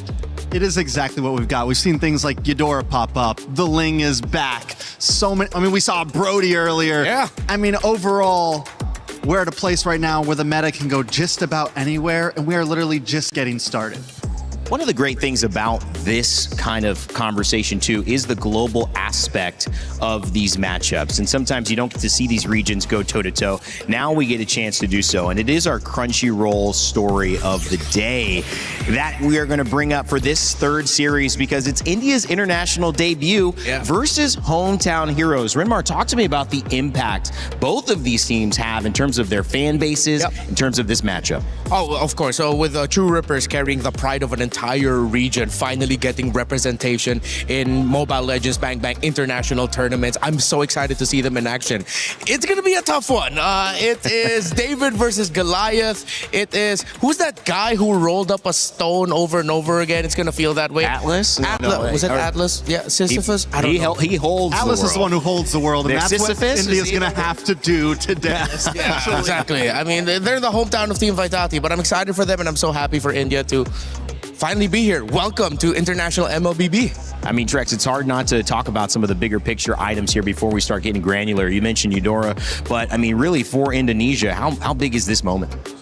This is huge, right? I feel like they're coming to a place, not just a place of, we know how strong Indonesia is, but Vitality in general. It's the Cinderella story. What were they? I think they were 6th, or they were 5th place coming into playoffs. Yeah. Have a lower bracket run, take the championship, and now they're sitting here on the stage of MSC, welcoming India with open arms, ready for this first match of today. I mean, it's a big day for them, and it's a big tournament for them, because if they can get great standing in this tournament, if they can win this tournament, it's a huge statement, not just for Indonesia, but for Vitality in general. Yeah, Vitality coming in alongside Indonesia, looking to represent both dreams and contenders. It's not just about getting here, Rinmar. It's about what can you do when you get here. Both these teams now have their work grounded in terms of, can we get a win? Can we jump out to a strong start? Because so much of how you begin a tournament like this can give you the confidence going forward to perform. Yeah, and for True Rippers walking to the stage, I'm pretty sure they understand the magnitude of the series they're going to be going up against, the competitors across them. But it's good for True Rippers that, yes, they're also representing India, but then they also have 2 Indonesian imports with them. They have Rehansha and Ians, who both came from Indonesia's development leagues. They're hungry to prove themselves alongside players in a region who's been hungry for this opportunity. Yeah, and Team Vitality also just coming in from, having that org represented here in France, that's got to feel big for them. You see the team members on the screen here as well. We actually had a chance, like before, to have some time to speak with Team Vitality's Moreno to talk about what they were feeling heading into today's series. I'm now with Moreno, the maestro, for his upcoming match. We're going to talk to him before we get into it. Moreno, you're coming here with so many fans and, expectations from the Indonesian fans. How does that feel for you? A bit heavy, but I just enjoy it. Enjoy it as a team. I don't feel the pressure was so high, even though, a little high, but I'm just enjoying. Because it's our first time to go to international as a main 5 and as a champion also in our region. That's why we go here with our confidence. He had to slip that in as champions from the region. And, you know, Moreno, honestly, despite you guys being champions, it looks like the popularity, you know, out there from the viewers, it looks like they're still in favor of Onyx. How does that feel for you? To be honest, I don't really care, but it's just a fully statement for me. You guys cannot underestimate us because our team first timer now, but I think we can do better here. Beautiful, beautiful. Don't underestimate them. So, coming into your next matchup, you're up against True Rippers. Yeah. What do you think about the team? I think they just good because they have Indonesian player, 2 players from Indonesia. We just, for me, we as a team just respect them, but we just beat them. Okay, respect, but they want to beat them. Yes. So, I'm assuming you have enough data on them, right?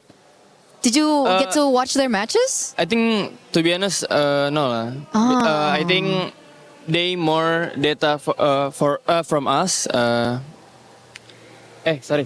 Maksudnya, Yeah, you're right. Maksudnya, they have more information on you compared to you on them. Yes. Yes. Maksudnya itu, Is that a challenge for you? Do you think that's going to be a disadvantage?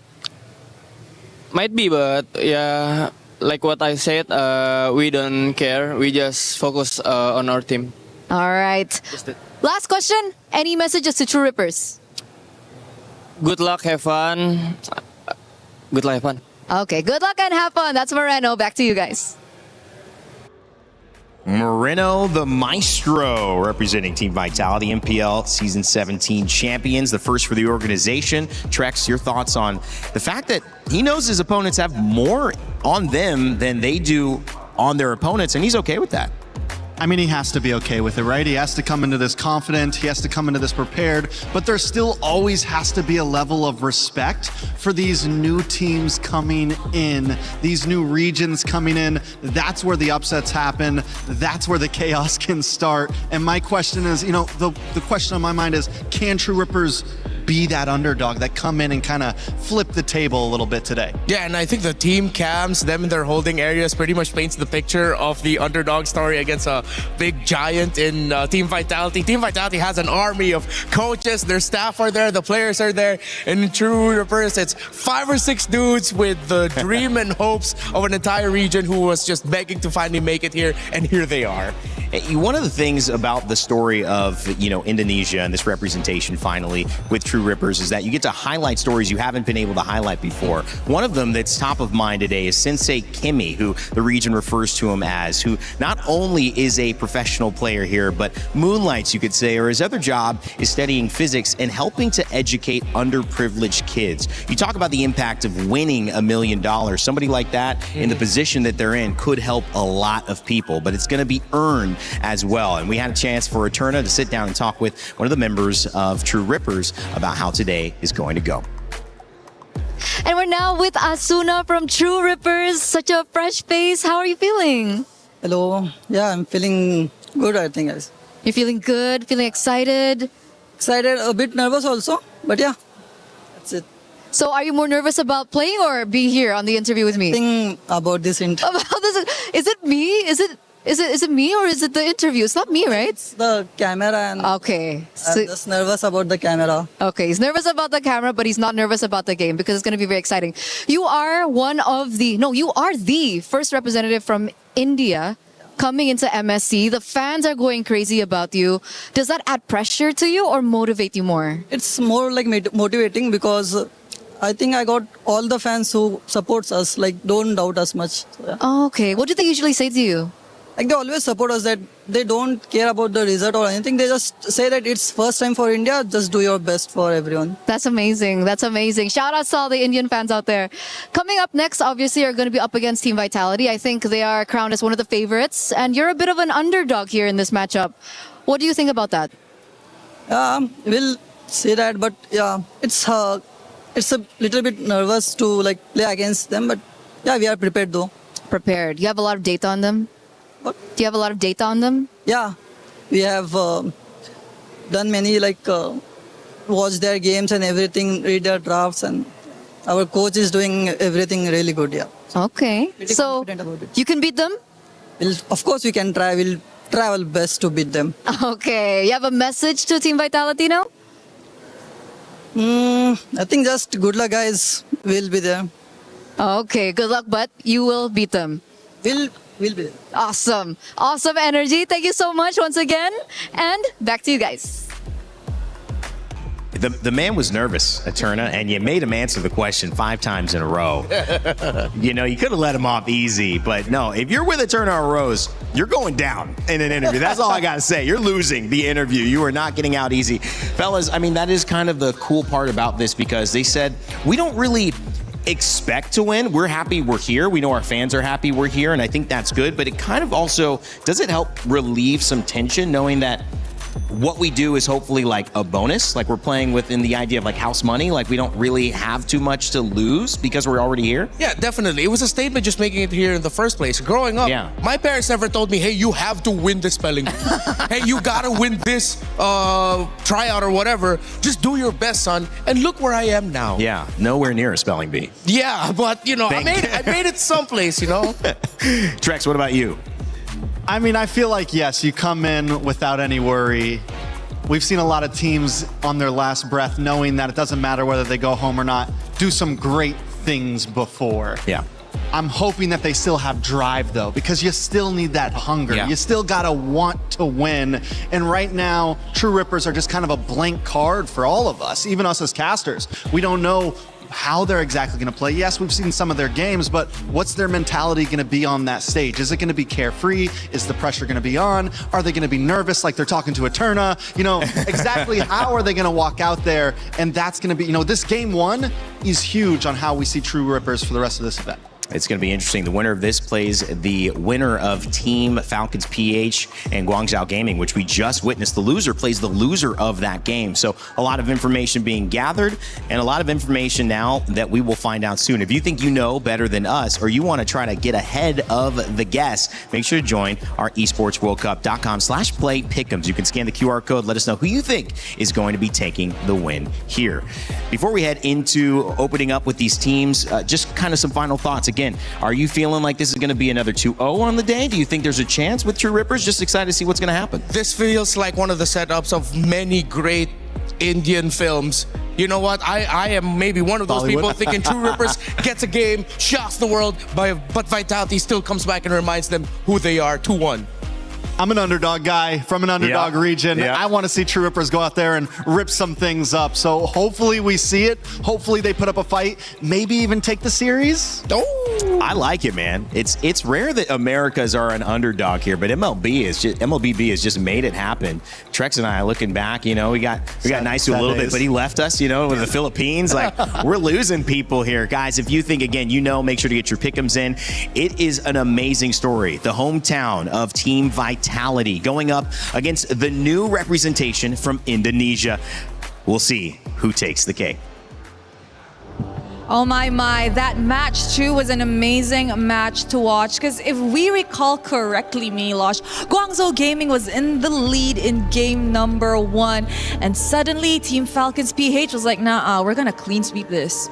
I've sad to say this, but the experience won out. Of course, you want to cheer for an underdog, but in this one, it was not meant to be. The beauty of it is, though, underdog stories and dark horses in general do not end with us here in our group stage, especially not on day 1, as we've crossed the halfway point. We're on the way to game 3, and this one on its own has a huge story to tell, I know, for a lot of fans out there. Yes, sir. So, mentioning a match treat, ladies and gentlemen, join me in welcoming the hometown heroes, Team Vitality.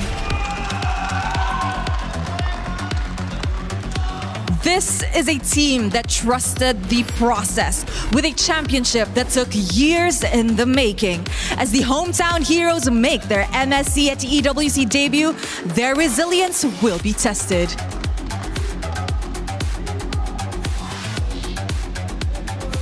big day for Vitality and their fans also here joining us in the arena. Today's only day one, and you can notice they get loud. They did get loud at MWI. They're going to do it again here at MSC 26. Though, the game cannot begin, especially not without the dark horses awaiting in the corner. Let's welcome them, please. True Rippers!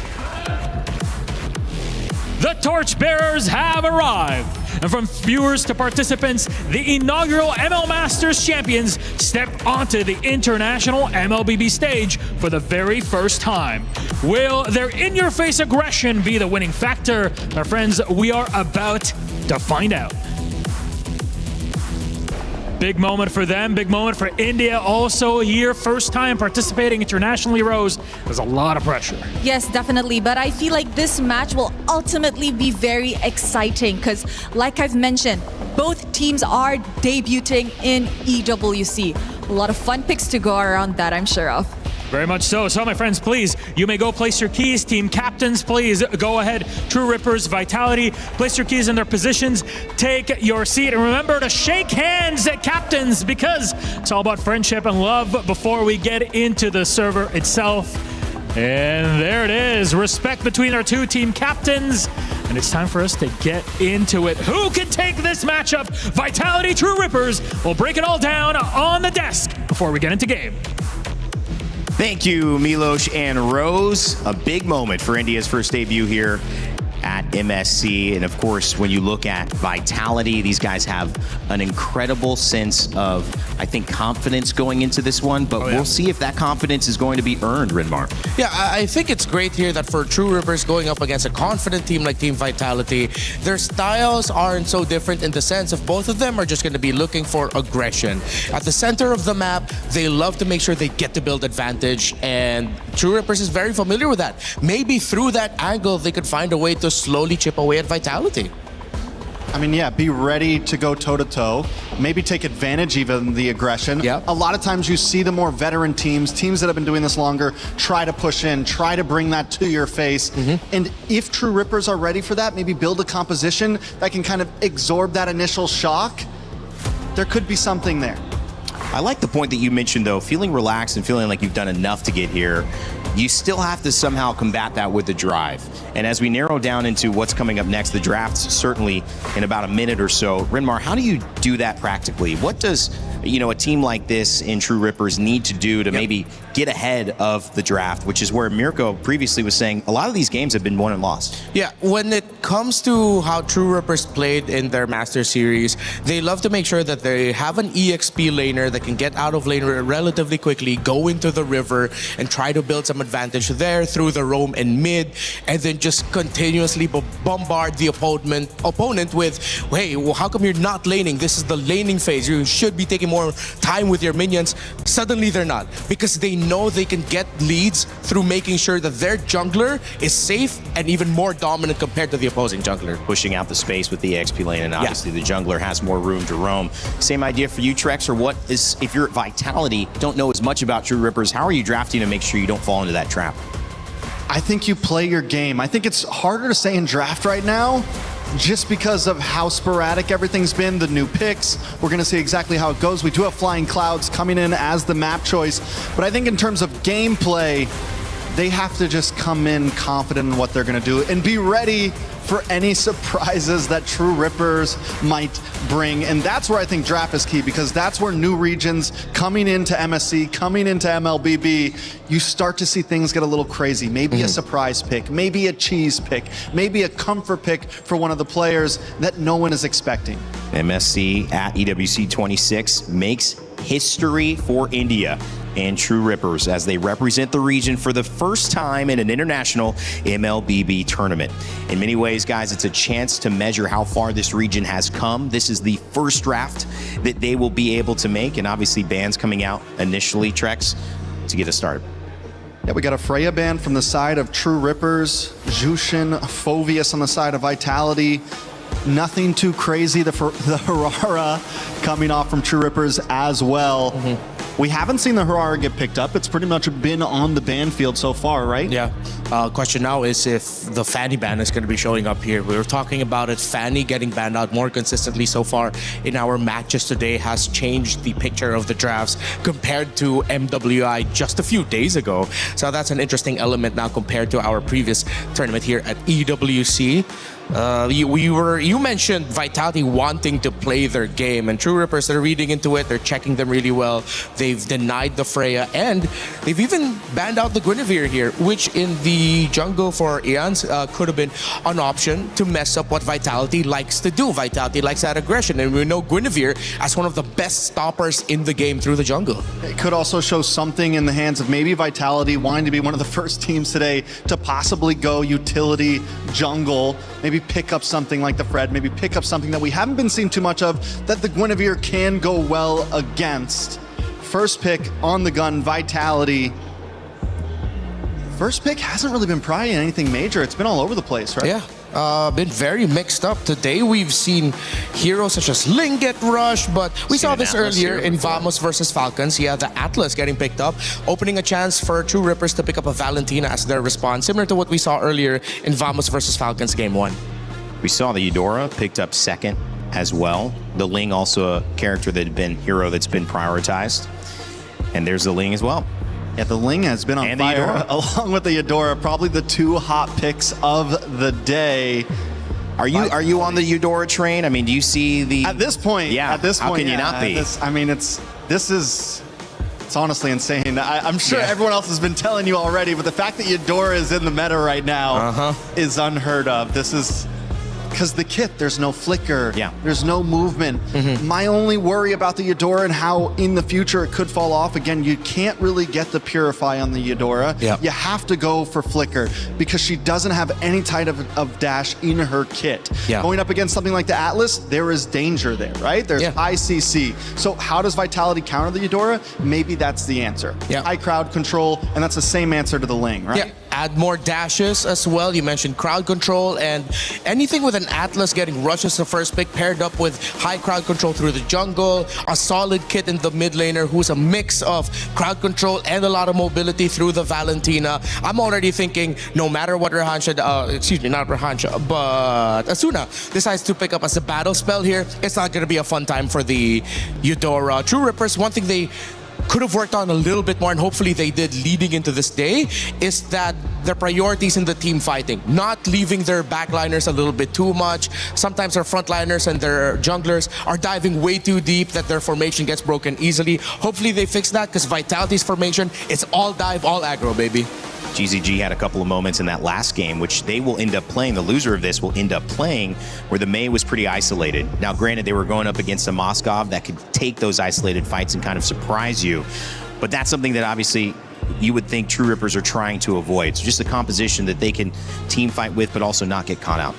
I'm liking True Rippers draft right now. I think it's clean, and I'm not crazy about the Valentina pick, honestly, this early on from Vitality. Why not?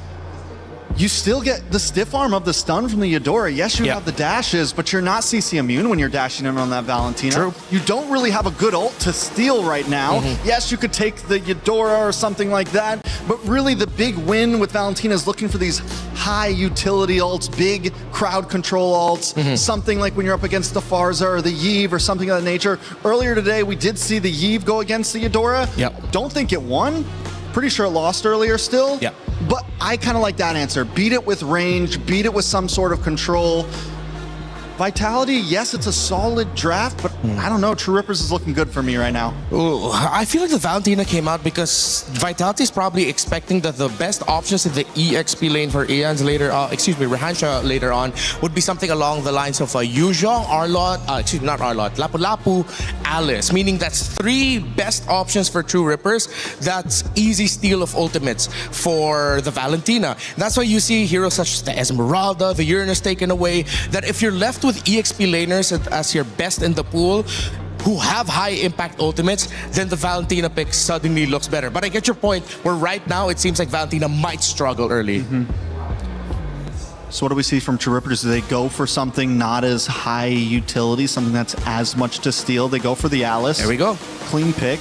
A little bit of crowd control to help kind of support the team of True Rippers. On the side of Vitality, they still need a gold laner. Do we see something like the Harith come in here? Is that a possibility? Decent dashes to possibly escape the Ling? Yeah, I wouldn't mind that. Let's see if they'll be comfortable enough with fighting under the AoE of the Ling and the Alice. Emon could make it work, but I think to be safer, they'd need something with a little bit more range. Even just playing it safe with the Claude wouldn't be such a terrible thing, but I think Emon, one thing he might be saying is like, hey, but if I go in and the Eudora still has her stun up, I'm wasting my Purify. So he said, you know what? All right, I'll give it a crack. Let's try it out. And the Bakito as well to close out this draft. One last pick here for True Rippers. You said you liked their draft, Trex, but now you've seen the completion of Vitality's draft. What does True Rippers need to pick up here if they're going to keep you in favor of what they've done? Need a big roamer, right? We need a big... Do we go big crowd control? We've seen the Minotaur get picked up, but then you give something over to that Valentina, which we've kind of worried about. Oh, wow. Now that's actually... You're not giving too much over to the Valentina. You have some dash to the back line. You have some possibilities. I mean, it's still, you already have nice crowd control with the Alice, so this could be workable. Yeah, with the conceptually high diving composition that you're up against, Badang loves going up against those kind of lineups. Yeah, you get that stiff arm. You get that stiff arm up. Well, those are the set matchups here so far, and it's two drafts that put MPL Indonesia winners up against India's best here in True Rippers, and their first chance at a performance where that trophy in the middle is at stake. $1 million prize pool, but this is just the beginning of that uphill battle. It is going to be True Rippers versus Team Vitality. Let's kick it over to your casters to start game one. Thank you so much, Terrain Day, and we are officially about to start this debut series from India's finest up against the Indonesian champions, Team Vitality. And it seems like we've solidified the Eudora in the meta so far, at least here in day one, together with the Ling. That they did. Brigida already an early flicker being burned out by Asuno, but that's fine. You know, that's what you got that for. This is usually what we see in the early game anyway. Some pressure in the mid lane. You want to go ahead and burn out some battle spells, or if you can essentially get a first blood, that'd be great. Let's go ahead and take a look, though, at the emblem setup. So far, again, Ling has been hyper scaling throughout today alone, day one. Paired up with Eudora, it works so well because you can set things up, but I love the Badang pick. As you can see, even the emblems that is rolling here for Kimmy, like you've just got good movement speed, good setup potential. Speaking of Kimmy right now, whoa, a little bit too much. Burning his own flicker, first blood to Vitality. I mean, the Badang is a really great pickup if you're just really looking to disrupt, if you want to interrupt whatever engages the opponents might do against you. But in those kinds of scenarios where they're just all going in at the same time, it's tough. Oh! Okay, Jens gets the purple buff. They're going to force this fight, it looks like, anyway. Early on, Kimmy picks up a kill. Some revenge now for True Rippers. They say, get out of my jungle. And the difference is Kimmy's not alone. Yeah, Kimmy's not alone. Kimmy had help there, so with that fist break at least landing and catching multiple opponents, then there was a better punish that you got to see from True Rippers this time around. Handing them over the very slight advantage you're seeing, but that's not a start that you'd want for a Ling jungler, because you really just wanted to interrupt his farming. You don't want him to get those early kills, but now you somehow got him involved in the early skirmishes this game. Oh, okay.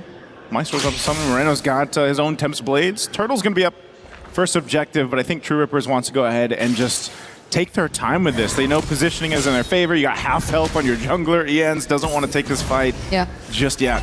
They're going to hold this though. True Rippers are at least going to position themselves here, but this is an Akai that we're talking about. An Akai trying to fight the objectives, but there you go. Finn finally shows up. There it is. There's a Throne of Ruin already used. Tempest of Blades comes down too. They'll just go for the fight. Moreno uses his own, and now Niall will lock down in there. Emon comes through with a Blazing Duet. Couple bodies drop in over here into this fight, but the fight for the turtle looks like it's going to go over to Vitality. That was too much crowd control from Team Vitality, and we were just highlighting the impact of an Akai in the objective fight. Oh, wait! He's 1 HP. Oh, Moreno's around the corner, goes in with the flicker to capitalize another kill. That's a massive win you get to see from Team Vitality, taking the objective and multiple kills across the board against True Rippers. Asuna will be here though. I don't think they will get to find any trades from this rotation that you're seeing. But Vitality are just so quick to convert. They're just so proactive across the map, winning it out. And now you see how much gold they've secured for Eman, which you would assume is not going to be the best possible matchup, considering that he is up against the carry, who, by the way, is also a Master Assassin. Yeah, wanted to basically go 1v1 in that lane, try to get the upper hand for Garcia, but you know, this is one of the cases, right? When you build this kind of composition that's supposed to snowball, and especially for your Ling, again, if you get delayed, then the whole team's affected to an extent, right? And you're talking about 2,000 gold lead. It's nothing too crazy. It's still early on in the game. But my main concern here, Brigida, is that next turtle that comes up. True Rippers definitely wants to get in a better position when it comes to actually taking the objective. And it seems like Team Vitality is just willing to go ahead and force a fight, you know, try to get the upper hand in terms of fight. Yeah, because I like that they're confident. They try to position themselves first, but hold on, Garcia's all alone here. Oh, Garcia's got no flicker too. You're just not going to be able to escape this. An easy pickup there as it goes over to Eman, plus the damage on the turret. Asuna too late to the fight. All right, so this time around, going back to what we were talking about, True Rippers, at least they do make some attempts. They try to position themselves early on. They have the slight advantage because, again, they do have their very own sources of crowd control. But the thing is, I feel like Kimmy is starting to become a much vulnerable target for Vitality because they have much more crowd control. Hold on, though, Ganail. Okay, I was going to say, what are they up to? They get the flicker out, though, from Garcia. So, again, a battle spell used. It just came off cooldown. And now you're not going to have it. Plus, your tier 1 turret goes down in that gold lane. How much gold has he possibly lost in that moment? And how much has went over to the hands of Eman, who's now 2-0-1 and who took all these energy shields from that turret down bottom? It's Vitality clearly having the advantage here in this upcoming objective. Asuna couldn't even go anywhere close, not even Kimmy, because I feel like they're really playing from behind. And this is an objective that they are going to give up. No trades across the map whatsoever too, so it's as if True Rippers are now forced to play reactive against Team Vitality. Yeah, they kind of have no choice here at this point, Brigida. They gotta either potentially look for an all-out play, but so far it's just been responding to what Team Vitality is doing. Rahansha too, 1v3, gonna get thrown back away from the turret, burns the flicker too, and goes down anyway. That's just how much of a lead Vitality has right now against True Rippers. Well, I'm not sure why they went back as well. It was possibly trying to take their attention for a much longer time, since True Rippers were trying to look for trades on the other side of the map, but I feel like even then that was a bit too much time because they would have gotten it either way. Oh, Kimmy goes in with a lockdown, but it's Eman. Doesn't even pop the Purify, but now he's going off. Tempest Blade's going to be used. They're going to force the fight anyway, and he'll get out. Purify used. Here's the conceal. Does Vitality choose the fight? No, they're just going to push into the jungle further. That is not the easiest target to catch if you are True Rippers. Going up against or trying to lock down the Claude on a Purify with the BMI, with only just the Badang to rely on for crowd control, because not even Asuna could come close. Garcia! Oh, Garcia. Just not having a good time in this game. A Fatal Links once again. It's Kimmy the target. Eman's in the area, but it's a double for Nile. And this is the thing, Vitality just choosing their targets at leisure. This is the problem for True Rippers. They don't really have an answer to this tempo that's been set by Vitality. Yep, wherever Eman is, that lane is just so active. You draw him a couple moments ago down bottom, and now it's already the tier 1 going down. And you see him up top, and now even that goes down. And Rihansha could barely survive this. Ian goes in though. Goes in, comes Blades, but you want to get out of there. Shogun's right here. He's charged up, goes in with 1-2 punch, and will take out Asuna under it. But can Kimmy get a kill? Convert it over? No, he can't. So it's again just True Rippers scrambling, looking for anything across the map. They're going to lose a tier 1 turret.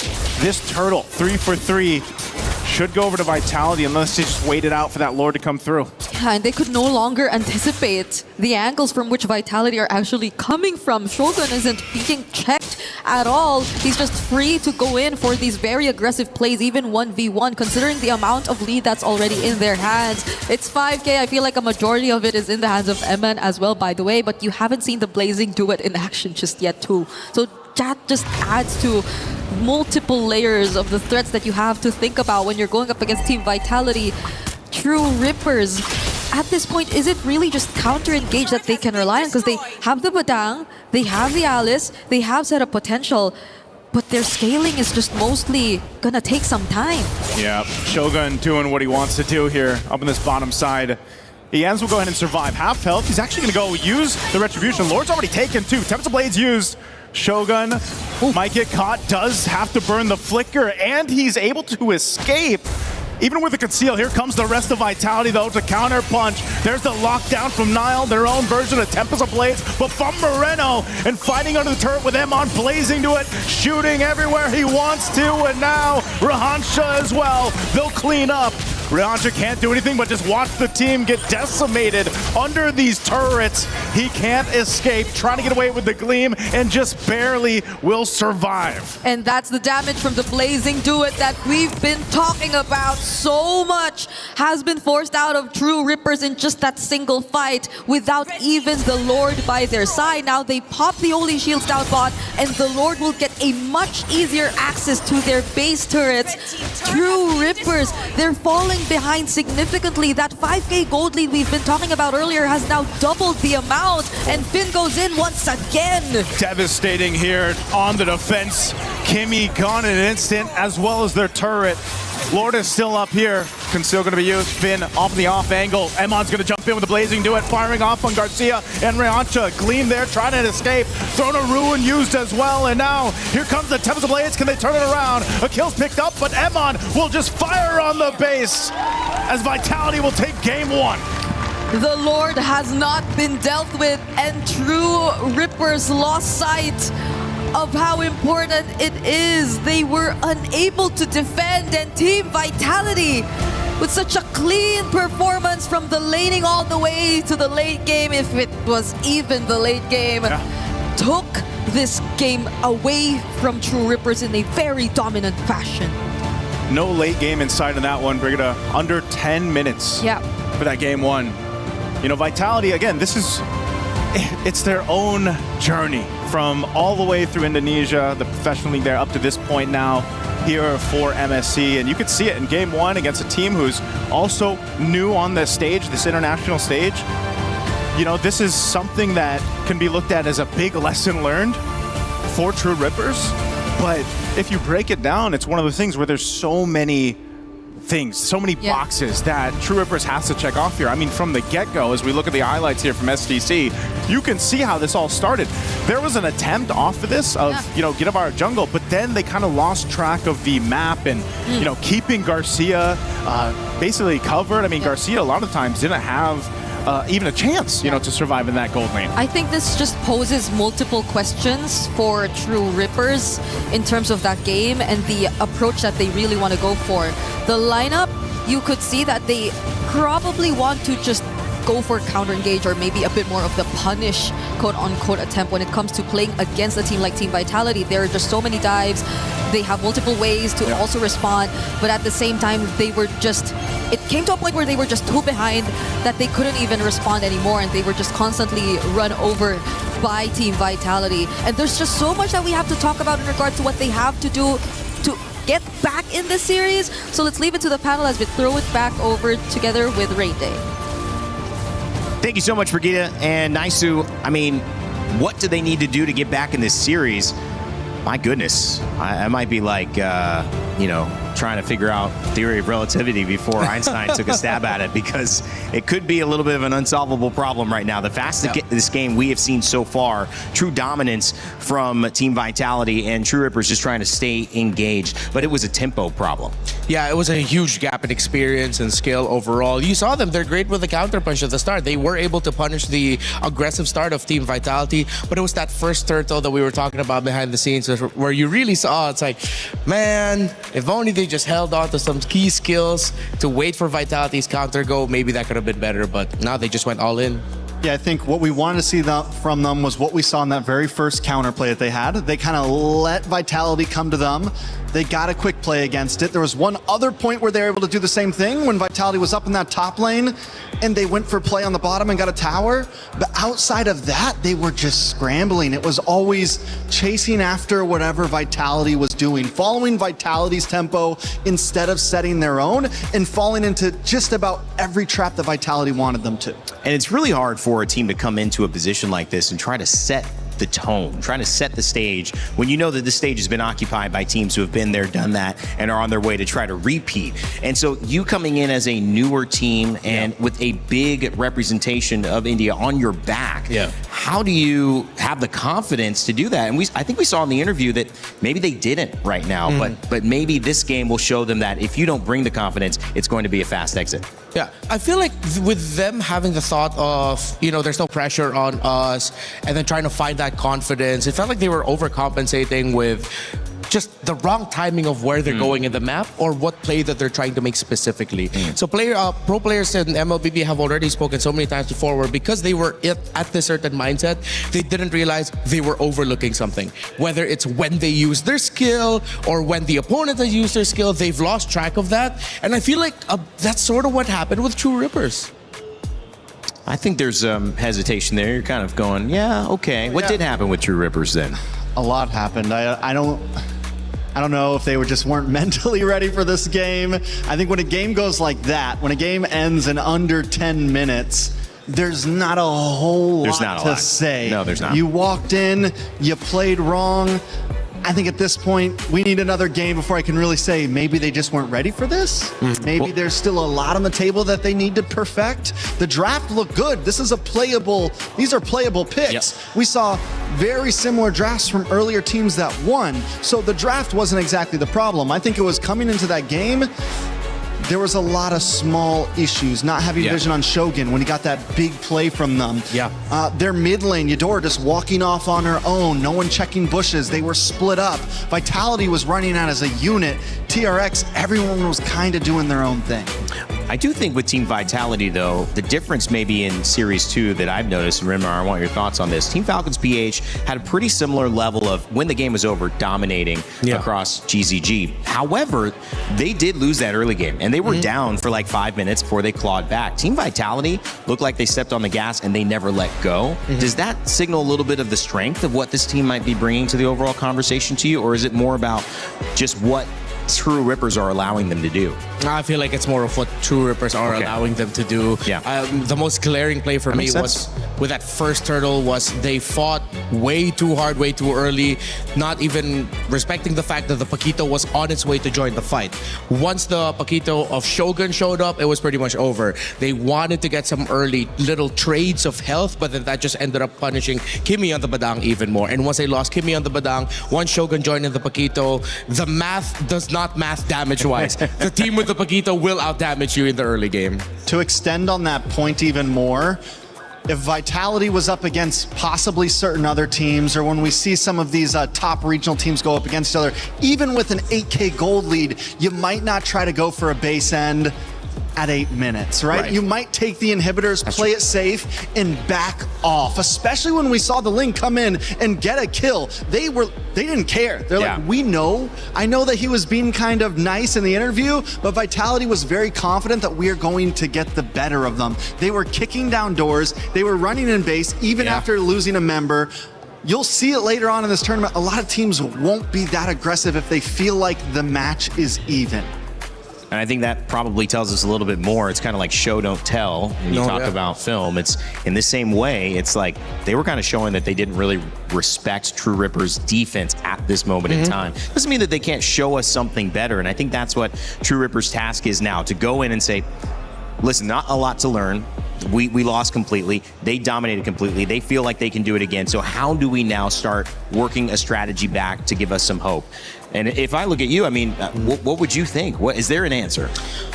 All right. Maybe if I was coaching this team, I'd have to talk to my roamer and mid laner real quick. I'll take a quick talk with Kimmy and Asuna. You mentioned a great point earlier where it felt like at times they weren't connected. Like they both wanted to do different things at different times just so that they could regain some sense of control in the map. I think it's best to start there. Okay. And then Rahansha, I feel like Rahansha's doing all right. We mentioned the early EXP lane exits to help your side of the river. He was able to achieve that, but it always starts with a roam mid trio. Roam, mid, jungle, how well are they rotating together? We focus on that. I agree. I mean, I think right now, and that's the problem that we're seeing from the side of True Rippers, some of that rotation was off. There was a few times that I'm looking, and the one fight that they did win, it was on, right? All three, the jungler, we saw the big setup from the Badong.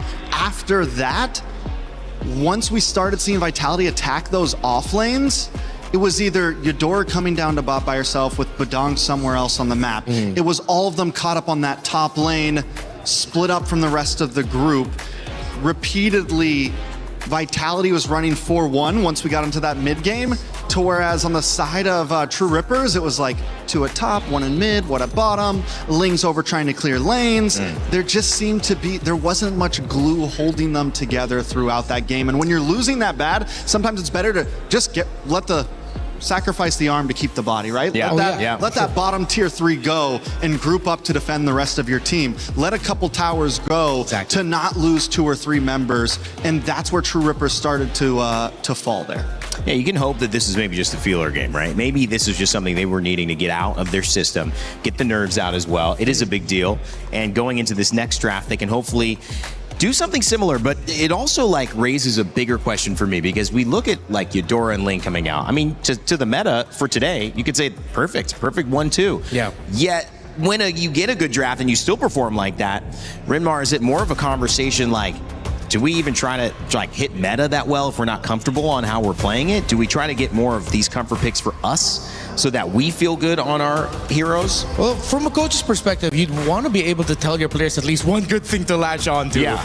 It's like, and that thing is right now, it's like, hey guys, our drafts are all right. You guys were able to handle that early game response really well.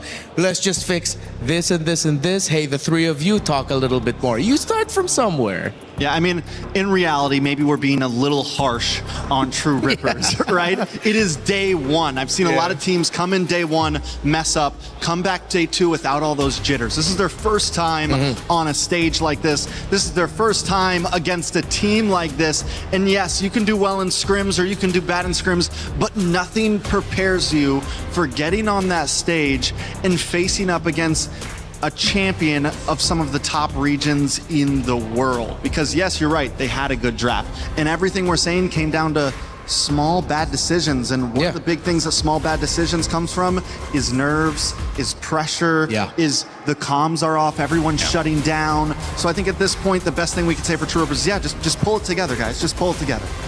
It's a big deal. I mean, you talk about MPL, obviously Indonesia, and winners of that and Team Vitality. But one of the things with regions, especially, and we know this in the Americas, Trex, where you don't have as many representatives, you don't have the highest quality of competition, you have a few stars that maybe make it and you put all your hope on.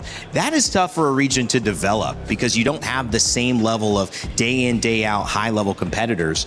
And so you got to say, yes, we have to look at this maybe through a different lens. Everyone at home still rooting for True Rippers. If you come in, everyone in the crowd waiting to see what's going on, a stare down. I like it. Just saying, I'm not looking away. Neither should you. Man didn't blink. He did not blink. He 1 to him, 0 to the cameraman. Ice cold. Ice cold. What's cooler than being cool? Ice cold. All right. Yeah, True Rippers, I mean, the energy is, we got to do something different. There is not much to talk about for that one. And you know, I think that can be disappointing, but it also can, you know, set up a conversation here. And that's why I try to give you guys the hard questions. I'm not going to take the E equals MC squared. I want you to look at these drafts and say, can you do any better? What can you do? Can you make it difficult for Team Vitality? I was looking at their bans, and honestly, their bans are great. They took out the Freya because of the Phobia's first ban by Vitality. It was the sensible choice to take out the Freya for True Rippers. They banned the Hirara and the Marcel. I wouldn't even hate on the Badang pick because we saw the potential of it. As tricky as it could have been to run, early on we saw that glimpse of, oh, so this is what this lineup could have done. Oh, this is what they look like when they're together. I think one thing that went really well for Vitality is, besides Finn getting his comfort pick in the Atlas, Niall's timing with the Akai on that every heavy spin was great. He wasn't always using it to engage. Most of the times he was using it to play defensively. All right, thanks True Rippers for using all of your skills. Let me punish you with my heavy spin, and then there's no way you can get away. So Vitality did a lot of things right. I think True Rippers maybe came into that game, you see the Ling get picked up. You see the Adora. It's an aggressive lineup, right? Yeah. To whereas Vitality, they took the utility jungle. They took the slight slow play. They had aggressive EXP laners. I think True Rippers maybe came in thinking, maybe we can beat them in the micro. Yeah. Maybe you come from a region like that, and you see it the same with NA. You see it with a lot of, outer regions in a sense. Great micro. They want to go for those team fights. They want to meet you face to face because that's what we're good at. We're good at brawling. Maybe Vitality needs to take the slower play in game number 2. Look for a more, we can kind of just bounce you off of us in the beginning. We look for our mid to late game. We try to slow things down in that first 4 minutes. Yeah. I'm all right with that too. Weirdly enough, there's a certain level of speed in taking it slow sometimes, where you're going nice and it's easy, then suddenly you go in for the surprise, you put the pedal to the metal, next thing you know, your opponents are wondering, wait, you weren't like this for the first 5 minutes, where is this impact suddenly coming from, where is all of this momentum coming from? And teams that aren't used to going up against teams like that will almost always get surprised by it, and similar to what we saw in game number 1, get run over. Dangerous Grass, our map choice, was Flying Clouds in previous game 1, so we'll have a little bit more cover towards that base and some of the areas on the map to see how that can help either slow it down or speed it up with those surprise moments Renmar was talking about. Heroes like Hilda always doing well on Dangerous Grass. Some of those more on-the-ground assassins instead of things like Ling that can kind of really take advantage of the extra hiding spots, right? So this time, True Rippers will be on the blue side first pick. We saw the Atlas get picked first last game. We've seen the Atlas get first picked before. Yeah. It's probably been one of the more popular first picks. You don't reveal your hand too much, and it's just a great roamer right now with the crowd control, the amount of movement it has across the map. It could definitely be a first pick here from True Rippers. Yeah, considering that they banned out the Valentina, I feel like that's exactly what they're setting up for, unless they have another pick in mind. If they suddenly swerve us all and pick an old surprise first pick and the juice in just because they want to take it away from Moreno, because this Valentina ban could be two ways, either because they want to set up an Atlas, or they saw Moreno and the Valentina said, I don't want any more of that. But then are they more into that mindset of taking away some of Moreno's best picks, one of them being the Juicin? Hopefully it's not that, and hopefully they're setting up for the Atlas. They ban out the Ling. So Jushin's still open. But with the Ling gone, you do at least take away some of that aggression. But Vitality doesn't need the Ling, honestly. Yeah. They've already showed, we can beat you with the Akai, and we get the swing back. So if they do take the Atlas on the side of True Rippers, Vitality still gets Akai, Jushin, something like that. So Vitality looking good on the swing back with the 2 picks from Red. If it is Akai Jushin and they go Atlas first, what do True Rippers respond to make it difficult for Akai to have the same level of impact they had last game? Oh, that's more of an execution question now. You're going to be able to poke it, constantly take away its health. A lot of the great impact that Niall had was because True Rippers already used their dashes or already used their skills that could stop the Akai. So a little bit more on the timing within the game itself. So in that question, is it just also prioritizing, if this is our weakness, we're getting caught out, heroes that have a little bit more mobility or have more abilities to deal with CC and still stay in the fight and be relevant? Yeah, that could work too, but then again, it's like, how are they going to use it? How are they going to use all those tools that they have? If their timing is off, it's going to go to waste. Honestly, first pick Jushin. Jushin's able to kite away from the Akai if Vitality wants to go for it. I know we were kind of like yelling about it, but then you still get the Atlas on the side of Vitality, but you pick up Purify on the Jushin, and then you can kind of play around. They end up going for the Atlas, so there it is. Yeah. We talked about Moreno. on the Jushin. Do we think it's a definite lock, Remar? Oh, if they do, that's gonna be a bit of an ego pick. An ego in the good way. It's like, it's that Vitality ego. It's like, I know we're better than you. Let me show you some of our old favorite tactics of like packing a sprint on this Jushin, giving it a Sky Piercer, and then suddenly it's just gonna go crazy because you gave it way too many kills early on. I could see them doing that, honestly. 2 picks coming up for Vitality. Atlas taken away this time for True Rippers, who start with that. We'll see what Vitality do to respond. With the way that Vitality won last game, they could also completely steer a new way. And Harara was left open, so we are going to get to see some aggression on the jungle of Vitality. As their second pick, Selena, this is exactly what I said. After winning game 1, we could see them take a complete left turn and kind of switch things up here. Okay, yeah, it wasn't the Jushin, but this definitely goes into that school of thought of, yeah, let me just show you how much better I am than you. That's a hell of a pick. You do not see Selena come out this early. This is coming from a team that... Oh, wait, no, I just realized. Coach Panda is with Team Vitality. The last time we saw him in the MSC stage, he wasn't able to fly out. But that was the meta of Atlas at Rome. Selena was one of the picks he wanted to pick up because at least you could set up some traps so that you could get vision. Now, this is surprising to me because the Uranus is one of the responses to the Selena in the sense of, all right, go ahead and waste your Abyssal Arrow onto me so you have a strong front line. But then they pick up a Yi Sun-Shin. This requires them also getting a strong fighter type in the gold because if they go double carries, it might be too greedy. Freya's not open. Yeah. They could go for...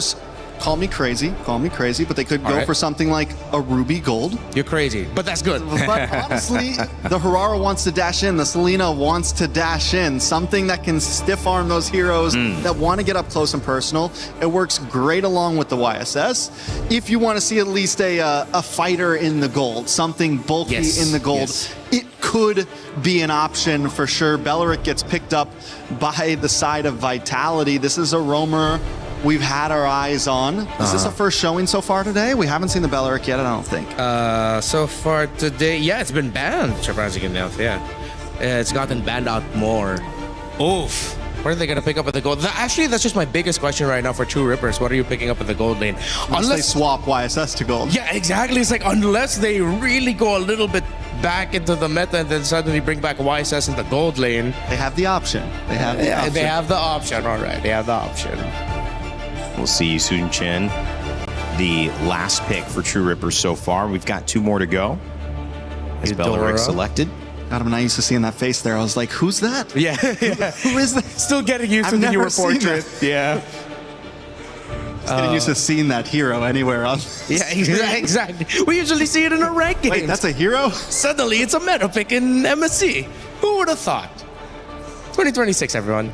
Earlier we said fire sometimes needs to be fought with fire. Sometimes you need to cool it down and try to go the opposite direction. In this case, fast game, fast win for Team Vitality.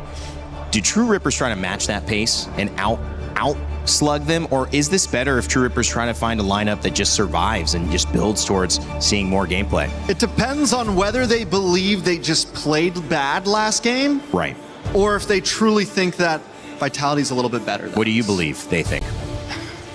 We're going to find out. We'll find out. We don't need to find out for you to believe. I mean, I don't know yet. Do you think they see it as a mismatch?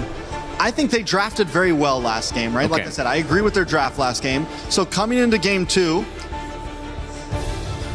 whereas it all nerves last game, right? Yeah. That's tough, man. That's tough. I already said that I think they should slow play this game. I don't think they should come in thinking we can just go all out. You're up against Indonesia, which is known as a brawly region.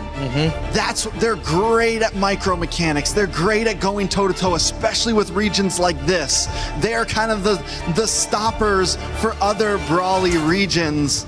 Don't get me wrong, Vitality have great macro, but they are ready to headbutt with you a bit. So I don't know if that's the direction True Rippers should go, but hey, they might take it there. They got a YSS right now, so they kind of have to.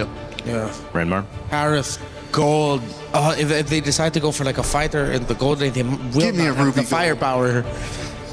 Ruby Gold, and then they're going to turtle it out and just hold the fort down for their YSS. With the Selena around, with the Herrera around, that's going to be a tough ask. Unless True Rippers are going to surprise us with a pick here. But no, they'll play it stable. They'll go for a double carry, a Gord in the mid, greedy lineup, but they have the damage. Maybe that's what they felt. I mean, it seemed like the tempo was they wanted to counter-engage, right? Yeah. So there was a lot of understanding that they were going to brawl. The choke comes out, and we were going to deal with the brawl. Maybe they felt they didn't have enough damage to properly punish the counter-engage from Team Vitality. So a different, but I think clear approach, Renmar, and what True Rippers wants to do in Game 2. Yeah, you can see the idea there. It's just with Uranus games, it's always really good or really bad because your EXP laner doesn't have strong crowd control, but the rest of them do. So the crowd control is there somewhat. To an extent, yes, you have some crowd control with the Moskov, but again, like, it's more defensive crowd control. And my big worry for True Rippers right now is with how they lacked crowd control last time, they were easily able to get dived on. It's looking very similar. All right, well, Game 2, will it spell another sub-10-minute win for Team Vitality, or will True Rippers be able to even up the series? Let's send it over to Naisu and Brigitte for Game 2. True Rippers cannot let this end sub 10, and they have to find a way back into the series in order for us to get into a game number 3, but Team Vitality, they just came into this with a Selena mid, very similar to what we've been seeing from their women's division, but also a Belric XP lane. Belric XP, man. I mean, we've been seeing so much of Belric the past few weeks that, you know, it's like, oh yeah, he's gonna go in the XP. There's an arrow landing, Moreno. Okay, Asuna at least holding on to that flicker. Nice little stun with the projectile. Has that damage on Finn too, but will be okay. This is one thing I have to say though too. Yeah, Belric and the XP, he's running the Revitalize. And so, just as the panel mentioned, you know, over in the studio, they said they like to fight. Indonesia loves to fight, and now they can extend them even further. An arrow's gonna land, you're thrown in the air, you have nowhere to go. First blood in the hands of the Maestro. Yep, the Belric and DXP lane, I think we are yet to see a successful game from, but the Selena has been very 50-50. We all know for a fact that it has been.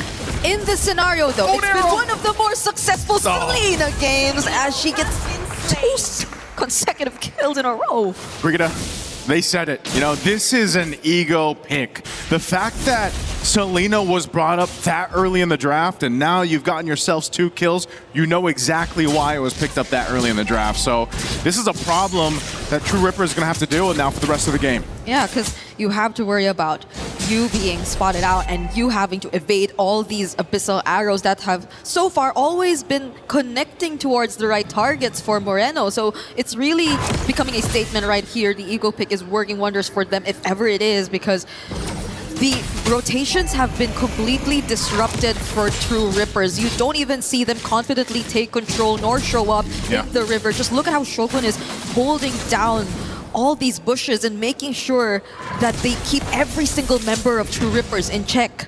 Let's see what happens here. Again, playing on this map too. Dangerous grass, extra bushes to work with. They're going to force out the rest of the members of True Rippers here for this fight. Mountain Shock are going to be used too. They're going to come in for lockdown, and SOD already thrown out. Good kill on Nile. This is what True Rippers need to be able to go ahead and secure themselves an objective. They have all the room to work with right now as Ians will secure the turtle. Fight's going to break out. There's the Gush. And True Rippers, they've awoken in Game 2. One of the tankiest members extending that fight, actually leading to an advantage for True Rippers right there. I don't think Nile nor the rest of Team Vitality had enough damage to just take down this Uranus, this Rehansha who's been just standing in the way for so long. Even Kimmy just baiting out some of their attention and taking in majority of the damage too, eventually allowing them to get access to Nile. So this is maybe one of the potential workarounds for this draft, is just really sustaining everything as much as you can, because mostly the damage is gonna come, yes, from Moreno. Like the burst damage, in terms of burst, it's really just gonna come from Moreno at this point and Nile. But as long as you get to tank everything, then maybe there could be a way around this for True Rippers. Yeah, that way is their tanky front line. Vision used. There's a whole wombo combo for Finn. Another kill picked up here for True Rippers. True Rippers are starting to be a lot more active than you expected them to be. A really great setup on that Fatal Links, as you've seen, but Rehansha too, the way that he's been moving around, I think it's really big help. And SOD, again, Suna with a pickup kill. Next one, looking for more in the mid lane. Arrow thrown out. Finn joining the fight. Has a flicker, but doesn't want to risk it, so they just disengage for now. Vitality now in this position where they're second guessing some of these engages against True Rippers, and that's exactly where they want to find themselves currently, because it's just you don't want to give too much over, right? This gourd, we've seen it before. There's a reason why the gourd has really picked up in the meta.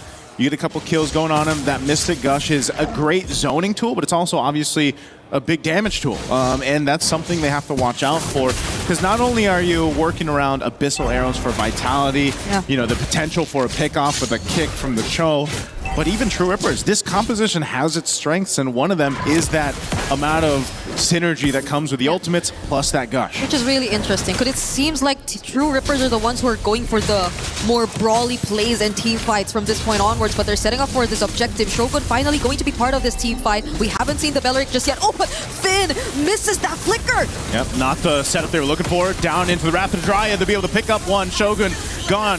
Emon under the Zaman Force. They're still going to be firing off, and if Finn falls again here too. True Rippers fighting Vitality, and Emon trying to get away, but will not be able to escape Ransha. True Rippers, they found their footing. If you want to fight brawls, if you want to go all out on team fights, then True Rippers are doing exactly just that. They're playing around Ian, they're playing around Asuna. And even if you wanted, or we wanted to point out the fact that maybe this wouldn't be, oh, hold on, Jans. Jans is going to be able to survive just 1 HP. Yeah. He cannot go down like that. Just as True Rippers were already getting the advantage. But going back, this seems to be a very straightforward approach for True Rippers, but it's working out for them really, really well. I guess we're starting to feel the demands of hope. Oh, he's going to go for the kill too. Went in for the kick. Jans able to get enough health back. And Finn is the one to get punished. A misstep there from Finn. Yep, so maybe we are starting to feel the demands of how skill shot based or how mechanically dependent these compositions are for the team Vitality. You really have to layer them out really well. It has to follow a certain sequence, whereas True Rippers can just be in your face. They could just create space, and they could just allow their damage dealer to do their thing. Team Vitality seems to be a bit more precise in terms of the teamfight approach. Oh, Emon. He tries to get away, pop the Purify too. An engagement in the mid lane. Zaman Force already dropped down. There's the Gush on Finn, trying to escape. An SOD thrown out as well. The Revitalize, though, helps the fight as they fight back, but Shogun goes down. A arrow thrown out, and now Finn looking for more. They re-engage once more. Nile not able to capitalize on a kill unless he can go back into this fight. He looks for the moment. He goes in under the turret, able to pick up a double kill for Nile. Looking for potentially more. And again, he has the Sky Piercer, so that's 2 stacks. And they've somewhat turned things around here for Team Vitality, at least for now. They're already able to lessen the lead, but Nile is still being chased by Rehansha here. Okay, we'll get the objective, but Rehansha. Can he escape? Yep. He's going to be fine again. This Uranus is very strong, and he's had a solid game so far. Again, 3-0-4. He is the bulwark for the team currently, but Vitality shows some fight in them.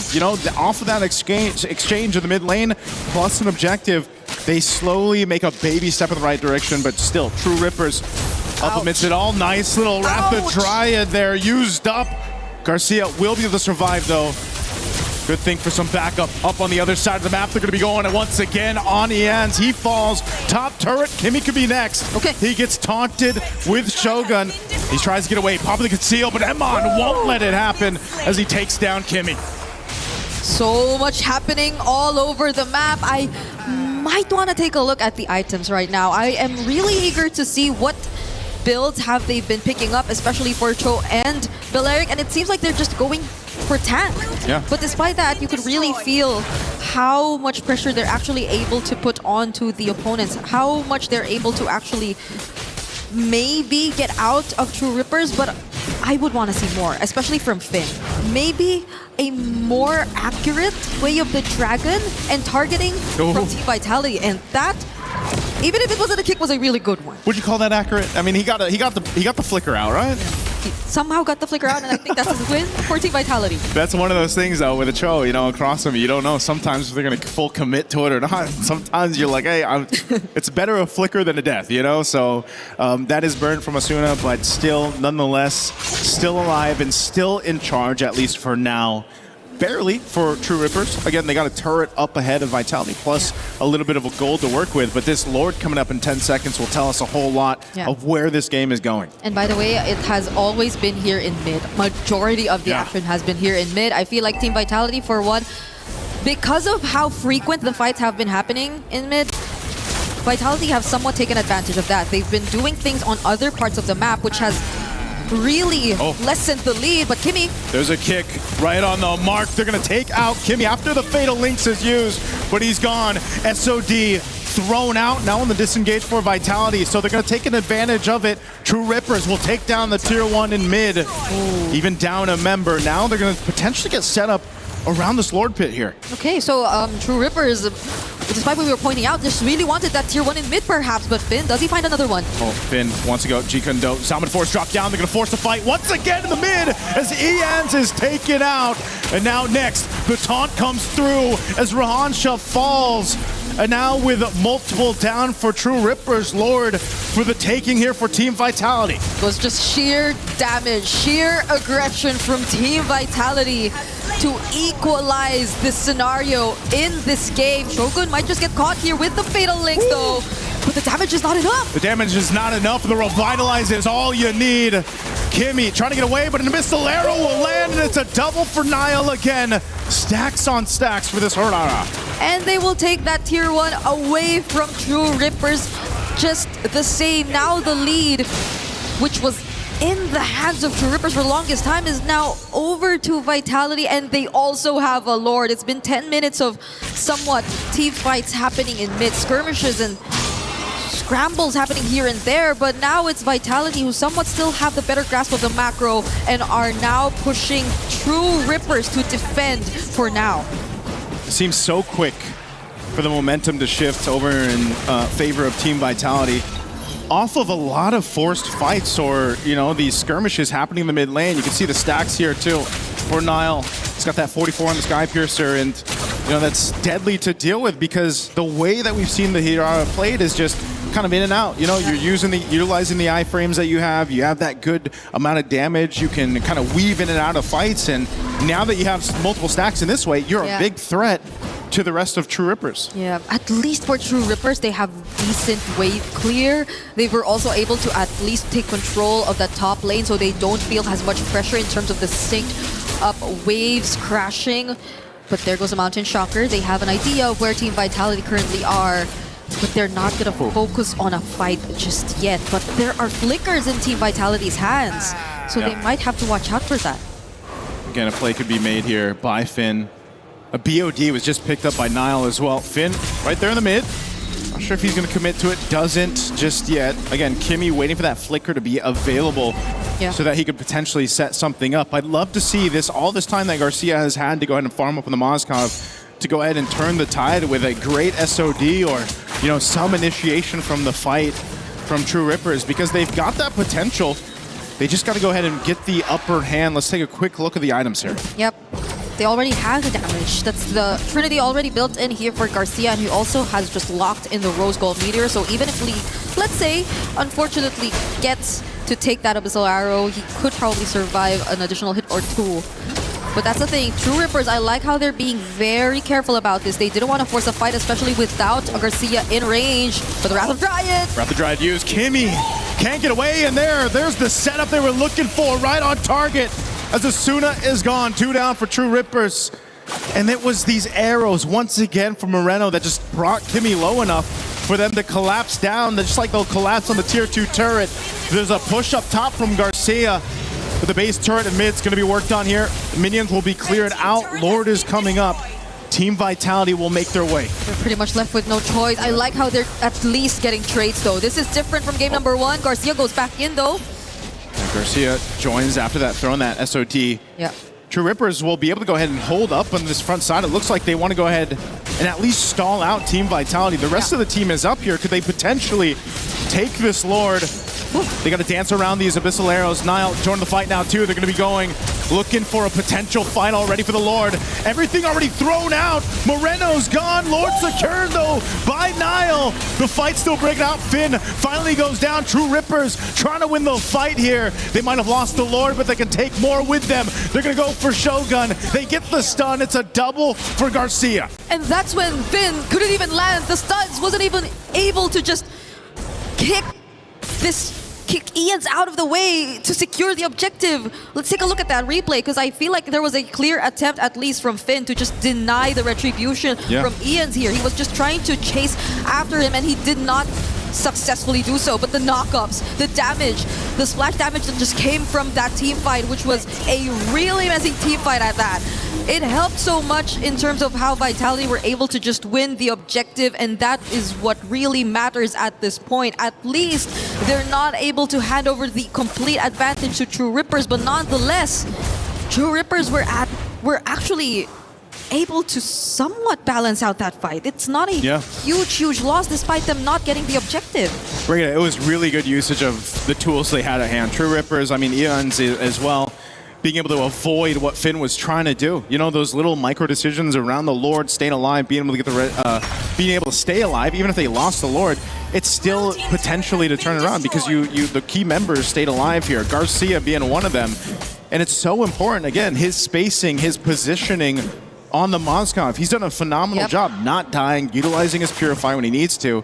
But now you got to be the guy to also turn these fights in your favor. And there's a whole lot they can do off the Fatal Links. The Conceal's going to be used, scouting out a potential target. They won't find it just yet, though. Yeah, and even the entries through the SOD, I think, have been really great for Garcia. It's not like he just goes in and puts himself in a very dangerous position. It's more calculated timing that you're actually seeing from him. Let's take a look at the gold distribution so far, and even in terms of scaling, I think he's been doing great, matching Eman in the gold lane.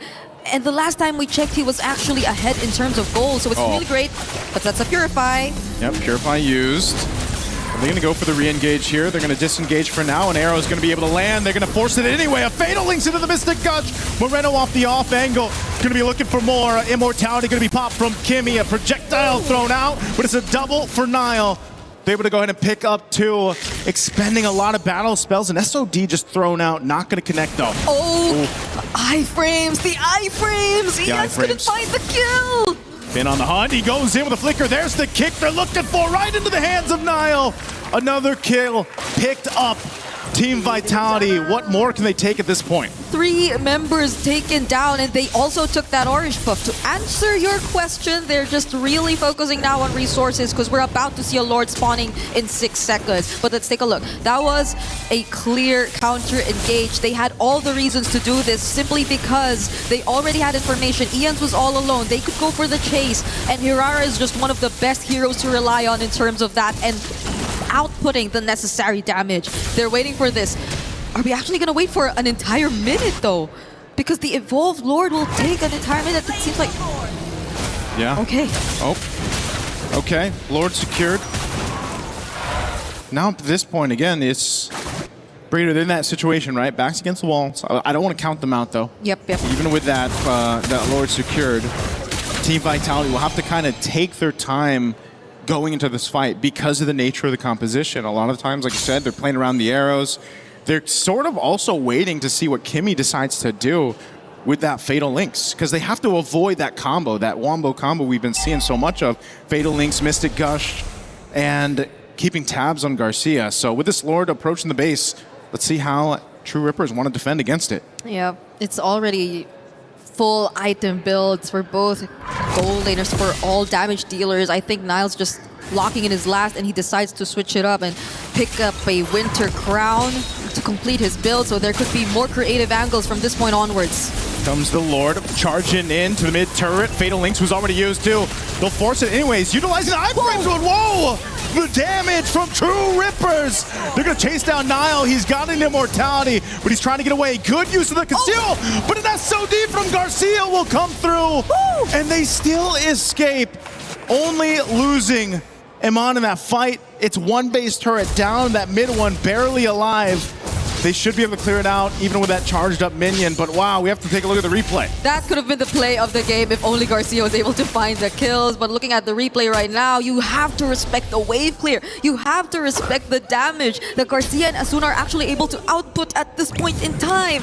The way that Vitality have actually somewhat lined up in that particular sequence really favored the damage dealers here from the side of True Rippers, and now they've completely turned things around. They're the ones who are approaching the base! Oh, they go in. Fatal Links used. Mystic Gush already expended.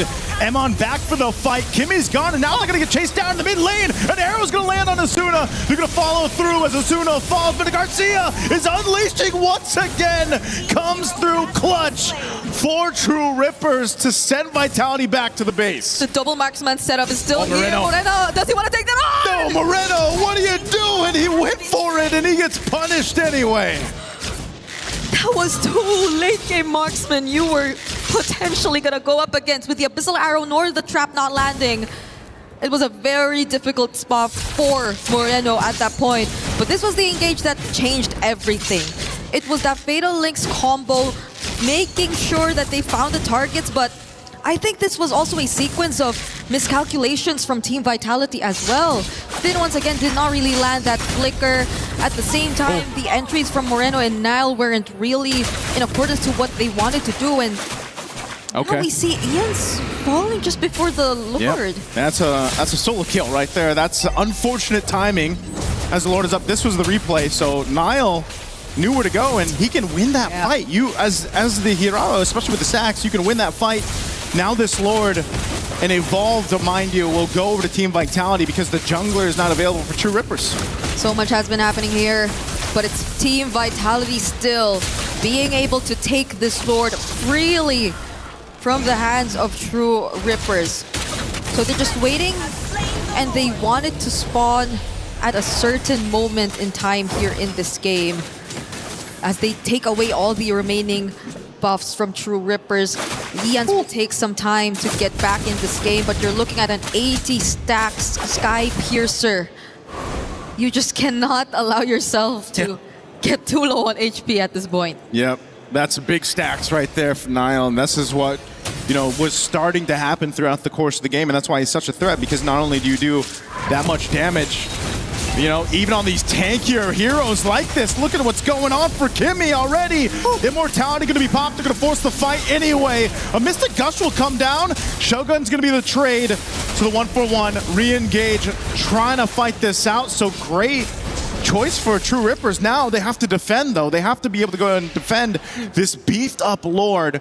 These waves all pushing in on all fronts. Yeah. Only 4 members left alive. But at least True Rippers took down their main front line. At least Shogun's gone, but now... Once again, Winter Crown going to be used. Can't withstand it. There's the kick.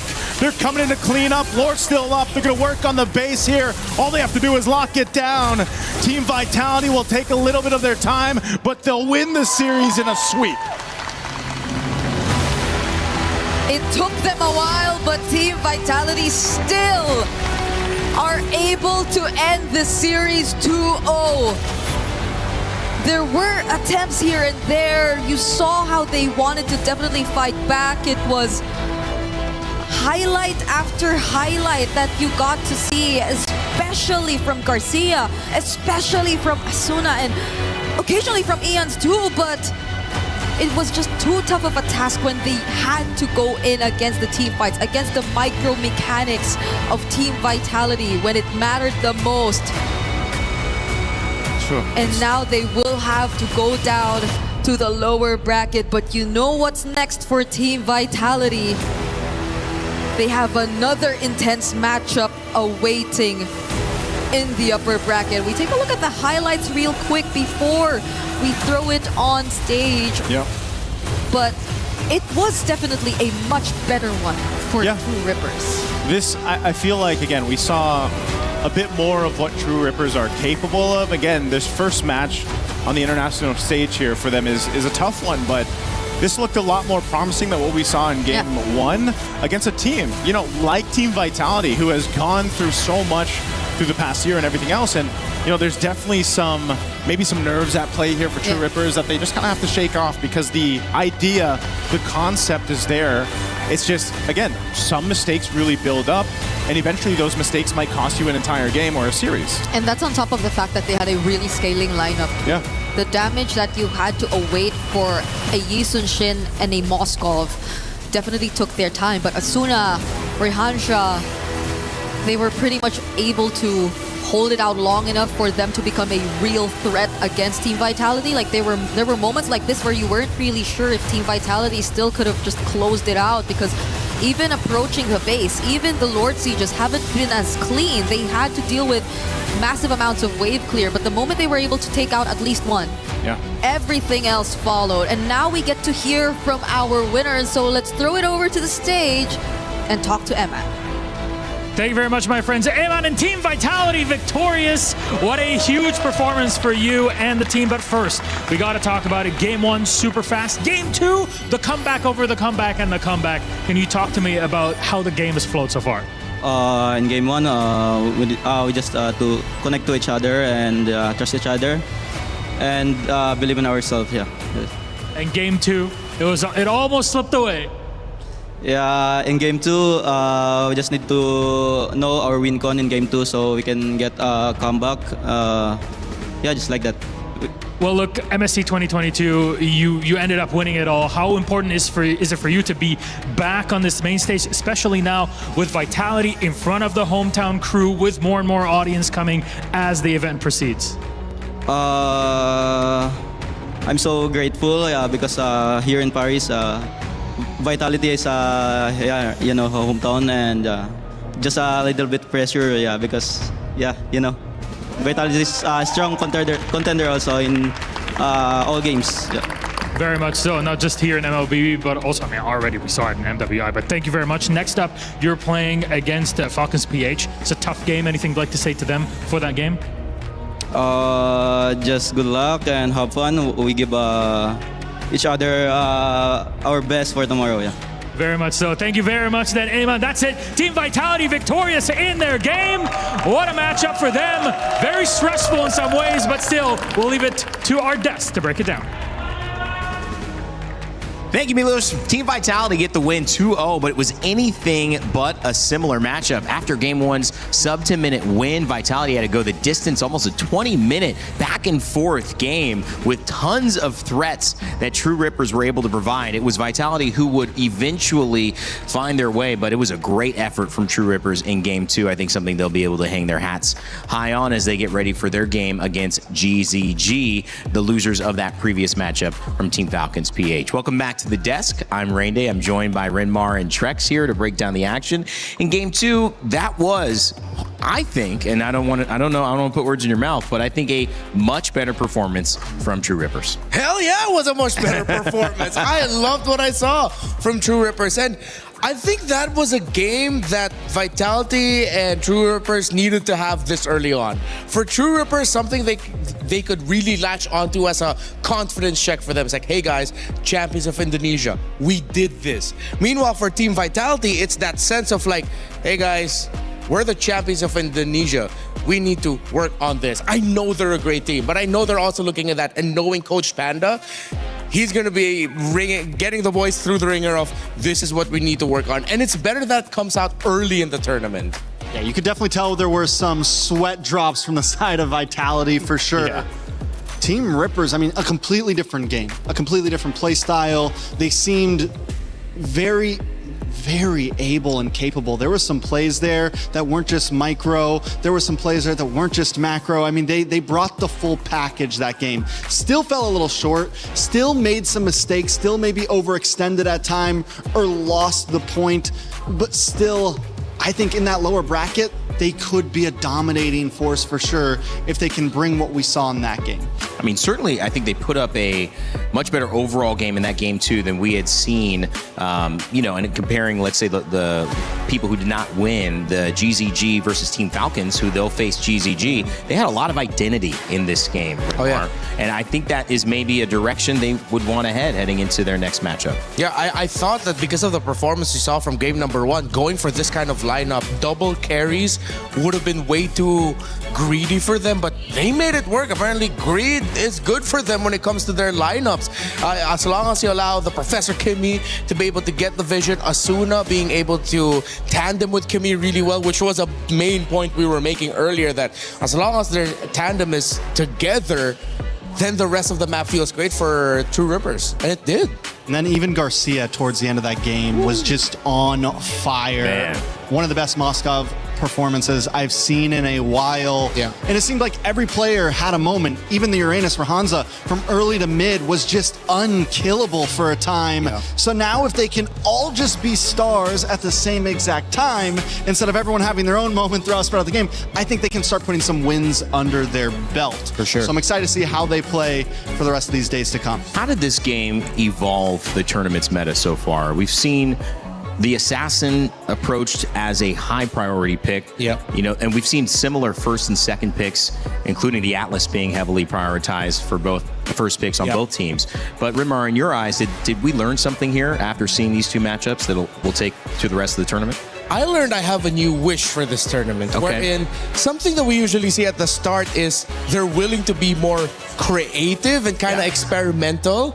Hopefully that isn't just a group stage thing. I hope this continues all the way until knockouts, all the way up until the grand finals, where you see teams taking these risks. Was it risky and egotistic for them to lock in the Selena for Vitality early on? Yes, but it was a big impact for the team. Moreno was a monster on that Selena. But then True Rippers answered with a Uranus, with which you told me the streets have some info about. I mean, yeah, Uranus is supposed to be a very good comfort pick for Rahansa there. And that also leads to what you were saying in a sense of, we're in a meta right now where comfort can sometimes be okay. There is not a set 10 heroes that everyone has to play. Even the YSS we kind of questioned, it did amazing. If you're able to pull it off, everything has a counter, right? Everything seems to kind of, you can go tit for tat. You can get a little outside of the box and still pull off wins. We saw it with the Selena there. I mean, overall, I think the meta's in a very good place right now, a place that we haven't seen it in a long time, if not ever. Seeing some more uniqueness on some of the hero picks as well, and seeing some uniqueness now in terms of these new matchups that will force maybe even more decisions from our players to expand their hero pool. As we look at our bracket for this tournament, it's Group A today. Group B will have their matches tomorrow, but as I've said prior, we have Group A and Group B doing their own upper bracket and lower bracket runs. So we'll see elimination matches now coming up for the 3 and soon to be 4 teams that will have lost these initial matchups. We'll then see qualification matches for Team Vitality and Team Falcons PH, Team Vamos, and the winner of our upcoming game, Team Ignite versus Team Spirit. And that will advance somebody to the knockout stage and send someone else into a decider match against either True Rippers and Guangzhou Gaming or Team Falcons Mena versus the winner of Ignite or Team Spirit. True Rippers versus Guangzhou Gaming is going to be a tearjerker because for so long, ever since we saw China come into the scene, we've wanted to see them do amazing things. And now we have this other new region coming into the scene that we're hoping to see do great things. Yeah. And no matter what, one of them are going home. Yeah. That's a tough match to have to watch right there. Yeah, May was one of the first names we saw perform in an international tournament for MLBB coming out of China. And then now he's at the risk of, he cried when he won the qualification tournament because he's been wanting this for so long, to make it into the group stage, not just be stuck in the wild cards. But now instantly at the lower bracket, up against a region that's been, again, desiring to be part of this scene for the longest time. It will be a tearjerker in that matchup. You could also look at it on the flip side that either way, somebody's moving on. So you got somebody to root for who definitely has a great story coming into it. As you've been having a lot of fun with Mobile Legends Bang Bang, like us on the desk and our casters and our players, we think there's something else you might enjoy. Make sure to check it out. It's a new idol adventure in the Mobile Legends universe. Take a look.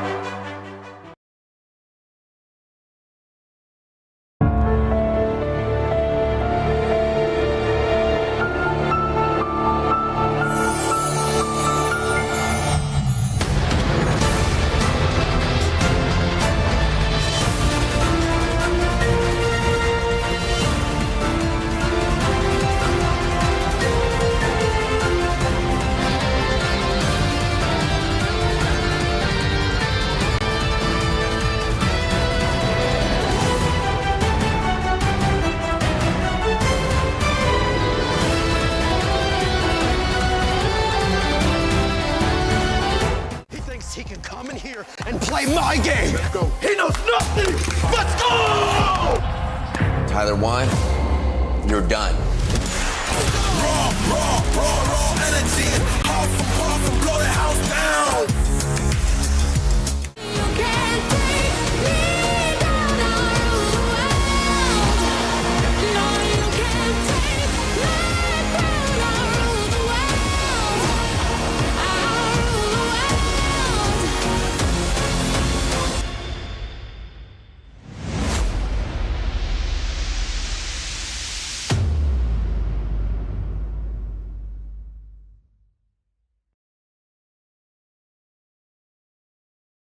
Play is in our DNA. Whenever we let it out, it becomes our superpower. Now imagine an entire city being built to supercharge it. Kadir City, powered by Play. If you enjoy the 16 teams here at MSC battling it out for $1 million prize pool, well, you're going to enjoy ENC, the Esports Nations Cup, where more Mobile Legends Bang Bang alongside 15 other games will take over Riyadh for 4 weeks of competition in search of the ultimate prize. Be ready to witness history there at the Esports Nations Cup. I know it is going to be a blast. We'll have another game that I know of there as well. It's going to be a lot of fun. All right, guys, welcome back here as we kind of get ready to preview our next match set. It is going to be Team Ignite versus Team Spirit. Gentlemen, Brynmar, Trex, what do we have to say heading into this? We've obviously seen 3 great games today. We've learned a lot about the meta. What are you hoping to learn here as we head into this last one? Well, for this one, I'm actually hoping for a much closer game. Although Ignite Gaming is newer on the block and Team Spirit as an entire team have a deeper wealth of experience, I want to see these two teams challenge and I want to see them fight. Yeah, I think I'm hoping this can be the one that goes all 3. I think it's very, very possible. Singapore has been known to have some decent showings in MSC in the past. We've seen them be able to pull up and get upsets. Team Spirit, on the other hand, has just been an overall dominant force. Yeah. They've never gotten, grand finals. They've been hunting it for a while, but they have consistently been the gatekeepers to teams that want to get to that top 4. Yeah. They're consistently a team that is able to keep anyone else at bay because they're going to be the next ones to get to that grand final spot. Talk to me about Zhao Egoist. He had an opportunity to maybe play. Didn't really work. He's under a new jersey from that maybe time to now representing Team Spirit. His potential is off the charts. Yeah, we got to see a glimpse of how he'll play in a big international setting in our last World Championship during M7 when he was finally eligible to play, and he looked great there. There were so many players, pundits, and personalities who looked at him and said, oh, that's the next big thing.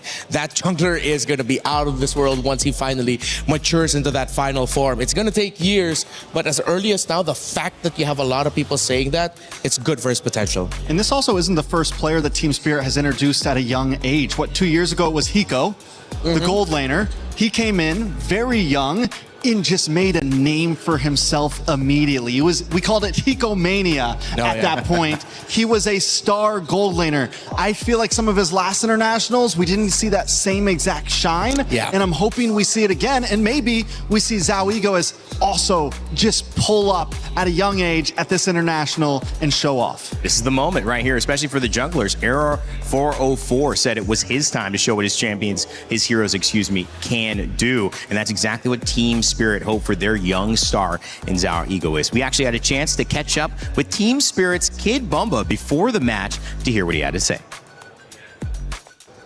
We are now here with Kid Bomba right before the match, and obviously we do get to talk to you, and we want to, fact check with you, pulse check with you as well. What's going on? Nothing much. We're just waiting for the game, to be honest. We're happy that we can finally play. We had a really long boot camp, so I'm really, really, really excited to play, actually. 3 reallys, because I've been just waiting for this, This tournament doesn't have a lot of games, so I want the best to be in every game, so I'm very excited. Very excited. And of course, you said earlier on that you had a boot camp. Where did you boot camp in? Malaysia for 3.5 weeks. It was a very good boot camp, very productive. One of the best that we've had. Wow. And like I said, we're just looking forward to the match. What did you learn from Malaysia that you're gonna take here? Is it more, strategy maybe? I mean, just be general. It's okay. It's not Malaysia because we were scrimming against every team, right? Every Asian team. It's not that we scrimmed against Malaysian teams only. I mean, we get what we always get. We get better in decision making, in our tempo. Generally, everything that just is better in Asia than it is in ECA. So we adapt and then we implement our own. So do you think that's going to be the big difference maker? I mean, last time we saw you at MSC, it was 5th to 8th placer. And now you're coming back here with, of course, more spirit. Get it? Spirit. I mean, teams know us as like weak mental team in hard games against like Asian teams. Struggling when we have a lead. But we want to change it this tournament. So we're going to show our best. And I'm 100% ready to give it my everything to show everybody that we can actually do something this tournament. And if it's not going to go out well, then it won't happen. Everything will happen like God wants it to be. Amen, amen, amen. We will see it. I'm pretty sure you guys are going to do well. But before you do well, obviously your next matchup is against Diablo. Now, talk us about the laning phase. I mean, we know Diablo to be a player that's also very, bombastic. He has a lot of things under his sleeves. Is there any particular preparation that you have for the laning phase against Diablo, seeing as the EXP lane is so important now? For me, he's just a normal opponent. For me, every opponent that I face is just a normal opponent. I don't think highly of them. Laning phase generally for me it doesn't mean a lot. For me, it's about the team play. In laning phase, I just try to do my best. If I win, I win. The goal is to always be equal. The goal is not to win for me. And yeah, that's about it. I don't think I'm gonna have any problems. Okay, so that's a little bit of insight coming to the EXP lane from Kid Bomba's perspective. And into the next match, obviously, we do want to know, maybe do you have a message for Diablo?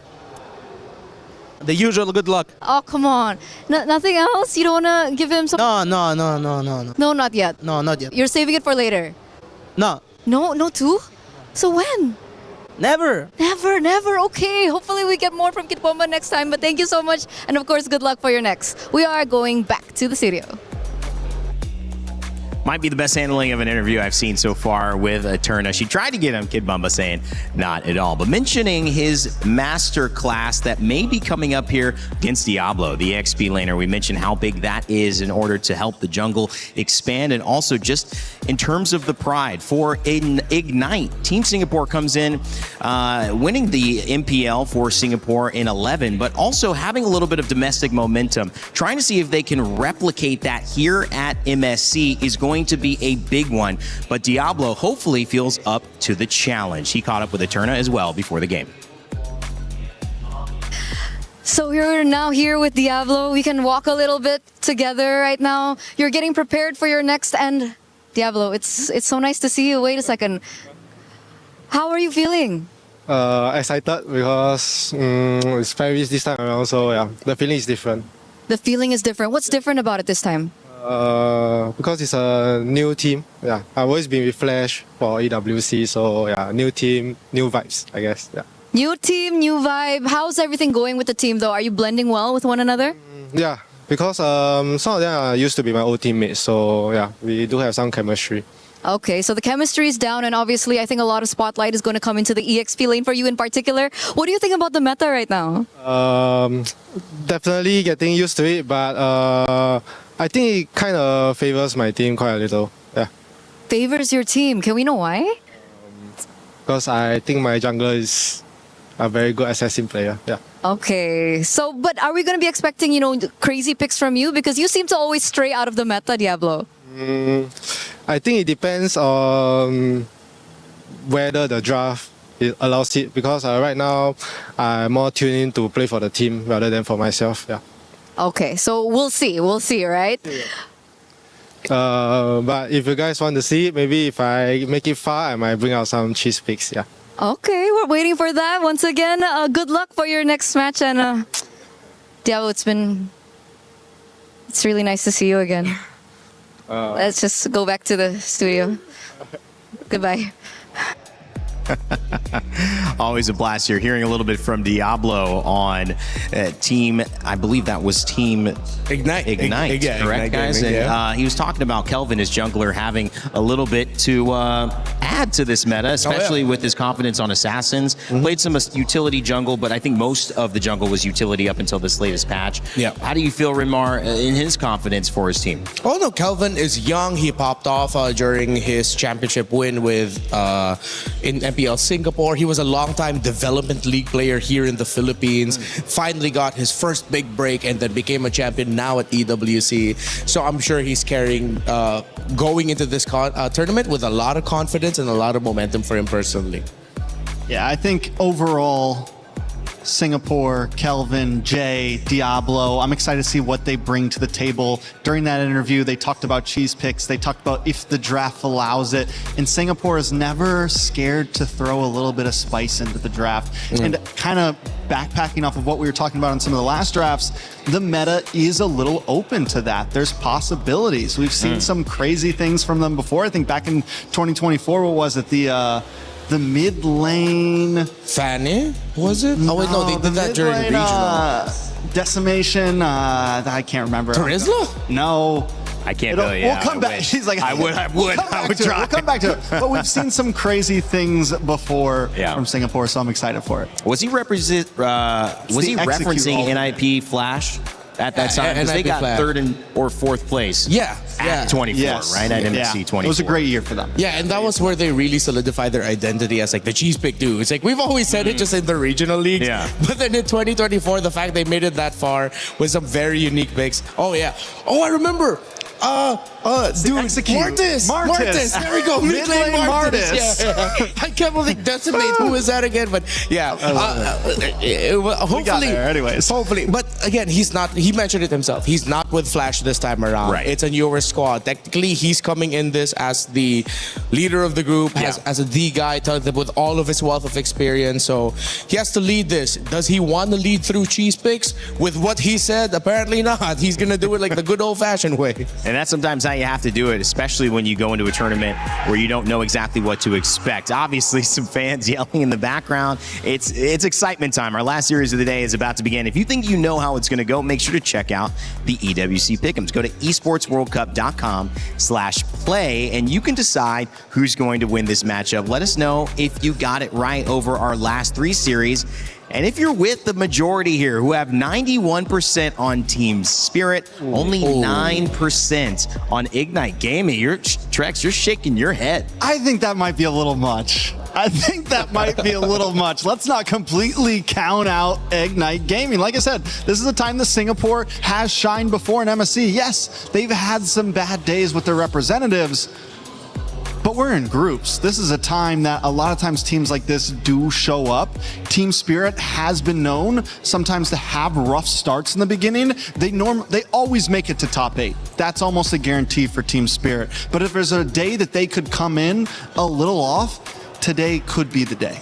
Yeah, and they have a good chance to make a comeback. They've shown it in the past. Both of these teams great at making comebacks through lower brackets. Big narrative of the day. Are we learning more about the meta, or are we learning more about how these two teams are showing up with their individual narratives? Because both playing for something, we look at Ignite trying to get back to what Singapore had done a couple of years ago here at MSC. Team Spirit trying to prove that they can compete at these levels as well. Yeah, I feel like this veers away a little bit from the meta discussion. This is going to be a little bit more of a personal story for these two teams as individuals and as an entire group.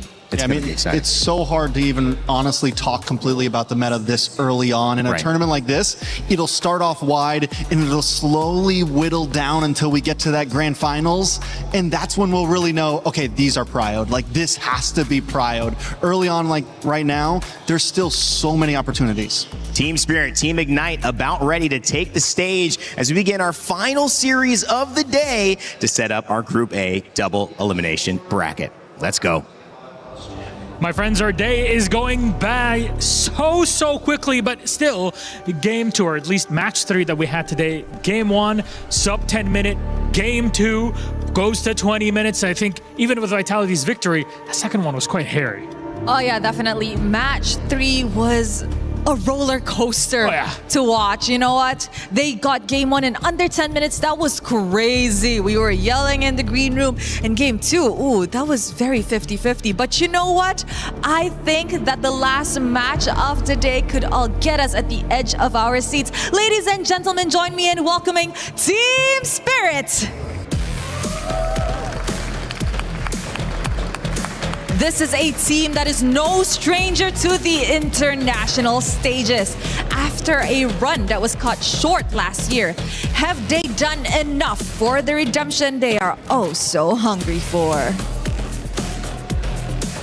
Team Spirit are no slouches, I tell you that, fair enough. But I'm telling you, on the other side is a team that has still a lot more to prove in this moment. So let's bring them out. Please join me in welcoming Ignite Gaming. They've set the stage on fire. From community qualifiers to the international stage, their underdog story starts today. Their unpredictabilities help them win upset after the next, no matter their opponent's experience level. I'm telling you, the other side, it's a lot of experience. Yes, but let's not forget some of the players for the side of Ignite Gaming is also no stranger to the international stages. Both teams are looking to prove themselves today, but only one will come out on top. Then, gentlemen, please, you may place your keys. Go ahead, Ignite. Go ahead, Team Spirit.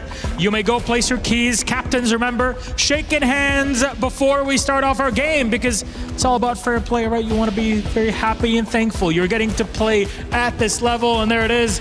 Gentlemen, we avoided the fist bumps, and we got the handshakes in. Our game is set. We're all ready. Let's send it back to our desk and get this one rolling. Team Spirit ready to go up against Team Ignite. What a game we've got to close out day 1 here of our group stages. We've got plenty of days. I think it's 9 here with MLBB on the Lenovo Legion Gauntlet. And so the road is truly just beginning.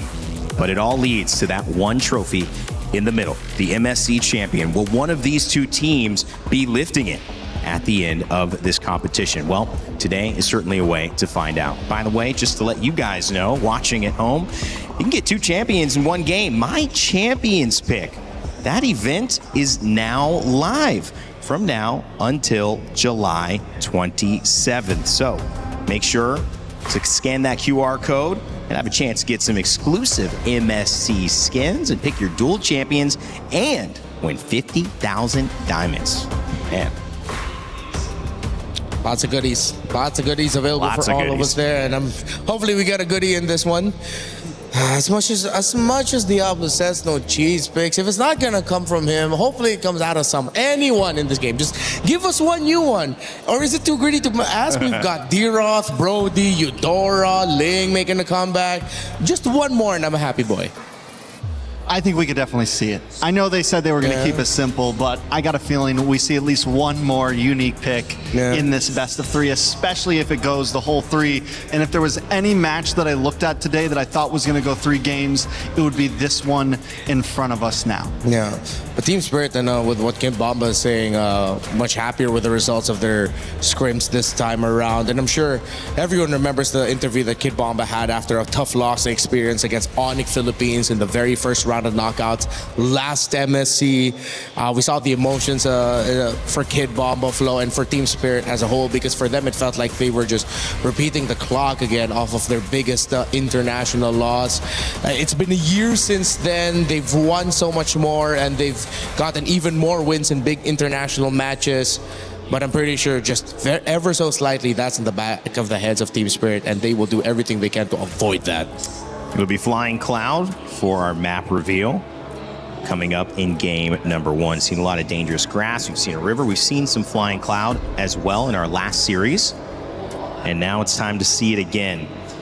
This is the end of match day 1, and those coming into it, everybody is still alive, win or lose here. But if you lose, not only do you lose the chance to have some momentum, but you get put into an elimination game the next time that you play. If you win, you're in the upper side of the bracket for your group, and you have a chance to lose again or advance straight to the next round. So lots at stake here for both of these teams. 2 contenders, some would say very evenly matched, ready to begin their draft. All right. Hibana, the Fanny and the Freya taking away, again, a Fanny pick for Zar Egoist. I expect Ignite Gaming are preparing a game plan where they control the jungle, whether through the draft or through aggressive rotations, just so they can keep tabs on Zar Egoist. They take out another one. They don't want the Herara. They really are trying to minimize the hero pool of their opponent. But with that, I mean, we saw Ling get first pick and Team Spirit go for it. Yeah, Team Spirit has always kind of favored an aggressive jungle. Even when there was opportunity for something utility-based, they like to pick up things like Suyo in the past. They like, now it's the Ling, even with the Herara and the Fanny gone, they immediately lock that in. And a lot of teams have been going for roamers as their blue side first pick. Team Spirit, on the other hand, they want to make sure that Egoist gets as much as he can out of this draft. Valentina coming up in response alongside the Cho. Yeah, very quick answers here for Ignite. But with this Valentina early, they have to watch out that Spirit are going to end up with those long-range mid laners for Sunset Lover. And not even just that. He's great at the heroes such as the Lily as well, but they're playing it close to their comfort. They pick up a Juice in. So Team Spirit, you know their mindset. It's control, but through multiple angles, through a very strong EXP laner, through a jungler that rotates fast, and of course one of the most annoying mid laners to go up against. It's an aggressive lineup right now from Team Spirit, but I will say Ignite have some ways to close the distance, have some ways to get in onto this Jushin. The Valentina isn't horrible against it. Yes, it does get outranged, but with the Cho behind it who can quickly dash through that beacon, quickly look for those pickoffs, the Jushin doesn't look as strong as it normally would. We're seeing the Valentina a couple of times here. Trex, why do you like it or not like it? I think a lot of it just comes down to the matchup. Right now, it's great because you get to steal these skills. It has movability, it has opportunity, and here in this matchup, I do kind of like it, especially paired up with the Cho. Normally the Jushin has so much priority and so much control, and the way to get past that is quick dashes. Quickly close that distance and don't let her just keep that beacon on you for more than a second or two. Yeah, for Ignite Gaming, you mentioned about aggression from Team Spirit, but Ignite, they want to match it. This is going to be ending up as a battle of who gets a better early game. Those little decisions that make the difference between you losing and you winning in the first 3 to 5 minutes of the game. I think we might get a wish, our wish of this will be one of the closer, more exciting games, because based on the first 3 picks alone, you're going to see a lot of aggression and a lot of trades. I really hope we don't get that type of game where it's like, oh, this lineup, both of them, they're great for fighting, and then they both just play so defensively, waiting for that turnaround moment. I hope we don't get that. I think a lot of it will come down to what Team Spirit locks into their roam position here. Right now, with the Cho, with the Suyo, Ignite's going to want to play opposite side of the river. They're going to want to look for those pickoffs. We're going to want to see this Cho hanging out on Team Spirit's side of the map. So if Team Spirit can respond to that well and maybe push back and stop that from happening, look for those pickoffs themselves, because you're right, both junglers want to try to get a kill or two in the first 5 to 6 minutes. Yeah. With there being a Cho on the side of Ignite, I would like one more pick with maybe much better burst, something that can really make the most out of the pick-off style of the Cho, but Team Spirit still end up banning the Brody. So that was the pick that I was thinking. Now they might just be stuck with a typical carry Claude trade. I don't see a Harith slotting in here anywhere unless like they're really confident. I think we're still going to see the traditional basic attack marksman. I like the Claude here for Ignite. You're able to escape away. You have the BMI with all the dashes already with the Paquito and the Ling. I think carry's a little bit too immobile, a little bit too much of a sitting duck. Oh, yeah. Oh, wait, Moscow's still open. Is Harith also still open? Yeah, Harith is open. Moskov, another decent pick, especially if the Paquito tries to come in. You just kind of stiff arm him away. Yeah. Even make space between itself and the Ling. That's just what I was thinking of, like some instant crowd control. Oh, Urine is making a comeback. Back at it again. I think this is going to be the Diablo pick. Yeah, definitely the Diablo pick. Diablo. 2 more picks from Team Spirit here. They still need a roamer. They still need a gold laner. What's the big roam pick? Do they go heavy into crowd control here? We've seen Sawo and things like the Grok before. Could be. Oh yeah. Brock Sowell, okay then here? something with like a carry to shred through the Uranus. Because you need more shred here. I mean, you have strong bursts with the Paquito, the Ling, but you can never go wrong with even more basic attack damage, considering there's a lot of mobility on the other side. Oh, they go Esme? Esme Gold? So wait a second, fighter off lane? Oh, yeah. So an older approach and tactic where they put double fighters and then they're playing their carry solely through the Ling. Their Ling is their basic attack damage hero. Plus the Paquito. Paquito hurts. I mean, they do have a good damage profile even without the marksman because of the Paquito, because of this aggressive EXP laner. Interesting. Maybe Ignite were reading into that considering they picked up the Uranus. But even with all of that, the Uranus is definitely going to feel the hurt here. You got a Claude here, right? Against so many fighters. Yeah, or the Moskov, either of those two. The Claude would be great, again, as you mentioned, because of the mobility. BMI out. They go down the Moskov route here. Interesting choice by Team Spirit. Another unique approach to the meta. It's not cheese picks as we asked, but it's a new element and a new layer to how to play the game. We saw a lot of these. We saw a lot of this over in the Amers. Yeah, the Amers, MCT. yeah. We saw a lot of fighter, a lot of, kind of funnel strategy, especially with the ability to have these high damage EXP laners.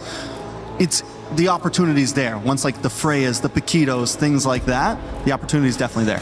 Esmeralda versus the Uranus. Diablo and King Kid Bomba going up against each other here in what should be a creative and impactful EXP matchup. We'll see who can take game one here in our final series of the day. Team Ignite versus Team Spirit. Let's send it over to our casters to kick it off.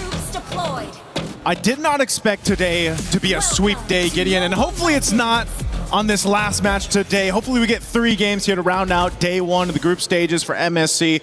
This draft, though, is something we have to always talk about. I mean, today has been a little freaky in the draft, man. I have to admit, it is a little freaky here, but let's see what the adjustments are going to be, right? Double fighters have come into play this time round, and I think that IG has a bit of work to do, right? First off, we're already starting on a different side of the map just in case things go wrong for Moskov. I'm looking at the emblem setup as well, and it looks to be a very, very good spread overall. We're not looking for anybody who's trying to go above and beyond with the Master Assassin on a TS's side. Even the fact that we have a gold lane Paquito, man. You know, in the hands of Hiko, again, one of the youngest players before that came through the league, made a big statement on his first international appearance, just a couple of years ago. But the thing is, now you have a Paquito in your favor. You're running this kind of double fighter setup for this composition for Team Spirit. And this is what I like about where the meta seems to be going as Salo gets kicked around a little bit here by Jay.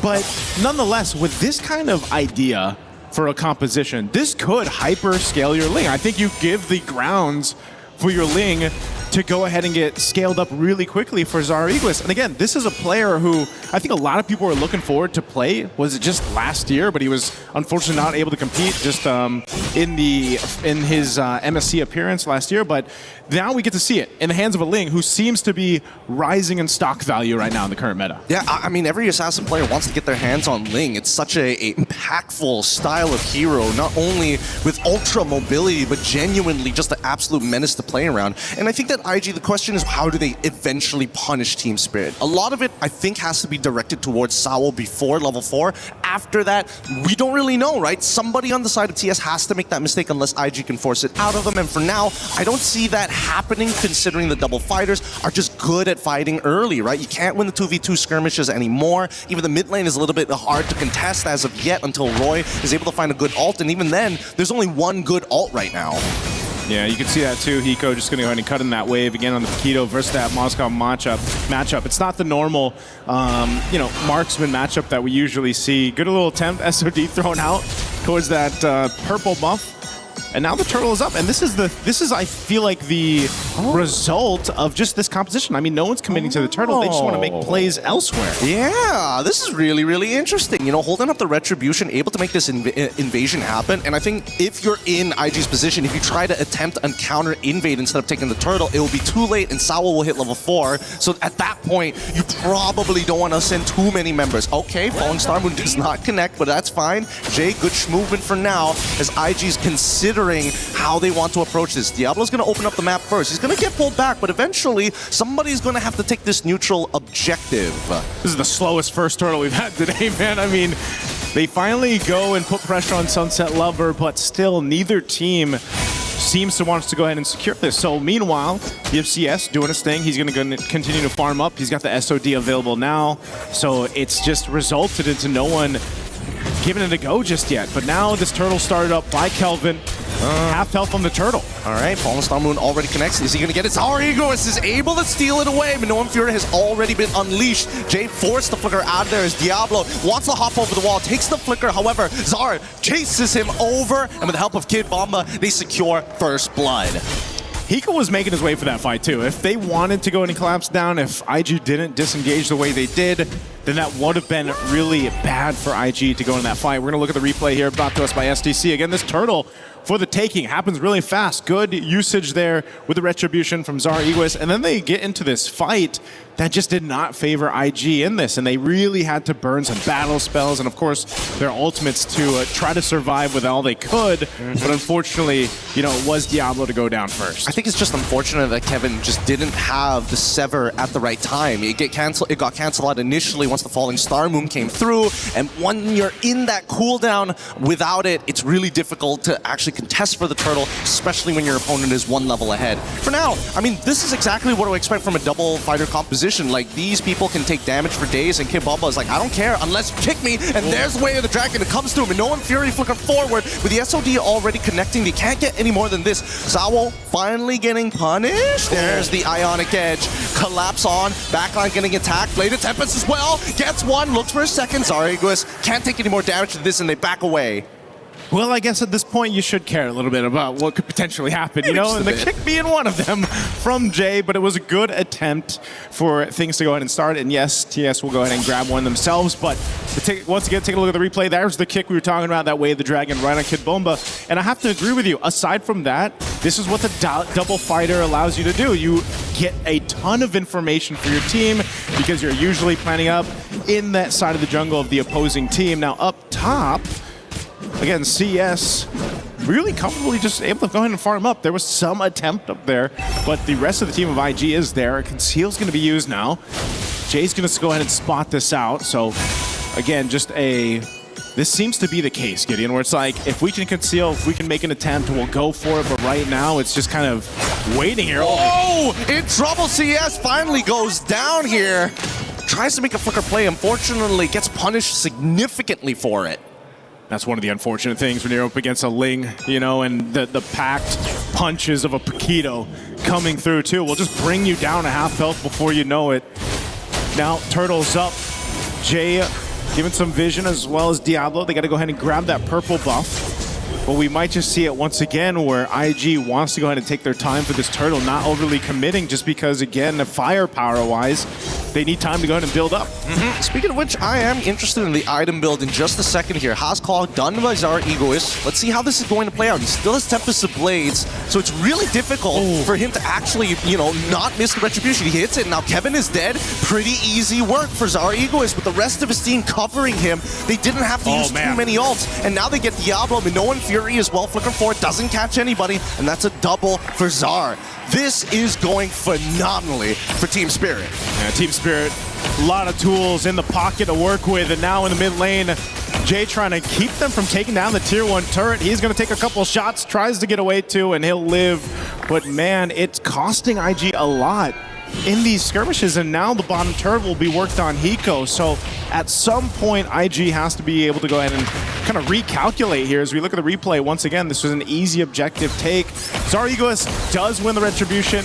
you know, that's one of the things, again, this is a very skilled player. He's young, he's just aggressive, likes to pick these hyperscaling heroes, and it'll come down to the Retribution where he's just able to go ahead and cap it off against Kelvin. And there you go. You can see in that replay, he's going nice, knowing that he's done good, his due diligence, and not to mention that he is in a position to actually hard carry this game like he's meant to, right? A 2, oh my god.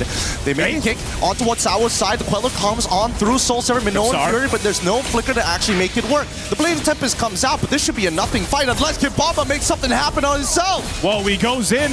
He's going to drag him back. Jay, there's an SOD though, where they're going to follow through. It connects good, but now they need to maintain the battle lines. If not, things are going to get worse. And Roy, he's thinking about it. He's got that Blade of Tempest, but the problem is, without the Shadow Steps, he can't pick up and actually make full use of it anyways. Now, with that being said, despite everything that has happened, 5-2, it's a 4.4K at 8 minutes. Yeah, and you see 2,000 of that 4K. Gideon is on the jungle for Team Spirit. Zara Egoist, nearly 2,000 gold ahead right now, and that's why, you know, one of the things they're trying to do is get this point where IG can, you know, even out the jungle a bit, because again, even when it comes down to a level gap, that plays a part. Of course, in the 50-50 for the Retribution, it's not much of a 50-50 if you're too far down in this case. So now with this Lord being up, they got to go ahead and get in position. IG has constantly tried to face off against this double fighter lineup, but they're just kind of zoned out from everything. Nice little block there, Sunset Lover. Lord will be secured for Team Spirit. And look at him go. If Zara doesn't get an MVP title for this one, it's a bit tough to complain because, man, he's kind of doing so much, and it's great to see that the rest of his team is able to become that strong foundation for them. No one's really overextending. Nobody's like making too many mistakes. Yeah. And even on a Hiko side, I think he literally is having a gold lane experience as a fighter. Which is weird, right? Because it's like, man, I don't know. I don't know if boxers are used to all this gold that he can work with, you know? And right now with Hiko charged up, he can lead that charge because his kind of a threat, just with the nature of the way Paquito works and how he packs such a punch, is deadly enough where then again, Zara Egoist on the Ling, you have kind of that freedom to just join the fight when everybody is pretty low in terms of health bars. You can go ahead and capitalize some kills. Sunset Lover, I'm surprised the Jushin hasn't been picked up as much, right? Even with her nerf a bit, she's still very valuable. Like this, I mean, you're able to go ahead and drag people back. You get the Ice Queen 1, you slow them down a bit. And now this Lord is going to charge in up the top side. Shields are popped top, mid, and bottom. Oh, what a play coming in from Sunset Lover, taking advantage of the last hit on the stacks of the butterflies. Finds one and pulls him back. They try to get a little bit back. They have to move away. Oh my goodness, that was about to be absolutely nasty had it not been for flickers. Yeah, if they did. Either way, let's take a look at the replay here brought to us by STC. Look at this move. This is why I was saying the Jushin, man, the value, the utility that she still brings to the table as a hero is insane. So you can force this fight into this. Yes, none of the base turrets went down, but look at the lead that Team Spirit has. Dude, that's such a good idea as well. I was paying attention to the butterfly stacks, but Sunset Lover does not miss a beat here. And as you were mentioning, oh wait, no, this should be a pretty good fight. Sunset Lover finds Jay as Diablo backs their way up, and there's just too much damage to deal with. The lead is so gigantic as we get closer to the GG number of 10K. Did they nerf that right? No. Yeah, that's what I'm thinking about right now. It didn't change much because, my goodness, it doesn't seem like they're able to get away. Oh, Sunset Lover quite low. No, the Minoan Fury is good, but now Zara Egoist is basically unstoppable. Everybody doesn't have the base damage to actually deal with him, and now they're going to be taking literally everything away. This is their timer. As long as they don't make a mistake, DS should find an endgame scenario in the next minute or so. Massive lead, 11,000 up plus. Oh my Look lord! At the difference across the economy here for Team Spirit against IG. This is not looking good at all in game one. Again, we're just approaching the 12-minute mark, but it feels like, you know, for IG, they've just been kind of trying to buckle up in this game and taken for a ride. I think IG were not prepared to deal with TS and their double fighter shenanigans here. And not to mention how polished it really is. It makes you wonder, had they just gotten rid of a couple of other picks? Maybe if they got rid of, I want to say Minotaur, but I think the Jushin is a lot worse. Yeah, maybe the Jushin right now, this is... I mean, I'd say, do they want to contest? No, you don't. When you're down this much, just let the Lord go in the hands of TS. Get ready to somehow defend. But the bad part of this is 2 of your base turrets already gone. you're down at this much gold, so your fighting prowess is pretty much non-existent right now, and even your tankier members, your tankier heroes are getting shredded down. I mean, even if Diablo tries to get in that front line, the risk of that is he's just going to get dragged through by Sunset Lover, like we've seen.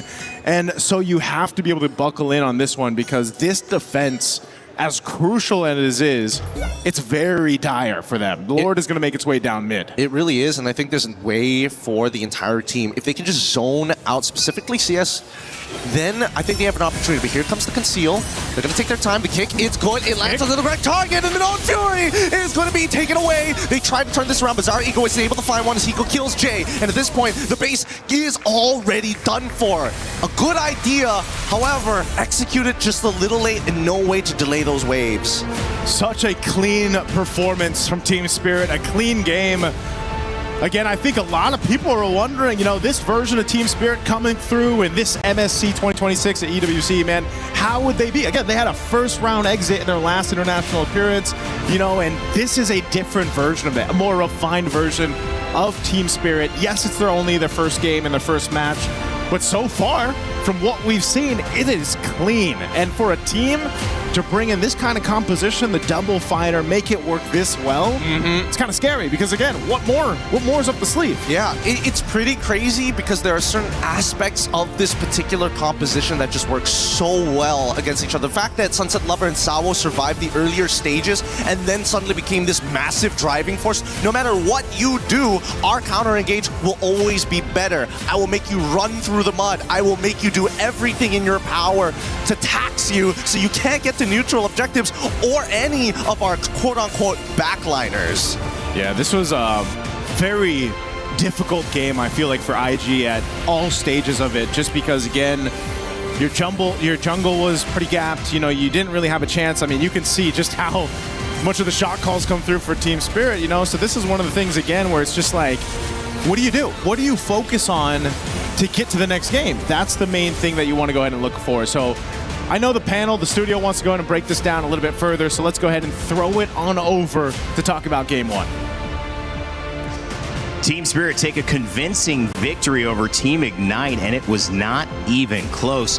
You saw that just slow tide start to build and build until it was a tidal wave. And Team Spirit, off the rip, looking very good. Rain Day here back on the desk with Renmar and Trex. Guys, we did not have a lot of time to go back into the green room and reset, because that game was over in a flash. What went so right for Team Spirit? Well, they picked up a lineup that we didn't expect them to go for, but it was proactive. With all of their picks, it was picks that from no matter where you are in the map, you are making an impact. You're going at it right away. You are making your presence felt. And Ignite weren't ready for it. I have to agree with the sentiment of the casters. They just looked shocked and awed with what they had to deal with. Is it Team Ignite kind of being surprised by how strong Team Spirit was? I think Team Spirit was just such a steady burn that Ignite, maybe even when they wanted to bring the fights, there was always a good answer from Team Spirit. Team Spirit never fully committed in the early game. There was some small skirmishes. I think by second turtle, it was like 3-2, not crazy kill count, but Team Spirit was just steady every single time. They always got the kills in Azar. They always made sure that it mattered, but they never overcommitted exactly. Even when they lost, even when that one play happened in the mid lane and they lost Bomba, the patience from Zar to sit in that bush in the mid, in the river, and wait until they came just far enough to where he could jump into the back line and get a counter kill that was much more valuable than losing Sawo. Overall, Team Spirit it was a clean game from them.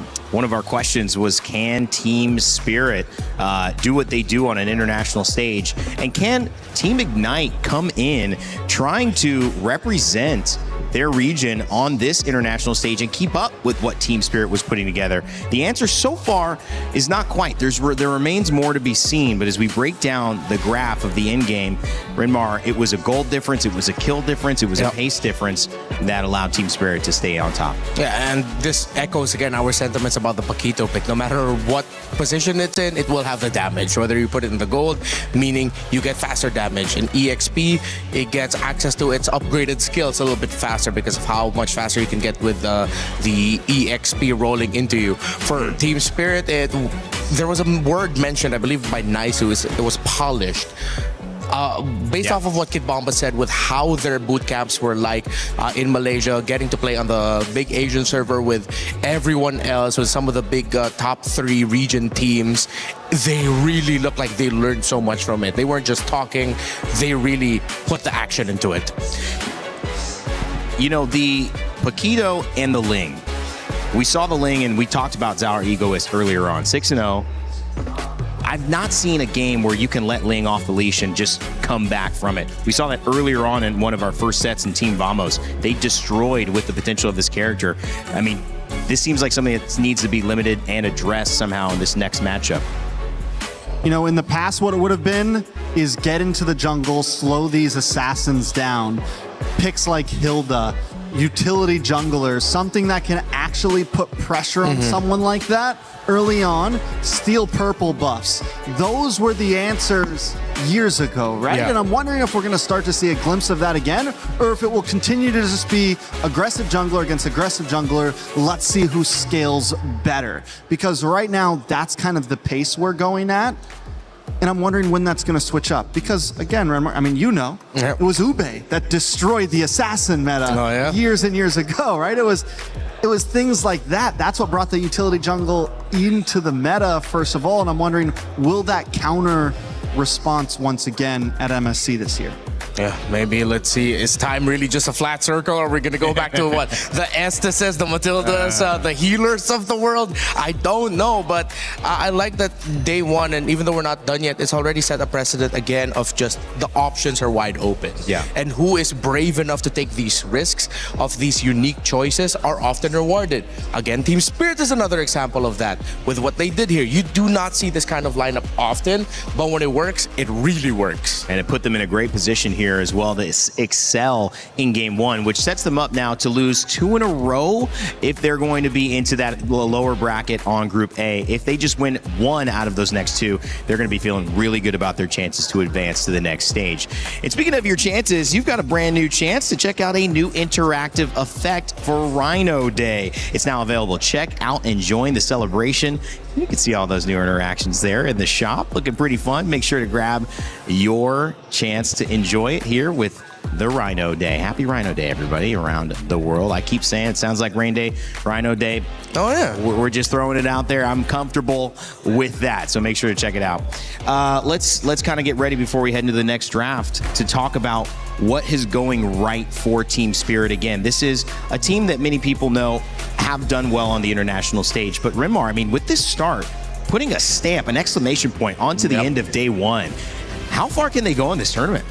Oh, well, if they can continue this kind of streak, then they're clearly gonna be able to make it into the knockouts again. Whether if they're gonna get past the first round, it depends on what matchup they're drawn into, but I like the spirit that we saw in game number 1. You saw in the clips there of how commanding has similar to how he has always been throughout his long career. Sawa, the shot calls on point, the tandem with him and Sunset Lover, they've been playing together for the longest time, really sharp. And now I'll ask you, Trex, because you've been kind of my guy for the other team, and it was with True Rippers earlier on in our series, and now it's with Ignite Gaming. What do we need to see to change up this matchup? For True Rippers, they had an answer in game 2, and I think it worked really, really well, though it didn't get them the win. I think True Rippers, for example, kind of got into their groove.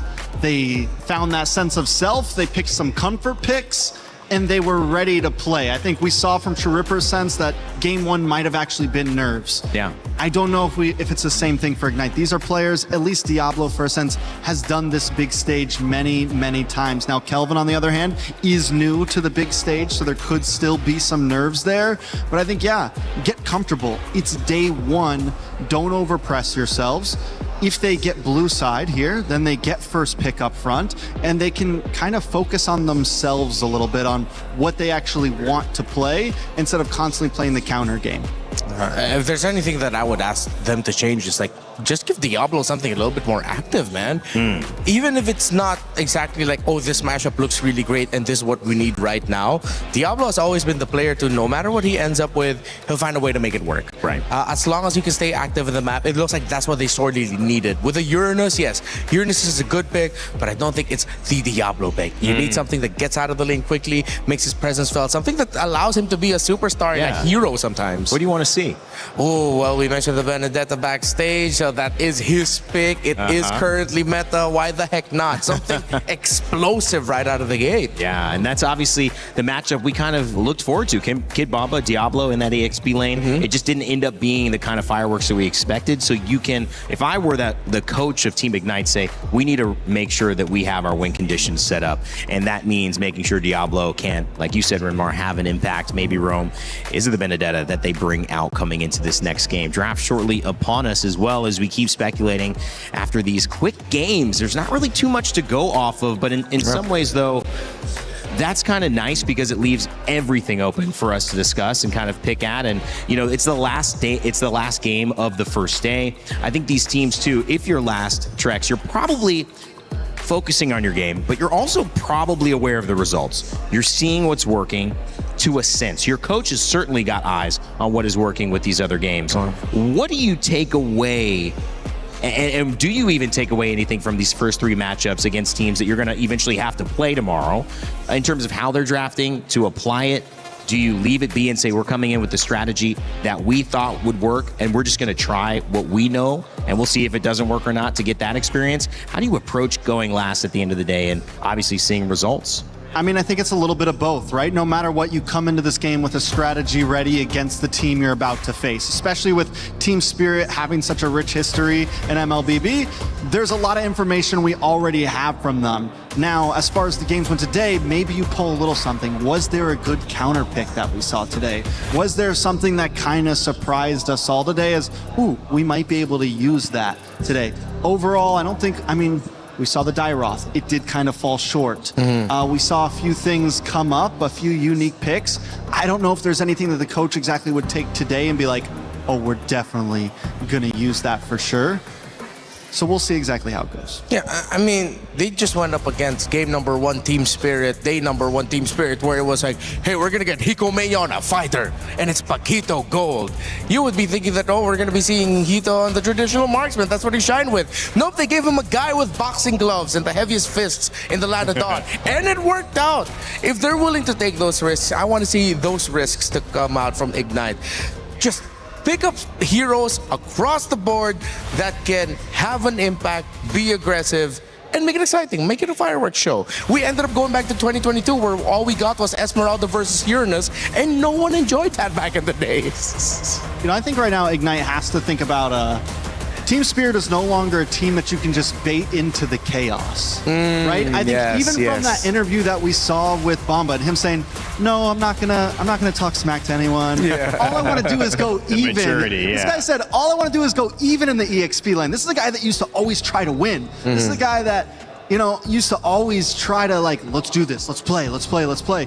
So overall, Team Spirit, and even from that last game we saw, they are a patient team now. They're still gonna look for plays. They're gonna get them when they matter, but they're not exactly. They know they don't have to go brawl with you. They can kind of take it slow, and Ignite might need to be ready for that. You know, they're a team that maybe wants to fight, and they're not going to be able to force it out of Team Spirit here. Another expanding cloud pick up for the map. Ooh, okay. So I think this is where we can really get to see some more aggression again. The Flying Cloud being the last one, we really didn't get to see it. It seemed like Ignite really doubled down on the idea of having a strong EXP lane that you can hold so that you're just going to be fine. But then they ended up going up against the double fighters, meaning that holding against a lineup that likes to hold because they're setting up for a carry that wants to farm fast and be high impact, then you're gonna lose that equation. Even though their picks were all right, it just didn't work out for them. I'm wondering if Ignite bans out the Ling here. You know, earlier you asked me about the Ling. Maybe that's the real answer to it. It might be time to finally put on the ban pool. That would force Team Spirit to either ban out the Freya or the Harara. Yeah. Right? Or do we leave both open and do we finally see the Harara versus Ling matchup? But right now there is a lot on the field still. Because Ignite's been focusing so much on the Fannies and things like that, I think we got a match here where we might see the possible trade up. Yeah, considering the Team Spirit once again banned out the Eudora and the Atlas, they are still really leaning into the idea of we're definitely going to pick up Assassins no matter what. And the Eudora has been a big kind of even pick in mid lane to allow some type of stun, some type of CC, potential outplay, or slowdown of the assassin so far. But Trex, I saw you pointing at that ban. Well, that just means there's a lot on the field still. The Marcel it's a good ban, but it's also a throwaway ban because of the fact that we're seeing Atlas and Eudora banned out. We have Freya, we have Harara, we have Jushin still. There's a lot on the field to be traded with, and now it's up to Team Spirit. Do we give kind of a off-brand ban so that we can get the two or three of, you know what I'm saying? Yeah. We get the swing back. Harara has been monstrous. They do it, so it's a Belleric ban, meaning we have Freya and Harara both normally have been banned consistently are on the field. Yeah, Freya, Harara, Ling, all still open. Wealth of choices here, which mean Ignite are willing to trade out. And in first pick, which means Ignite are willing to trade it out. Team Spirit can't get everything, and Ignite might just be able to, math-wise, end up with more by the end of their first 3 picks. Wow, so they go for the Ling. So they take it away, and they say, this is ours now. You're going to have to figure something else out as well. Does that mean the Freya goes to the side of Bumba and Zhao are egoist? Ooh, go Freya Harara. Yeah, I'm okay with the Freya Harara. Just go for damage right away. It's honest, but it's the good kind of honest. You know, it's like you're not going to get punished for that kind of honesty because those picks are just way too strong that not a lot can really deal with it. Let's see if they'll go for another switch up, but that'll be too early to show. I think Ignite might end up walking away with a Paquito later on. They don't need Harara here because no matter what, Ling's already been picked, so they can pick something else here. Get the Harara in 3rd pick. Jushin. Push it back. Yeah. Okay, so that's another game for Sunset Lover and the Juicen this time, and it was impactful. It did give a lot of difficulty for Jay and Roy to be able to hold the center. So Ignite here. Did they lock in what's been the popular pick? The Valentina. It didn't do amazing last time. This is tough, honestly. I don't know if I would have went for the Ling up front. Yeah, I might have been too honest at the time. You mentioned the Valentina. I think the Valentina is okay. Or you pick up your gold laner now, so you can just start taking away gold laners at the 2nd phase. Yeah, they do. They end up picking up the Brody, and then they'll go for the glue. Good chance it's going to be in Rome, but of course I can still be flexing to the EXP lane. And as you expected, Trex, there's the Hirara at 3rd. So now you're just going to be playing a lot of trades through the mid. I would like to see Ignite consider a Lilia for their glue, just so that it's that constant pressure around the juice and then whichever roamer it's going to be paired up with. Or if they want to go for instant burst right away, or if they want to play around the box. An Eve is alright, but actually no, I'll go back on that. The Eve might actually be too difficult against the Freya, Hirara, and Juicen. Excuse me, the Eve, yeah. The glue's a clean pick, though. I like it against the Freya, against any kind of big brawly fighters. It's a great stopper. Yeah. And also, as you said, most likely will be roam, but there is flexibility to it coming into 2nd phase, something you do kind of want on blue side, because you don't exactly get last pick. So more bans coming in from Ignite. They're taking their time this game, honestly, in terms of picks, in terms of bans. They take out that Minotaur, back over to Team Spirit. Yeah, I think they realized that the Minotaur and Juicen together was just annoying. Too much crowd control together, plus that extra heal popping out of the Minotaur actually saved Team Spirit a lot in the last game. Esmeralda also banned this time around. Stolen is the Ling, so that'll be on the opposite side. And again, some priority for Zushin on both sides, repicked. They take out the Uranus. Uranus also banned. Which, even though Diablo didn't have the greatest game on it, it can still be a nuisance. And it's still an option, right? Yeah, it just limits his choices at this point. So on this side, last ban from Ignite. Do they continue to home into the roam here? Or do they focus on the gold? You mentioned them possibly taking on any gold laners. We haven't seen any. I think at this point they know that there's not like that one gold laner that just owns the game at this point. So is it really worth? Yeah, you ban out the Harith, they pick up the Moskov. You ban out the Moskov, they get the Harith or the Claude.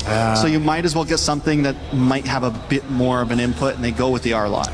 Yeah, it looks like they're not going to be playing around the static mid laner. They want to get somewhat close to mid-range, a lot of dive. And the R-Lot makes sense as a ban. They're still respecting the possibility that Freya might go gold, and then you suddenly go get an R-Lot EXP. Suddenly, team fighting for a lineup, playing around the Brody looks even more difficult. So they cover their bases, and no. Oh, they do not have the damage to deal with this Barras unless they pick a Lunox at mid. Barat's roam, though? It's a Barat's jungle, so where's Harara going? Oh, wait, no, you're right. Team Spirit's getting spicy right now. Barat's EXP Freya gold? Yeah, then jungle Harara, mid Juicin, and then... Unless Harara goes somewhere crazy. Mathilda roll. Yeah. It's got to be Harara jungle, so yeah. Barat's EXP. Wow, Kid Bomba with the Freya gold. They're going for the fighter. Yeah, they're going for the bulky offlaners again. They go Mathilda. Just so they get the or no, they still go Cho. Team Spirit, you are surprising us in the best way possible. You're packing up picks, and it makes sense. Again, it doesn't have the damage profile early on, and even once it gets later. But let's see if the Lillian Brody might be enough to melt through this overly aggressive, high damage, high crowd control, very tanky frontline. What I love about it is it's showing how much trust they have in their brand new jungler. Picking up these funnel strategies where they know that, listen, we're gonna pick this big bulky box and just do your thing, Czar. And right now, the faith that they have in him is showing up. All right, Team Spirit getting a little funky here with the Barats on the side of Kid Bomba. He'll go up against Alice on Diablo's side, and we'll see if Ignite can pull it back even or if Spirit will close it out 2-0. Let's send it over to our casters to get games 2 started. Coach Coldstar and the rest of Team Spirit are cooking in the draft, and this is going to be a big statement if they end up 2-0 with this kind of draft. Gideon, this is so, I want to say, unusual for what we're seeing, but I love to see it, man. The meta is continuing to focus and shift into different ways than what we're used to. There have been rumors about this Barat's EXP. The question is, I wasn't really expecting it to show up this early on into the tournament, but now we're also seeing what's going to happen on the opposite end, right? Like, the big problem with the Barat's EXP is how do you maintain your stacks consistently, especially both junglers starting on that side of the map, so you don't really have anything to, like, maintain your stacks in the meantime while you're waiting underneath turret or the enemy side. Yeah, this is one of the things that we'll have to see executed through Kid Bomba. Again, Barrett's XP is not something you see too often, but it's tanky enough. Yes, he's going to struggle a little bit to get some of the stacks, but then again, maybe it's going to result in something where, he's just trying to set up the Daytona's welcome for the team. Again, your crowd control utility on this composition for Team Spirit is just kind of out the roof because you have a choke kick, you have the lantern flare and the beacon from Sunset Lover, and this gives a lot of space once again to just funnel things into your jungler and the Harara. We just saw this earlier today too. If you manage to go ahead and scale crazy fast on a Harara, and let's say even you to the point where you pick up Sky Pierce and you got 8 stacks, dude, you are a killing machine basically in your own right, and you're hard enough to catch. Yeah. So when you're centered around that and you have all the crowd control in the world, that's the difficult part for Ignite Gaming if they want to go ahead and fight this. Now the Ling for Kelvin can essentially do the same thing, but you're playing into that. Your Lilia does a lot of this early game damage. Eventually the Brody can scale up as well. So there's a lot more, I feel like, possibilities for Ignite Gaming to make use of. Speaking of possibilities, I'm thinking whether or not Kid Bomba's entire purpose is to just bog down Diablo, right? Yeah. Go for the Daytona's welcome, eat him up, make sure they don't have an access to Throne Ruin. Iframe's already out, Throne Ruin coming through, Flicker, Diablo connects onto 2 as the Daytona's welcome connects as well. Pinning him against the wall, Hiko takes out Jay, but now the Bladed Tempest is out. First Blood is done, but there's only so much he can do. Hiko catches him mid-air as his first turtle has turned into a bloodbath. Kidding, he looked like a Valkyrie there. I mean, he was in the air and he flickered for the kill and he got it. 2 kills for Hiko on the gold lane of Freya. That is once again just a team fighting upper hand that we see from Team Spirit. Again, this was a great gleam into the Throne of Ruin setup. Look at the health bars of Team Spirit here. They get so low, and you'd think this is a great point to follow that Tempest Blades, but man, Hiko had his mark and locked down Kelvin. Really good stuff. Even Kid Bomba was making sure, like, hey, I see Kelvin coming down. I'm going to make an attempt with the Daytona's welcome, despite everything. Yeah. I think it's really great, right? It's about denying the follow-up from your opponents. And I think whoever makes that big impact at the very beginning of that fight usually makes the difference here. Despite Diablo having to lose out on a big chunk of EXP, I think it's all right. I mean, he did lose his flicker, unfortunately, but that doesn't matter. They've got to wait until the next turtle before they're even going to consider another team fight.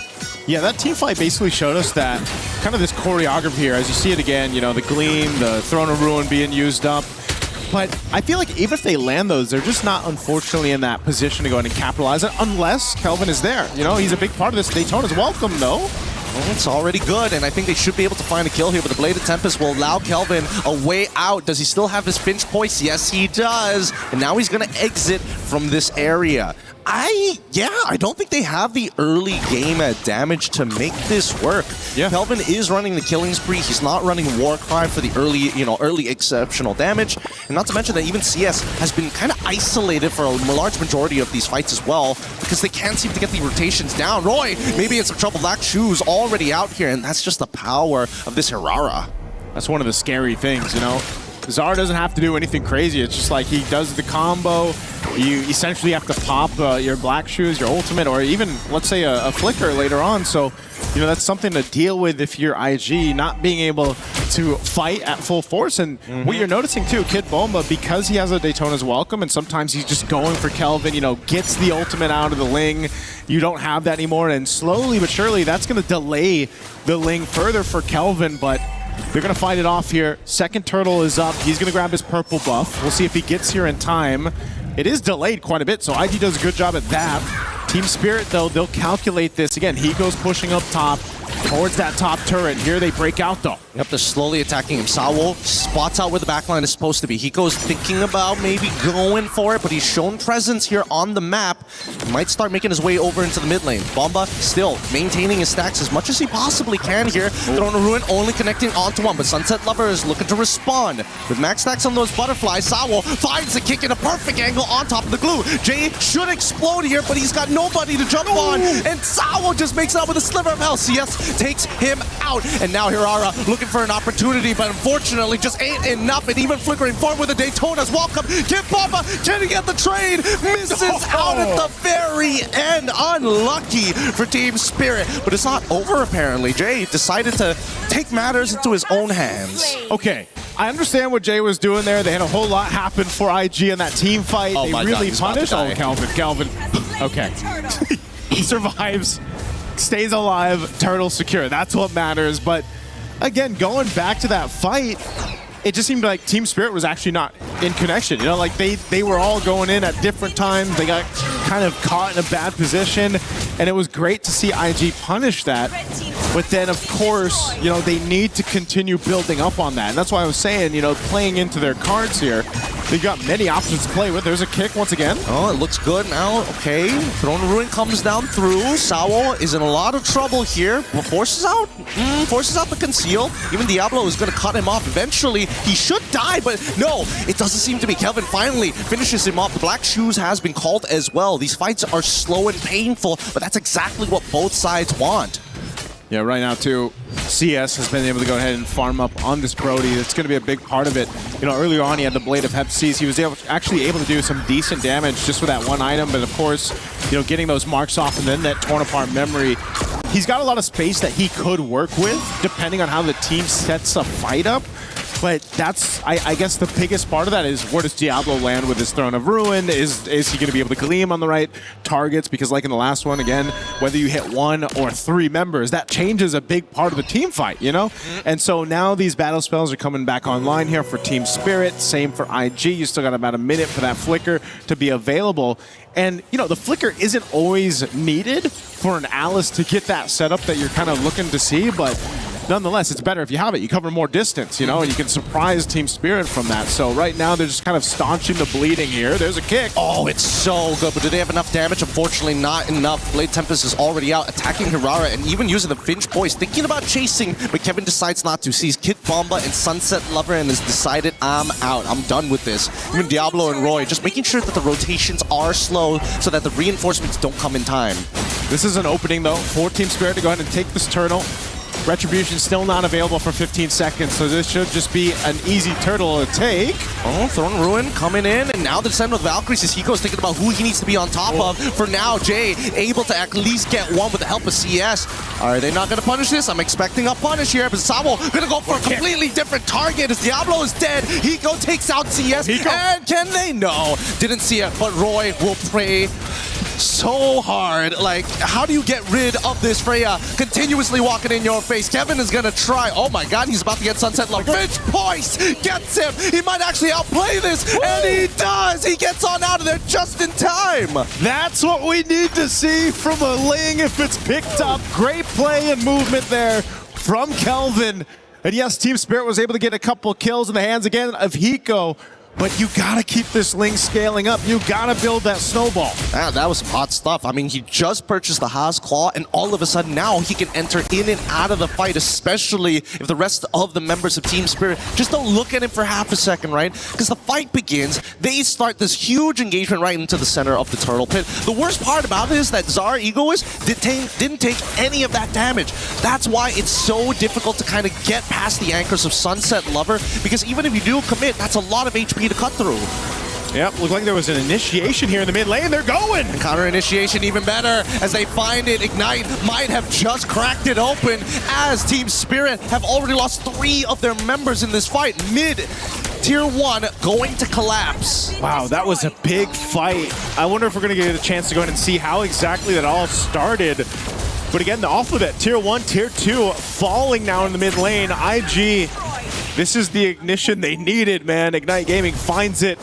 They open up the map a little bit more. 13 seconds away from the Lord. Here's the replay brought to you by STC. This is where it started. Kelvin, again, this damage that he has off of a couple item pickups already showing, and then a good follow through with the Alice from Diablo here to make sure they won that fight in the mid. Now Lord is up. At this stage, unless Zara has a lot of Sky Piercer stacks, it's going to be hard. But here we go. Blade Tempest early on, early retribution. Oh my goodness, thank goodness. They find it. Hiko takes out Roy, and now Roy takes out Kelvin. It's just a chain reaction, but nobody can get on top of this Brody. And they're able to pull through. He turns it around. Hiko, triple kill. What? Gets, oh man, Zara takes away the potential maniac here. But man, what a full team wipeout. A triple kill for Hiko. He's off to it again here in this iteration of MSC at EWC 2026. Yes, they got the Lord. Lord was secured here, but look at the team fight. This was set up for success, but then it all fell apart because of the way that you position yourself around the map. Beacon coming in clutch here, giving that opportunity for Hiko. The timing that Sunset Lover just gets the purchase of the Ice Queen wand came in clutch. All of a sudden, IG realized, whoa, we're not keeping up with them as much as we are. And now Sunset Lover's in trouble. Blade of Tempest forcing out the flicker, but Kevin, he's looking for anybody at this point. He wants battle spells. He'll sniff blood in the water. Kelvin is mad, man. He knows that shouldn't have happened after that Lord secure. So essentially, what does it result to? You know, this Lord that they were able to take, it doesn't really get much for them. They're back to square one, but that's not too bad if you're IG, because you needed to go ahead and get yourself settled into this game, build up on that Brody. You can see it. He's got the Sky Piercer, Blade of Hepsies, which he had the first item, Malefic Gun now locked in too. He's able to get that little bit of extra range to work with, which is pivotal for them to win these fights, because as we're seeing, Hiko's a problem, man. Someone's got to shut him down, and he has been sticking to the right targets. And if it's not CS, because CS has movement to work with, he's right on Roy. He's going for Kelvin. You know, he's able to go ahead and be that nuisance, especially when he has the flicker available. You know, you think you get away from the fray, and the next thing you know, she's flying forward to you. Yeah, it's just a lot of handle, if I'm being perfectly honest. Oh, Sabo, he sees this. Luckily, isn't able to knock Kevin off this wall. Roy's got to be really careful because he's going to be the most reliable source of damage. Only second to CS, and that purple buff is going to get taken away. Now they're initiating Throne of Ruin just to disengage. Kibama, does he want to punish this, though? Won't commit with the Daytona's welcome. They all split, and now back to the lane management. Tier 2 turret going to fall up top. Another jungler battle here. Kelvin, no buffs, but he will be able to go ahead and survive. Doesn't need to go ahead and use the ultimate either, so keeps that. Will grab his orange, and this is just Team Spirit playing pressure in their side of the jungle against IG. You know, if you're IG, you kind of want to get them out of that space. You know, you don't want to get too far caught up because, again, with the Jushin or the kick available for Salo, it's like, you know, at any overstep, you could get thrown in this fight and you're going to end up burning the flickers and everything else, which are pivotal for the next Lord fight up here in 10. Oh. They're testing the waters here. Yeah, and I think that's exactly what they need to do. As scary as it is to put your foot over no man's land, praying that you don't get shot whenever you lift your head up in the trenches, I think that somebody has to be brave enough to try and bait that reaction from the side of Team Spirit. And so far, in a lot of these scenarios, Team Spirit has been very cool, calm, and collected. Oh, this is going to be started up really quickly. Kelvin thought he'd go back to base, but there is a bit of a push up here, too. Now mid lane. Look at the positioning of Sao as well. Oh, CS is gone. They picked him up, and now IG can't contest this no longer. Diablo, he's trying to get on out of there, but it's too late. He goes here, and he's here to destroy, demolishing the entire backline. Double kill already. This feels a whole lot Hiko Mania, man. I mean, he had 9-0 and 3 on a Freya. It's ridiculous, and I mean, it was Bruno initially, and now it's this Valkyrie, and it's so scary to see Spirit in this almost psychopathic mentality, right? Like nothing seems to be phasing them. We're not getting much reactions from these guys as well, yet they are playing like absolute machines. Sao knows, right? Sao knows. He knows Kelvin's there. I would assume so, unless, again, buff is not available, so maybe they just think it was stolen and Kelvin is elsewhere. But now they'll start to make a move across the map here. Team Spirit has that advantage. I mean, turret-wise as well, they've opened things up a little bit further. They are going to try to cut that wave up top to keep it from pushing as the Lord makes its way up top side. But Kelvin's still there, so right now he's going to work on it. Again, he should be able to clear this out pretty quickly, but you can see two members, Team Spirit, Saul and Zariguis, they're here. Oh, good Finch Boyce coming in from Kelvin. Good reaction time just to buy a little bit of space for the team to just breathe for a moment, look at the map, and now simultaneously these waves are not going to be able to crash in at the same time, but at the very least they can delay it and then hit them one by one, minimize the structural damage overall. Yep. He's going to go ahead and cut that mid wave again. So good usage. Again, this is what you expect with the Ling. Look who's on him, though. Zariguis. I don't think that this is something that Zar should try for, not without help, or at least a single bit of CC. Look at how mobile they are as they're looking to steal away another purple buff. Yeah, this is one of the things, though. They can't really knock down these turrets easily without getting in range. One of the disadvantages of not having that traditional marksman that you're used to seeing. So even with that Lord, they'll do a little bit of damage to the base turret up top, but essentially not able to start taking them down. So IG, they're still okay. I mean, I know this is a 4,000 gold lead for TS, but IG, based on their team composition, might have a chance to go ahead and win a big team fight, play the map. Kelvin is doing exactly what he needs to do on the Ling.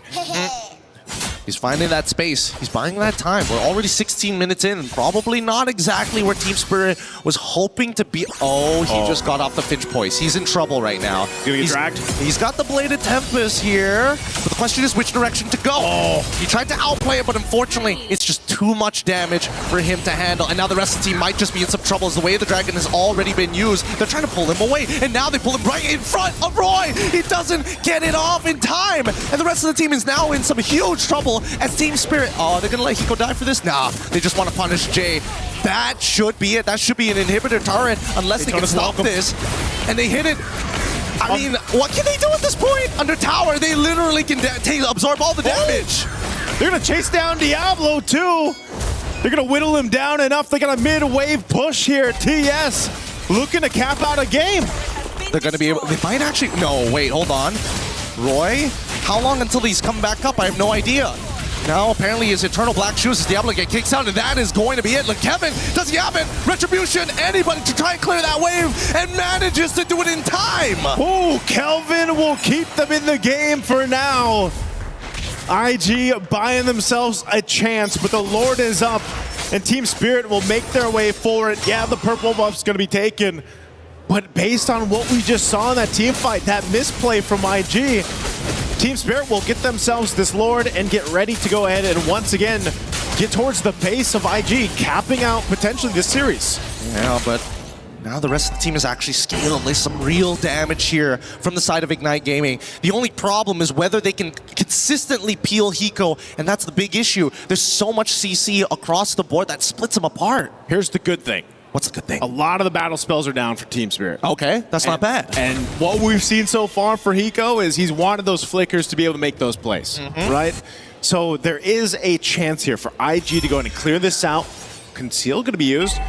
Kelvin's going to go do his own thing, cut that wave if he can. This base turret's going to be worked on up top, though. Base is going to be fully exposed. Half health on this Lord. They're on the defense.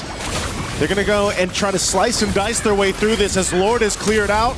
Now Team Spirit, what does Kelvin do here? Do they just want to clear out the waves? Yeah, I don't think they have a real answer to this Lilia just clearing these waves, and not to mention that if they overextend themselves, there's a good chance Diablo will respond in kind. It's going to at least be a Wishing Lantern purchase coming in from Sunset Lover, and I can't think of a way for TS to really like force the end unless IG makes the mistake and accepts the challenge of the fight.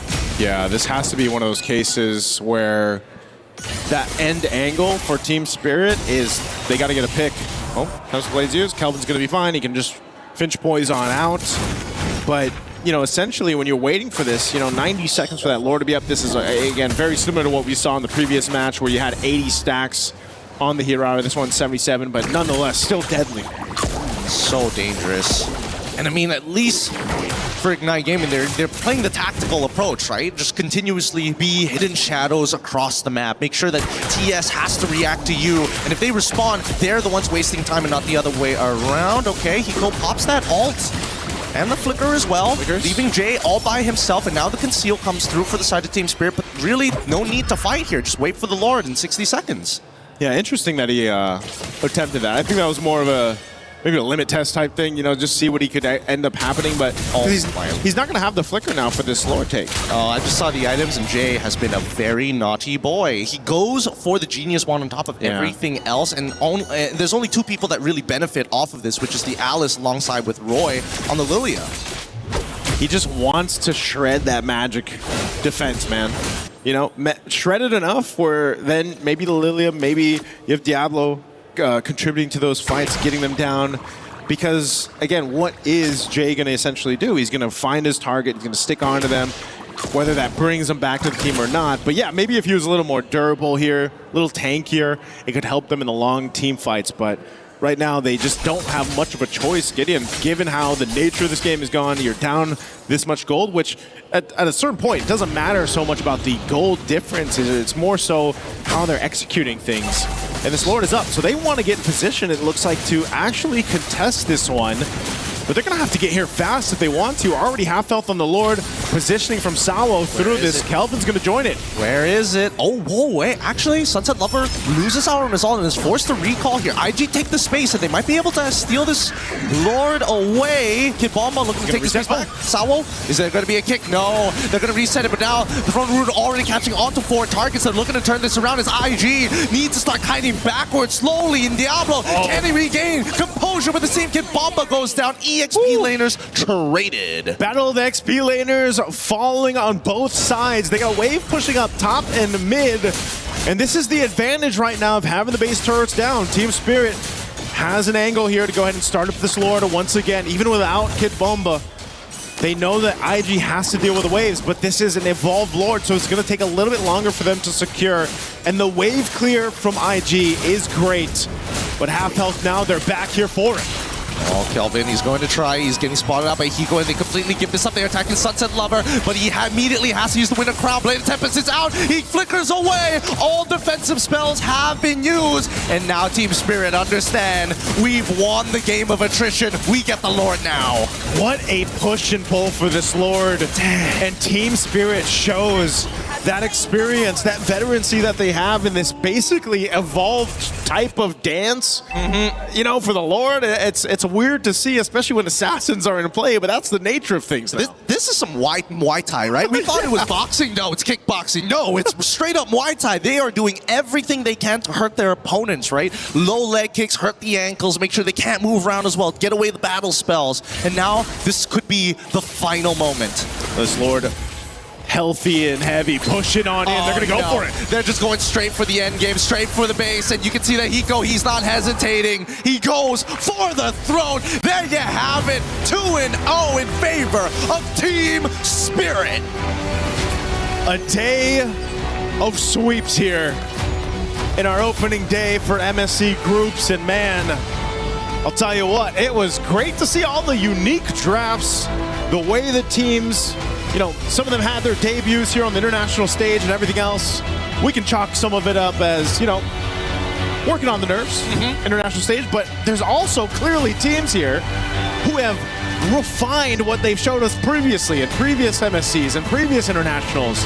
And now it's begging the question of, man, the meta seems almost, I don't want to say completely wide open, but it's definitely different and teams are taking advantage of it. And I think it's just, only the bold and brave can find a certain level of refinement to it. I mean, let's look at this fight all over again, right? Right from the very beginning, we see the teams play, and I think that Spirit understand exactly what each member respectively needed to do. Like, if Sunset Lover had died 2 or 3 times within the 5-minute to 8-minute mark, I don't think this game would have looked exactly the same.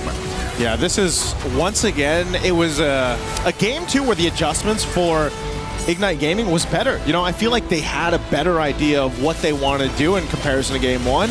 They had a game plan here. They're trying to execute it. But, again, with Team Spirit, they had a whole lot to play into, whether that was Zard Egoist or Hiko. Hiko is a main point of focus for a lot of teams that are eventually going to face off against Team Spirit. On this type of performance for a Freya or whatever he's able to go ahead and play is something to watch out for if you're up against Team Spirit. And the whole team just has this synergy that works really well. And you said it well, man, it's refinement. I mean, even on this push, you think there would be a bigger attempt at defending, but they weren't able to do it for IG, and Team Spirit knew it, so they went right for it. So, again, congratulations to them. We're going to be throwing it over on stage, though, I believe, to hear for our winning interview with Milosh.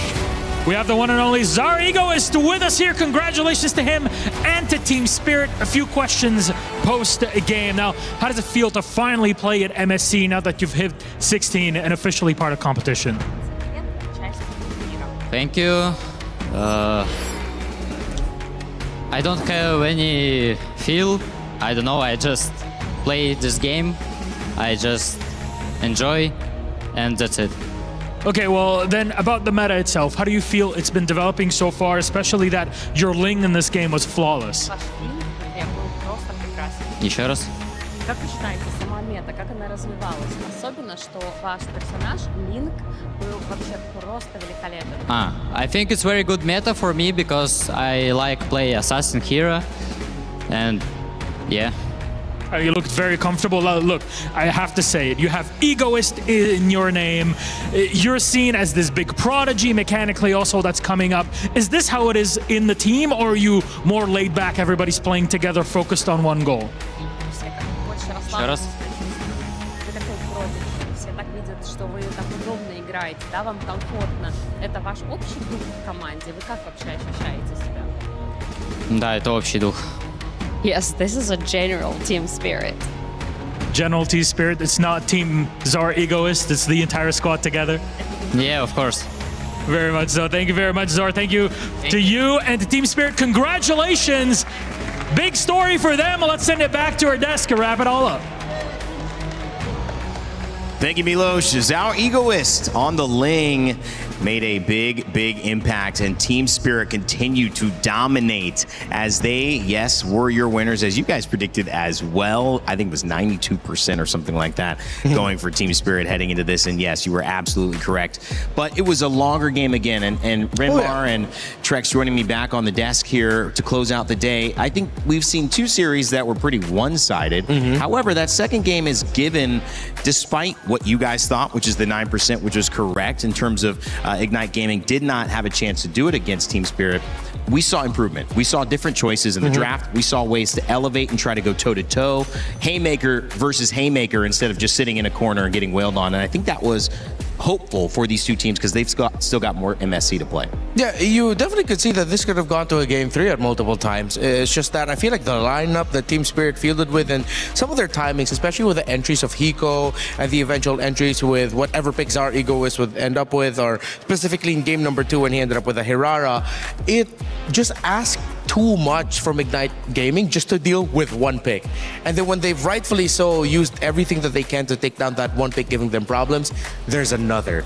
And then suddenly they realize, wait, we can't drag this out for as long as we can when it comes to the team fights. At the end of the day, Team Spirit's team fighting is just deadlier. Yeah, it was a good point. Zarwi goes earlier on the Ling, now on the Hirara as well. We had Kelvin actually doing a good job of kind of trying to distract in that background for Team Ignite. Wasn't able to do it, Trex, unfortunately enough. It came down to a big Lord push at the end of the game that just allowed Team Spirit to close it out. Yeah, I think it goes back to Team Spirit just being steady these past 2 games. Whether Ignite gets a small lead, kind of gets the advantage, Team Spirit was able to just push it in. In that second game, we saw it even more. Even if it takes a couple Lords, they took their time with it. They were able to eventually get the upper hand. And we saw Diablo had a good game this time. Kelvin, even with a rough start, ended up coming online in the mid game. But some of those problems was he would get caught off, and Team Steady was always just Team Spirit. Team Steady. Team Steady. Were they Team Steady? They're pretty steady. Looking for those moments where they can get the small advantages and end up getting those big pushes in. Yeah, and again, interesting point. Team Spirit did not run a single marksman this entire series. All of their basic attacks came from their melee carries. It came from the Ling in game number 1. It came from technically the Barretts, but most importantly, of course, the Freya in game number 2. Team Spirit, whatever they've cooked up with, I don't know how long they can keep this up or how long they're going to continue it. But if this is their approach, then let's see it keep going further. And because we're only on day 1 and we've got a chance to see best of 3s, it does kind of limit the counter to the counter, because we've seen these teams who start off strong. The adaptation is really on the team who's now down 0-1, and they have to do something different. But then what we saw here is they did take the first pick in terms of the Ling away, but then they got the Freya, and that was a 4-0 finish for, I believe, Hiko, who was on that, and it set up another problem that they didn't answer. Now, if we have to do this in game best of 5, even best of 7, which our grand finals will be, there will be continual adaptation. We don't know where that's going to end yet, though, Renmar. Yeah, exactly. Which is why I'm so excited now to see where Team Steady goes from here. Will Team Spirit continue that steadiness and that creativity, or will teams solve them? I don't know, but I really want to find out. I think the great thing about this that we know about Team Spirit is we know Hiko can still play marksman. We know they have that in their bag. So this is definitely only just a taste of what we're seeing from Team Spirit. This is an angle that they can continue to approach matches from. And if it starts to lose, they can always go back to Old Faithful of Hiko popping off on a gold laner. So if anything, this is only added to the repertoire, and we know that they are pushing even more the limits of what they can do this tournament. Still maybe a little bit more to be said and asked of Singapore's representative there in Team Ignite, but obviously Team Spirit really standing strong. Today's results showed that the favorites that especially you guys thought and who we kind of thought might have the edge in terms of today, well, it was not close. It was not close in terms of going to any sets of final games to determine a winner. It was 2-0s across the board for Team Vamos, Team Falcons, PH, Team Vitality, and Team Spirit. That means those teams will be meeting each other again in the bracket, and it also means that Team Falcons Meta, Guangzhou Gaming, and of course Team Ignite, you'll see the full graphic here as well, and it's also going to be Team Falcons Meta who are going to be fighting against each other in this elimination match. So Renmar, look at the stakes. I mean, these teams already had a lot on the line. You mentioned the True Rippers Guangzhou Gaming matchup, also Team Falcons Meta, and now versus Ignite Gaming. We get a clearer picture on the stakes for those matches. 2 of those teams are going home. Yeah, True Rippers and Guangzhou, we talked about how heartbreaking that would be, of course, for Team Falcons Men and Ignite Gaming, 2 regions who has been here for quite a long time. Honestly, of course, with SG being here much longer compared to MENA, but there were a lot of high hopes for both, and we have to see one of them go home again. That's the sad reality of the sport, and of course, with the makeup of Group A, with how it looked like, it's just how we're going to get it. Team Vitality, Team Falcons, PH, that's going to be a big matchup as well. And Team Vamos going to be against Team Spirit, who we just saw the top and the bottom of the day. Trex, what matchup catches your eye a little more? Oh, that's tough. I think the Vamos Team Spirit. I feel like we've seen some great matches from Malaysia and EECA in the past. Oh, yeah. We've seen some great matches from them in the past. And there's kind of a little known rivalry, I feel like. So I'm excited to see how those matches go tomorrow, or whenever we end up seeing them. Not tomorrow, right? Tomorrow will be Group B. We will find out soon. Yeah, Group B, I believe, is going to be tomorrow. We'll get that schedule in just a second. But also, we want to show you the results for the tournament pick'ems so you guys can see the leaderboard as it stands. We've told you that you have a chance to earn your share of $300,000 and to be involved in the broadcast by selecting the picks that you think are going to be the case in terms of how the match will show up. We're going to bring that leaderboard up for you in just a second. And when we do, you'll be able to see who is actually at the top of it. That's the intention for it.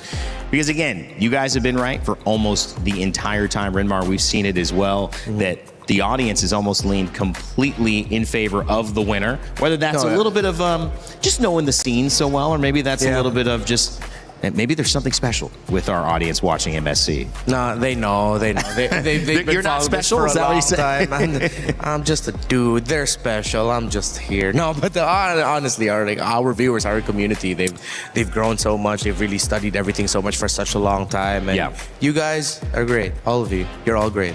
But you're not special, is what Renmar was trying to say. No, I said you are special. Come on, don't get me in trouble, man. I'm just kidding, man. You know, it's been so fun hanging out with these guys. This is just day 1 of 9, as we mentioned. And to verbalize what was happening, you guys have Team Liquid at about 69% to take it all. Trex, I mean, can you really argue with that one? I cannot. Yeah. We love us some Team Liquid. Yeah. I'm going to say, you know. Defending champs. Defending champs. You know, how can monsters you not? in their own right. Some of the best in the world over there. Easy, some of the greatest of all times. You know, I do think if there's a tournament that any upsets could happen, MSC has told us before that those things can happen. Okay. Different regions win every year.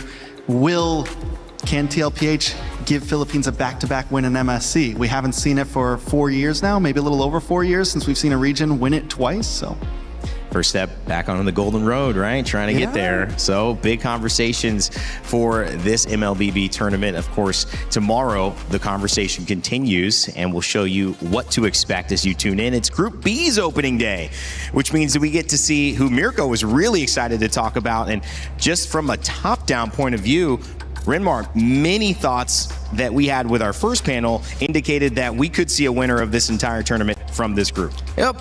All champions save for one, and it's weird to say that it's Onyx who's the only one here in this bracket that's not a champion in the region that they came from.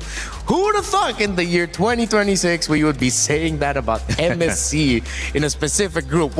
This draw was crazy. Yeah, this is a group. We talk about groups of death, but this might just go down in history as the group of death right here. Only 4 are going to make it out. Yeah, that's what's crazy about it. It's that they have to face each other, and they're going to send each other home even to get to the other side of the bracket. So we're seeing some serious stuff there, guys. Just some final thoughts on day 1, what we've noticed so far, Renmar. Happy with the meta, happy with the performances for the winning teams. Hope to see more from the teams that struggled. Trex. So many teams have brought something different to the meta. I'm excited to see how it evolves, and I'm even more excited to see tomorrow's games. All right, well, it's been amazing here on desk with Trex, Renmar, and of course we had an earlier showcase of all of your talent across this MLBBC. My name's been Rain Day, and I'm going to leave you with the STC recap to close out day 1 of MSC. We will be back tomorrow, so don't go anywhere.